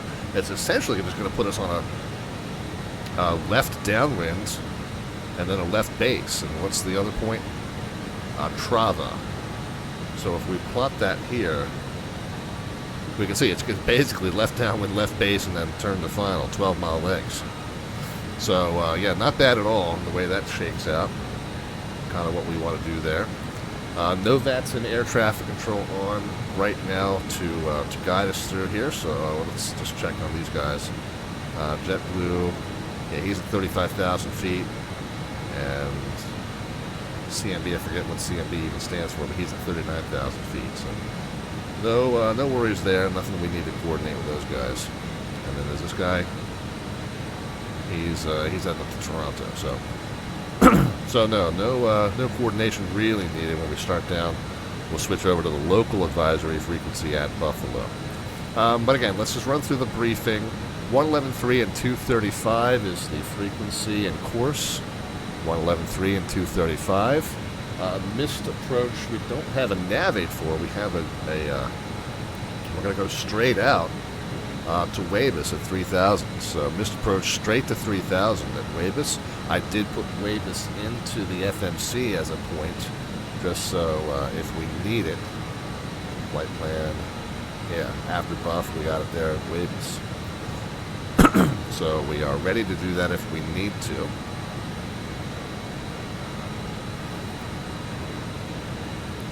Minimums, we talked about why I'm setting a little bit higher. We got it 200 is on the chart as far as the ground level, but it's a category 1. We're actually bound to the barometric minimum. So I set the radio altimeter a little higher just to account in case there's any difference between terrain elevation at the missed approach point versus the terrain elevation at the threshold. So because this 926 is what we're really down to, we want the radio altimeter to go off before we get there. So again, that 200-foot buffer kind of accounts for any terrain difference. I'm just going to call it 1,000 feet as our minimum in terms of round figures. Winds, we have a very, very slight left to right. If we're landing 2-3 and the wind's coming from 2-1, it's only 4 knots, so wind is almost not a factor. We've got a broken layer at 3,900. We are going to be intercepting here at 4,000 when we turn final, but that's 3,900 is above ground level, and the ground level is another 700 some odd feet. So we might be below the cloud bases when we turn final, but if not, we should be below them by the time we get to the final approach fix at basically 2,200 feet. So we should be fine there, but that's if the observation holds up. The observation, the reported observation is not necessarily going to be the same as the weather conditions when we get there. So we'll be ready, and we do know it's straight out to 3,000 if we go missed. If we make it down successfully, left-hand turn off after the crossing runway. We're going to try to make Delta. We're going to try to make the first left after the crossing runway. That's our target. V-speeds are the only thing I didn't include in that briefing, and we'll do the V-speeds when we are a little bit closer. Okay, we need to start descending at 2,200 feet per minute. Let's go ahead and just spin that down. We'll get it armed, get it into indicated airspeed, and we'll start a descent. And I'm just going to sink the 4 engines there. All right, we're getting down to, we're going to do 7,000 at Corvu.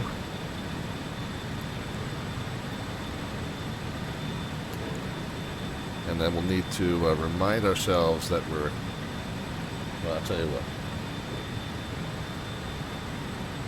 7,000 at Corvu and then 4,000 at Trava. And then we won't descend below 4,000 until we are established on the approach. But by that point, we'll be switching modes and stuff like that. So we'll go 4,000. And then remember, our missed approach altitude is 3,000, so we'll reset that when we get there. Okay, so that is armed at 4. We want to be descending at approximately 2,100 feet per minute, so let me take just a little bit more throttle out. Then what's the all right, we want to be descending at 280.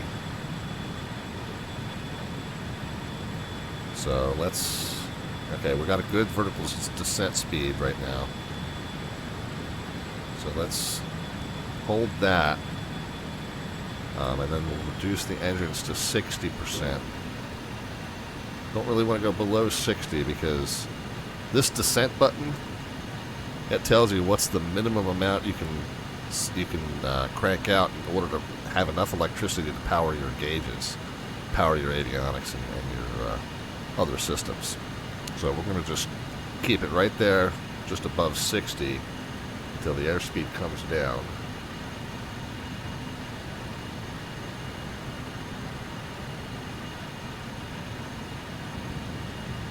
We'll even throw a little bit of brake in to get there.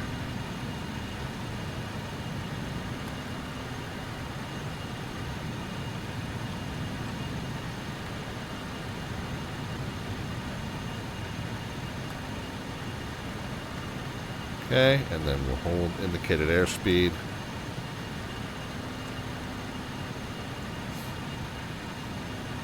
And we'll put a little bit of throttle back in because we're really only supposed to be descending now. We've overshot it a little bit, so let's put a little bit of throttle back in and we'll try to descend at about 1750 per minute.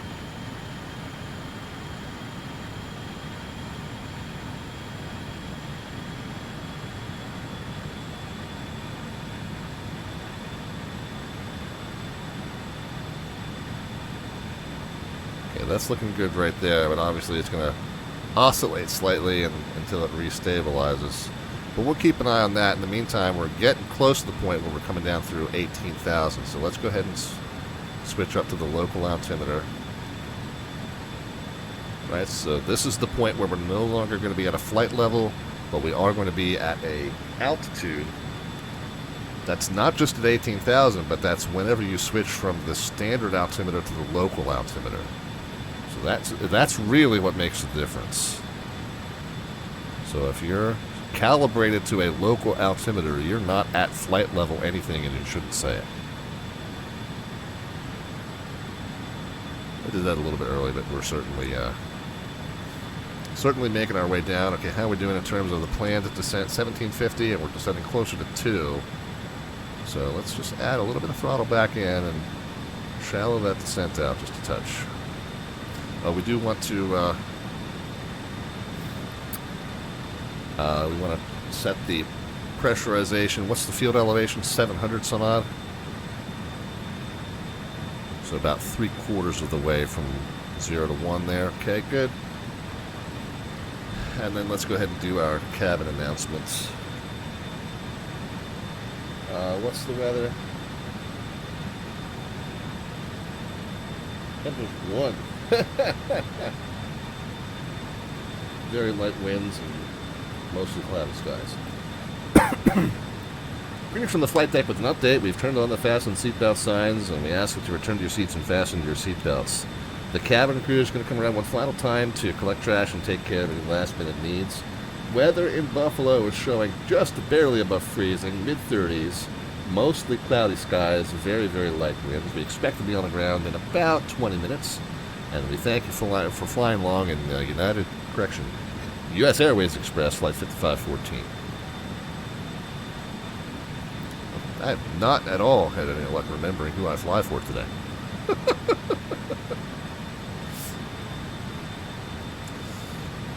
Alright, so needing to descend at 1850, and we're descending more like 1,000 or 1,100 maybe. So let's pull some throttle back out. Just a little bit. And then as we get closer to 10,000, we're gonna need to slow down to slow down, we're going to need to pull the throttles back way, way down. Well, remember what I said about this descent, not being allowed to pull it below 60. Well, that's because we need to be able to generate enough electricity to power our aircraft. Well, let's just do this then. We know that in this aircraft, these 4 engines are so underpowered that we're going to want the APU generating our bleed power to generate to run the packs. That way we've got all of the bleed power from the engines as thrust if we need it. So since we're going to have the APU on anyway, we'll have the APU generating electricity as well. And that will allow us to pull those engines all the way back to idle if we need to in order for speed control. Alright, so now that we got the APU power available, APU air on, engine air off. Okay, so now we've got the full power of the engines available for the go-around if we should need it. But additionally, we can jam the throttles all the way back to idle if we need it in order to get speed under control, which we will. Matter of fact, we can go ahead and set our V speeds for a flaps 30 arrival. But I'm going to put the bug back at 280. Matter of fact, let's just put the bug at 250. We know we're going to be slowing down here to that in just a moment. And the bug doesn't do anything except it determines where this bubble is going to go.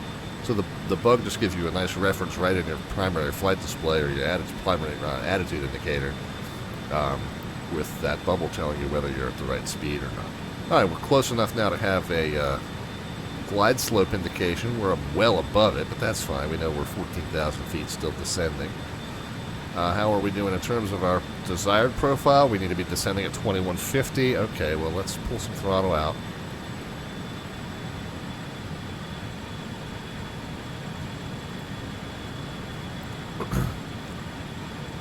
Yeah, there's about 2150. Pull a little more throttle out, make sure we're descending just slightly more than 2,000 feet a minute. And then I'm going to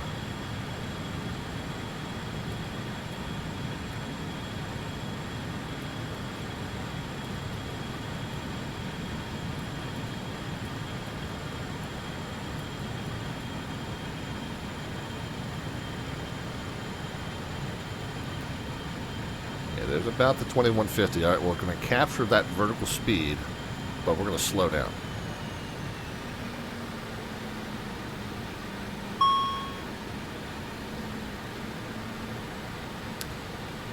Warning about something there for a second. Might have been an icing warning, but it's gone, so don't worry about it.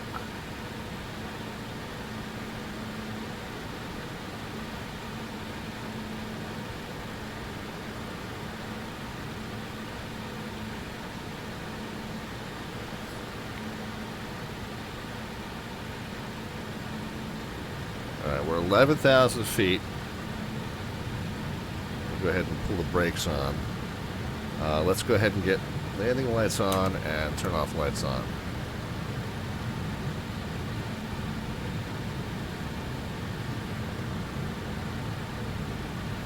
Okay, speed's now at 250. Stow the speed brakes. Capture the speed. Okay, got the 250 prior to descending through 10 this time. Good. Now we want us to be descending at 1750, and we're pretty much right on that.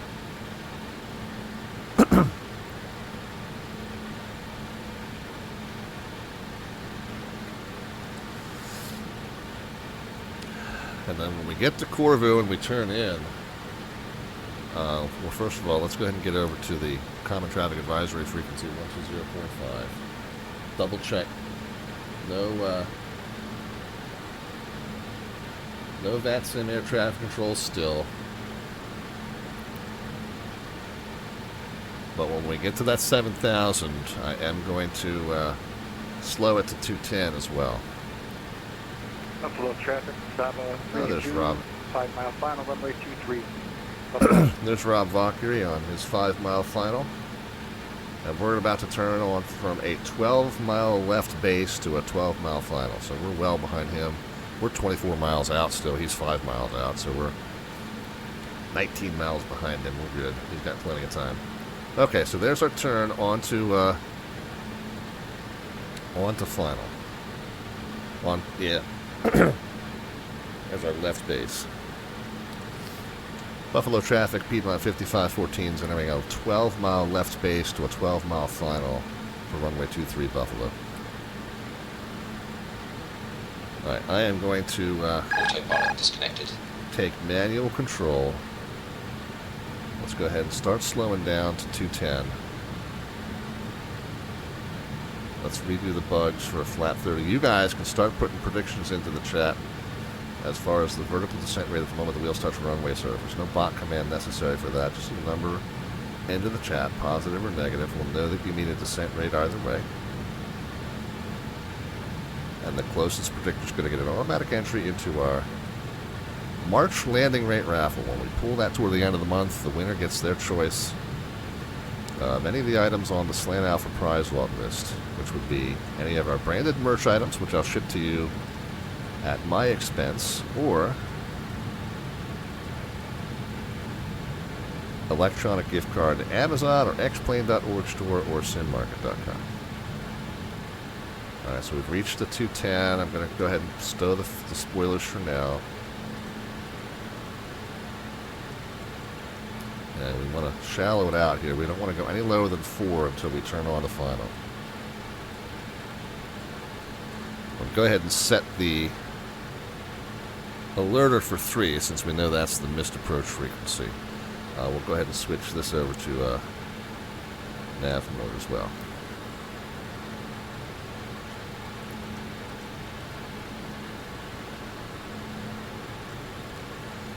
And let's go ahead and localizer armed. Glide slope armed.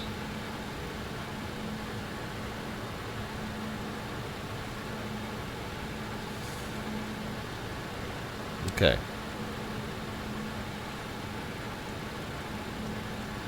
Alright, so 4,000. Alright, there we go. Glide slope is active.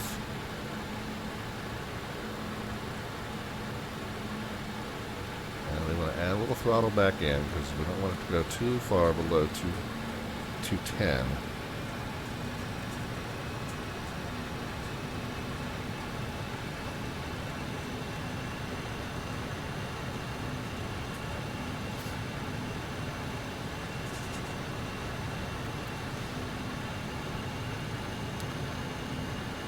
Keep 4,000 until we are established on that localizer. Have any kind of visual with the runway? Maybe. Not certain.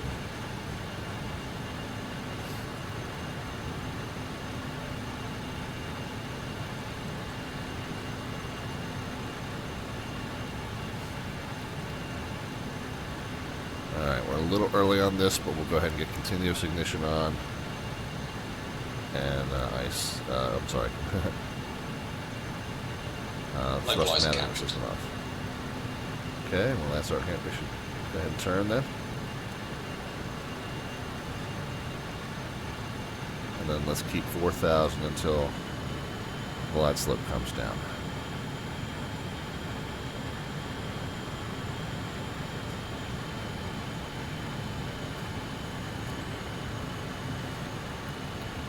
Overshot the lope just a little bit, not too badly. We can definitely come back and get it.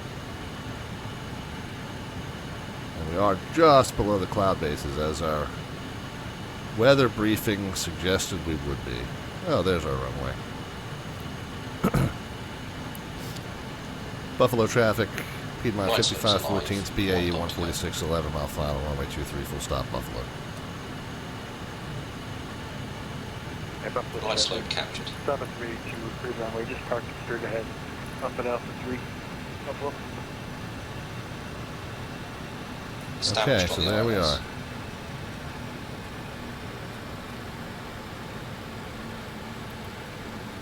Alright, we're descending on the glide slope, so we're going to go ahead and slow it to about 170.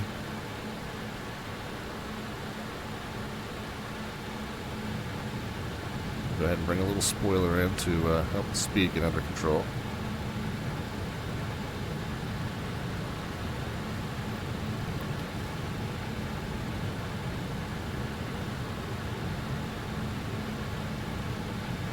Let's get over. Back on the loc. Just a tiny little bit of speed brake. Get us below the 200. Alright, now we can get gear. First off the flaps. Speed brake is stowed. 2,500. With all that drag that's coming in, I'm going to add some throttle back in so we don't fall out of the sky.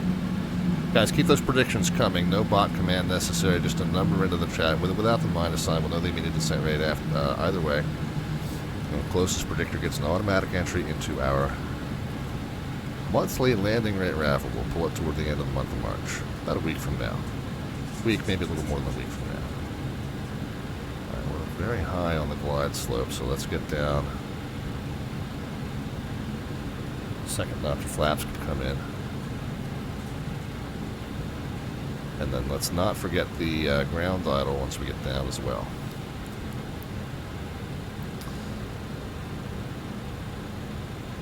A little bit of a right correction still. Okay, speed's coming in.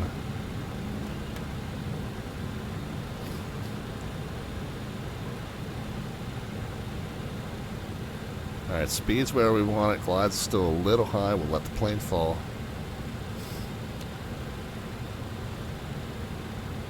Alright, continuous ignition's already done, and thrust management system's already off. We're getting a little slow.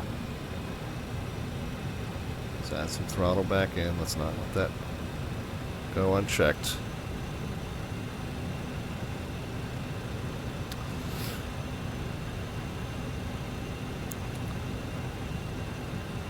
Buffalo traffic, Piedmont 5514, 4 mile final, runway 23, full stop, Buffalo. Alright, straight ahead to 3000 if we go miss, left hand turn off if we make it down successfully. Gear is 1,000. Gear is down in green and landing flaps set and checked.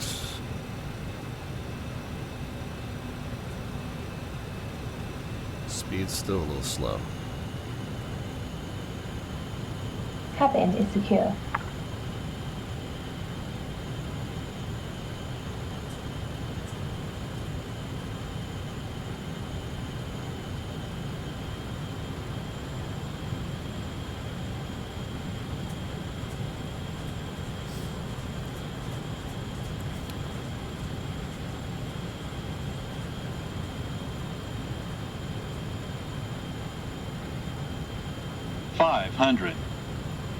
+100. Okay, we are minimums. We are landing. We're a little fast and we're a little high. But not too bad. We don't want to overcorrect on either of those.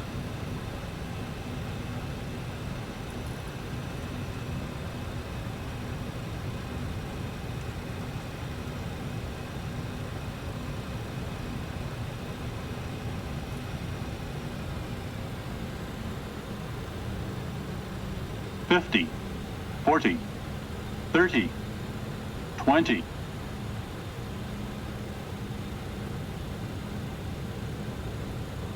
$10. Ground idle. Yeah, I went way long again, so I didn't make that brake pressure C. Turn off at Delta like I wanted. 80 knots. 60 knots.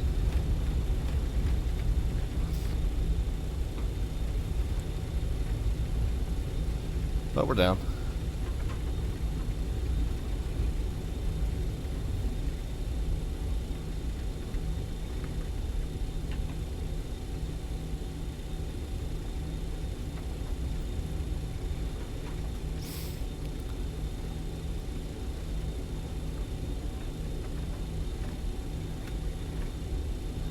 Where did Rob park? Oh, Rob park right there. Yeah, we said we were going to park at the end.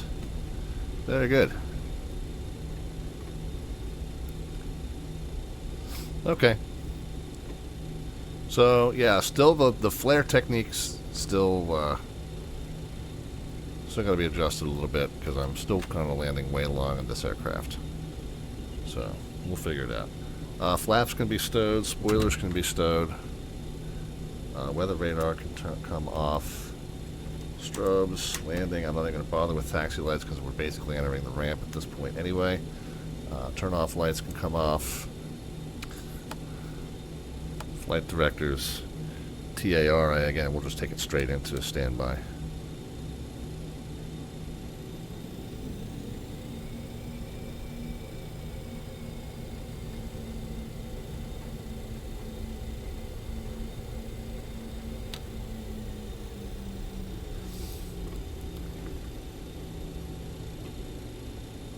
Okay, so we'll shimmy down here.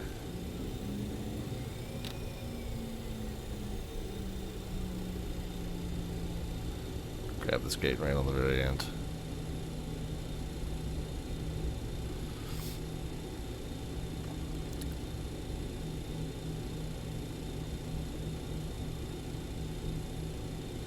We have got okay. There's a guideline there for it.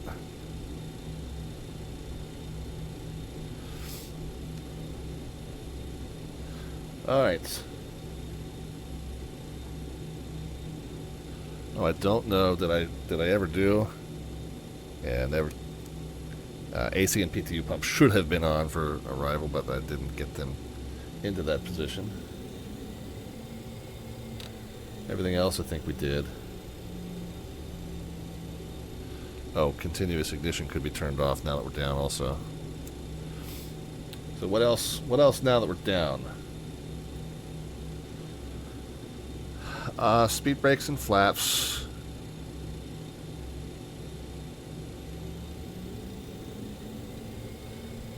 Strobe, landing, turn-offs, weather radar and transponder. Weather radar and transponder.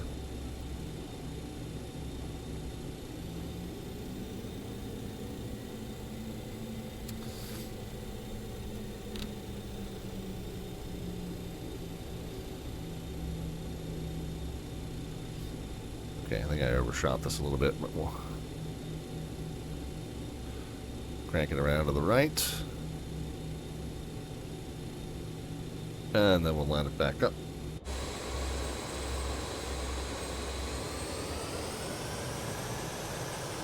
Cheating a little bit because I don't have a marshal orbit.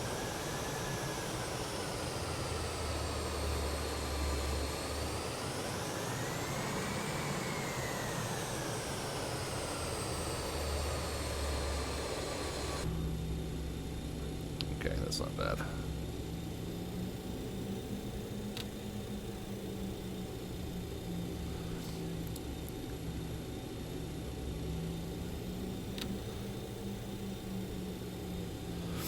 Okay.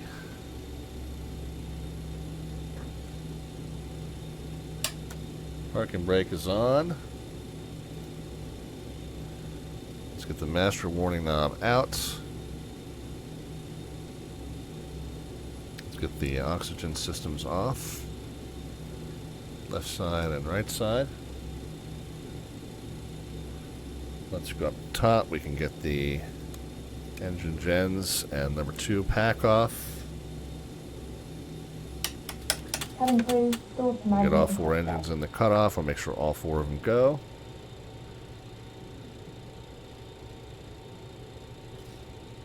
Get the fasten seatbelt signs off. Pumps 1, 3, and 4 off. Screen and probe heats off. Ice detection off. And beacon light off. Drop over here, we'll get the chocks set. And let's go ahead and do a 5-minute deboarding.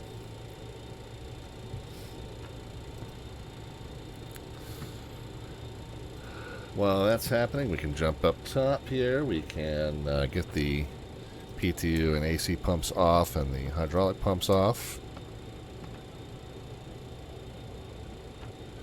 Drop down here and we'll do 2,000 and standby. Yeah, we got to do the standby. Okay, well, let's check on some predictions. We'll check on mine first. My predictions have to do with flight time and fuel estimates. We got airborne pretty close to the desired time. And, you know, we said we're going to be down 1 minute after midnight. Well, it's 7 minutes after midnight. That's pretty darn close. And, no, I'm not trying to make an arrow. We were 151 pounds short on the first leg. 62.24 is what we were supposed to have on the second leg. And let's see how we did. Oh, we were 1 pound off. I'm going to call that a win, guys. Right? Yeah, so the flight time and fuel estimates are pretty spot on. Let's see if you guys were that close with the landing rate predictions. Well, we only got two predictions in. 3 bounces? Where did you come up with 3 bounces? I didn't even feel like there was a skim and a skip. I felt like once we got down, I mean, I know I landed way long. But once I got down, I didn't feel like we skimmed and skipped at all. I don't know. I'm not sure where it's come out with that, but 148 was the number that registered. And so that's going to give Bed Dave the win. Bed Dave, congrats. So you're our next entrant into our monthly landing rate raffle, and we'll pull that toward the end of the month. A little over a week away. I don't think on the schedule I have a specific date in mind.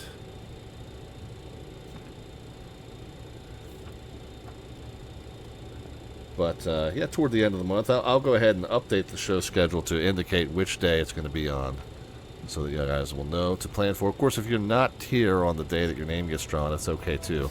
Because I'll just contact you and find out what you would like your prize to be. So don't have to be here, but I know that some of you would like to be here if you know you're going to stake in it. Be here when we draw that. And, kind of give that an additional anticipation for choosing that winner. So, all right, so I will let you know, guys, on that. Anyway, let's go ahead and continue the shutdown of the aircraft. We'll assume that the boarding is just about done. Yeah, we got 2 more minutes on that, so I can do some of this shutdown. We don't need the nav radios. We'll get the nav radio, DME radio off, and nav 2 radio off. We can come down here. We can get the... I don't think I ever called clear the runway, actually, either. Oh, well. Comm radios, ADF radios. And we'll go ahead and get power off on those. Power off. Down here, we can get the brake temp monitor. Of course, the brakes are still kind of cooling off, but that's okay. Yaw damper and brake monitor can come off as well. We can go up to the top. The brake fans we will probably leave on, but we'll go ahead and shut them off. All these avionics masters can be shut off. Anti-skid can be shut off. Lift spoilers, yellow and green, shut off.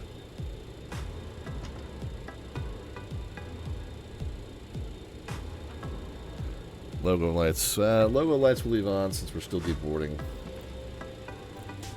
Cabin emergency lights. Yeah, they can come off. We don't need the emergency lights. No smoking signs can come off.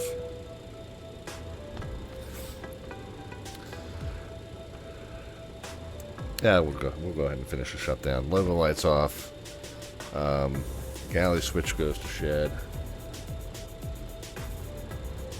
Pack 1 can come off.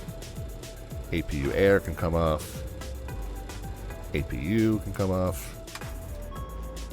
That final fuel pump can come off.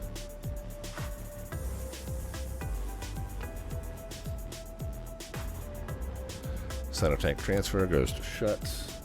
The APU generator can come off. That's there.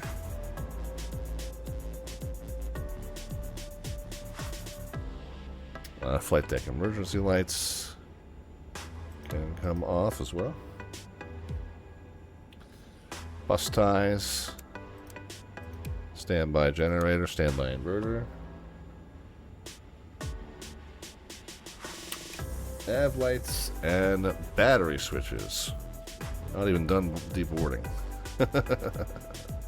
Oh, no, we are. All right, very good. So then we can go ahead and close up all the doors. We'll leave the wheel chocks on. And there she be.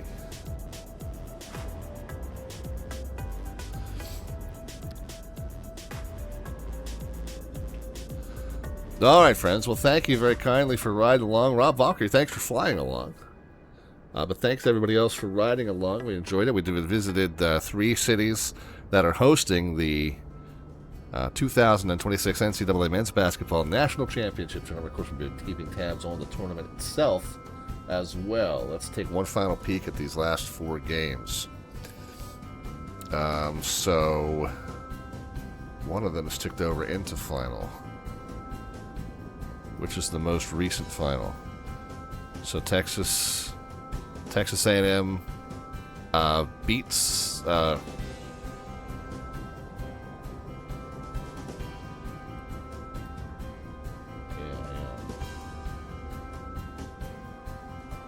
okay, so we knew that.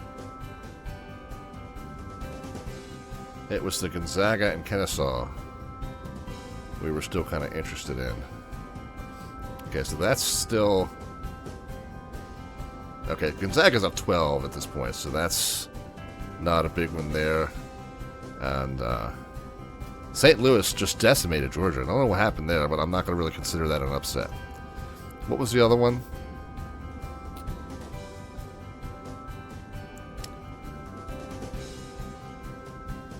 Yeah, I guess that's it.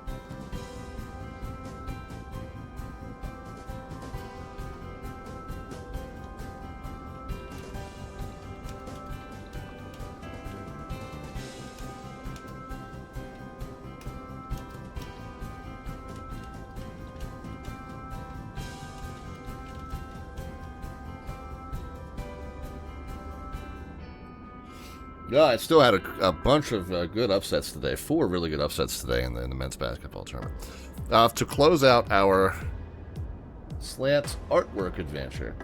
So what we do is we always have ChatGPT create an image that is representative of what we're doing on that night's stream. We started in Greenville, South Carolina. We headed up to St. Louis, and then now we're up here in Buffalo. These are all host cities of the National Basketball Tournament.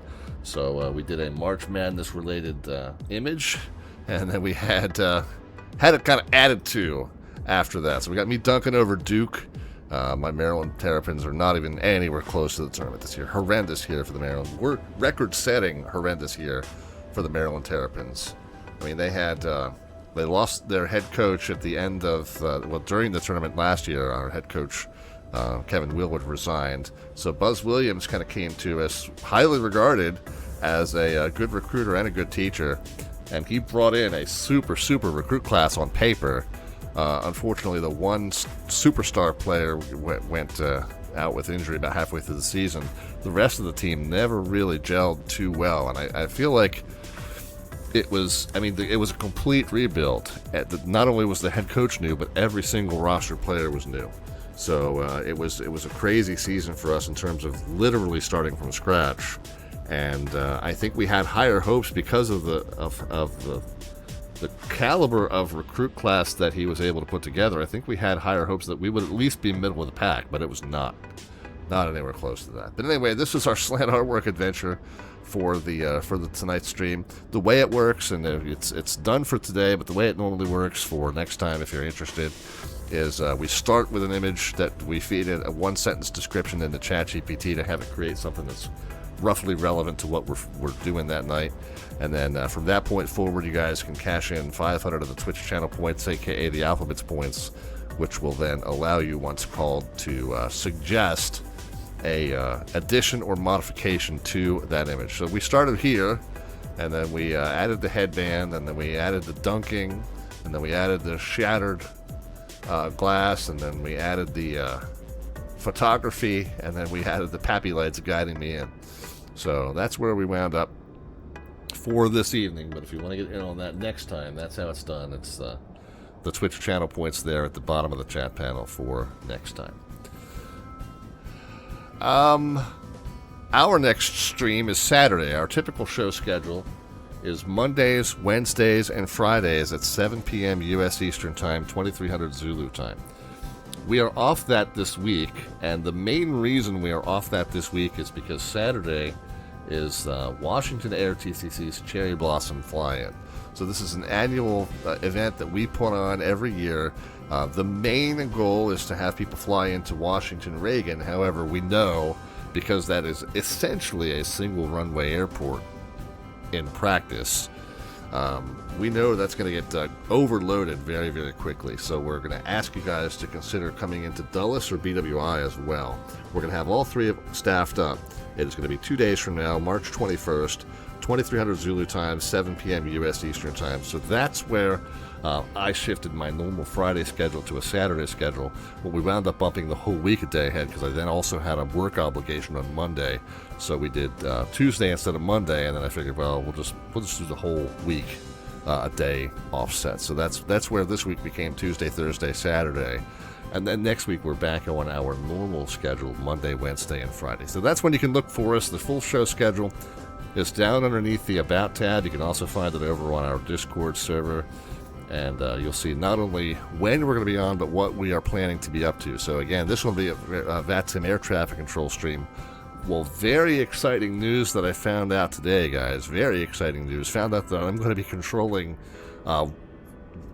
Washington ground, Washington Reagan National Airport ground control on Saturday. So normally they put me on a radar position, and normally it's the one that comes in from the northeast, where you're either coming in on the Deal or the Clipper or the Skills arrivals, passing over top of Baltimore on your way into DC. And I like that position, so I wouldn't have minded being put on that again. But I was like, it might be fun if I got assigned a tower or ground position at DCA. Well, they went ahead and put me on. They took me up on that. They put me on ground at DCA. So that's going to be a super busy, super fun, super crazy stream.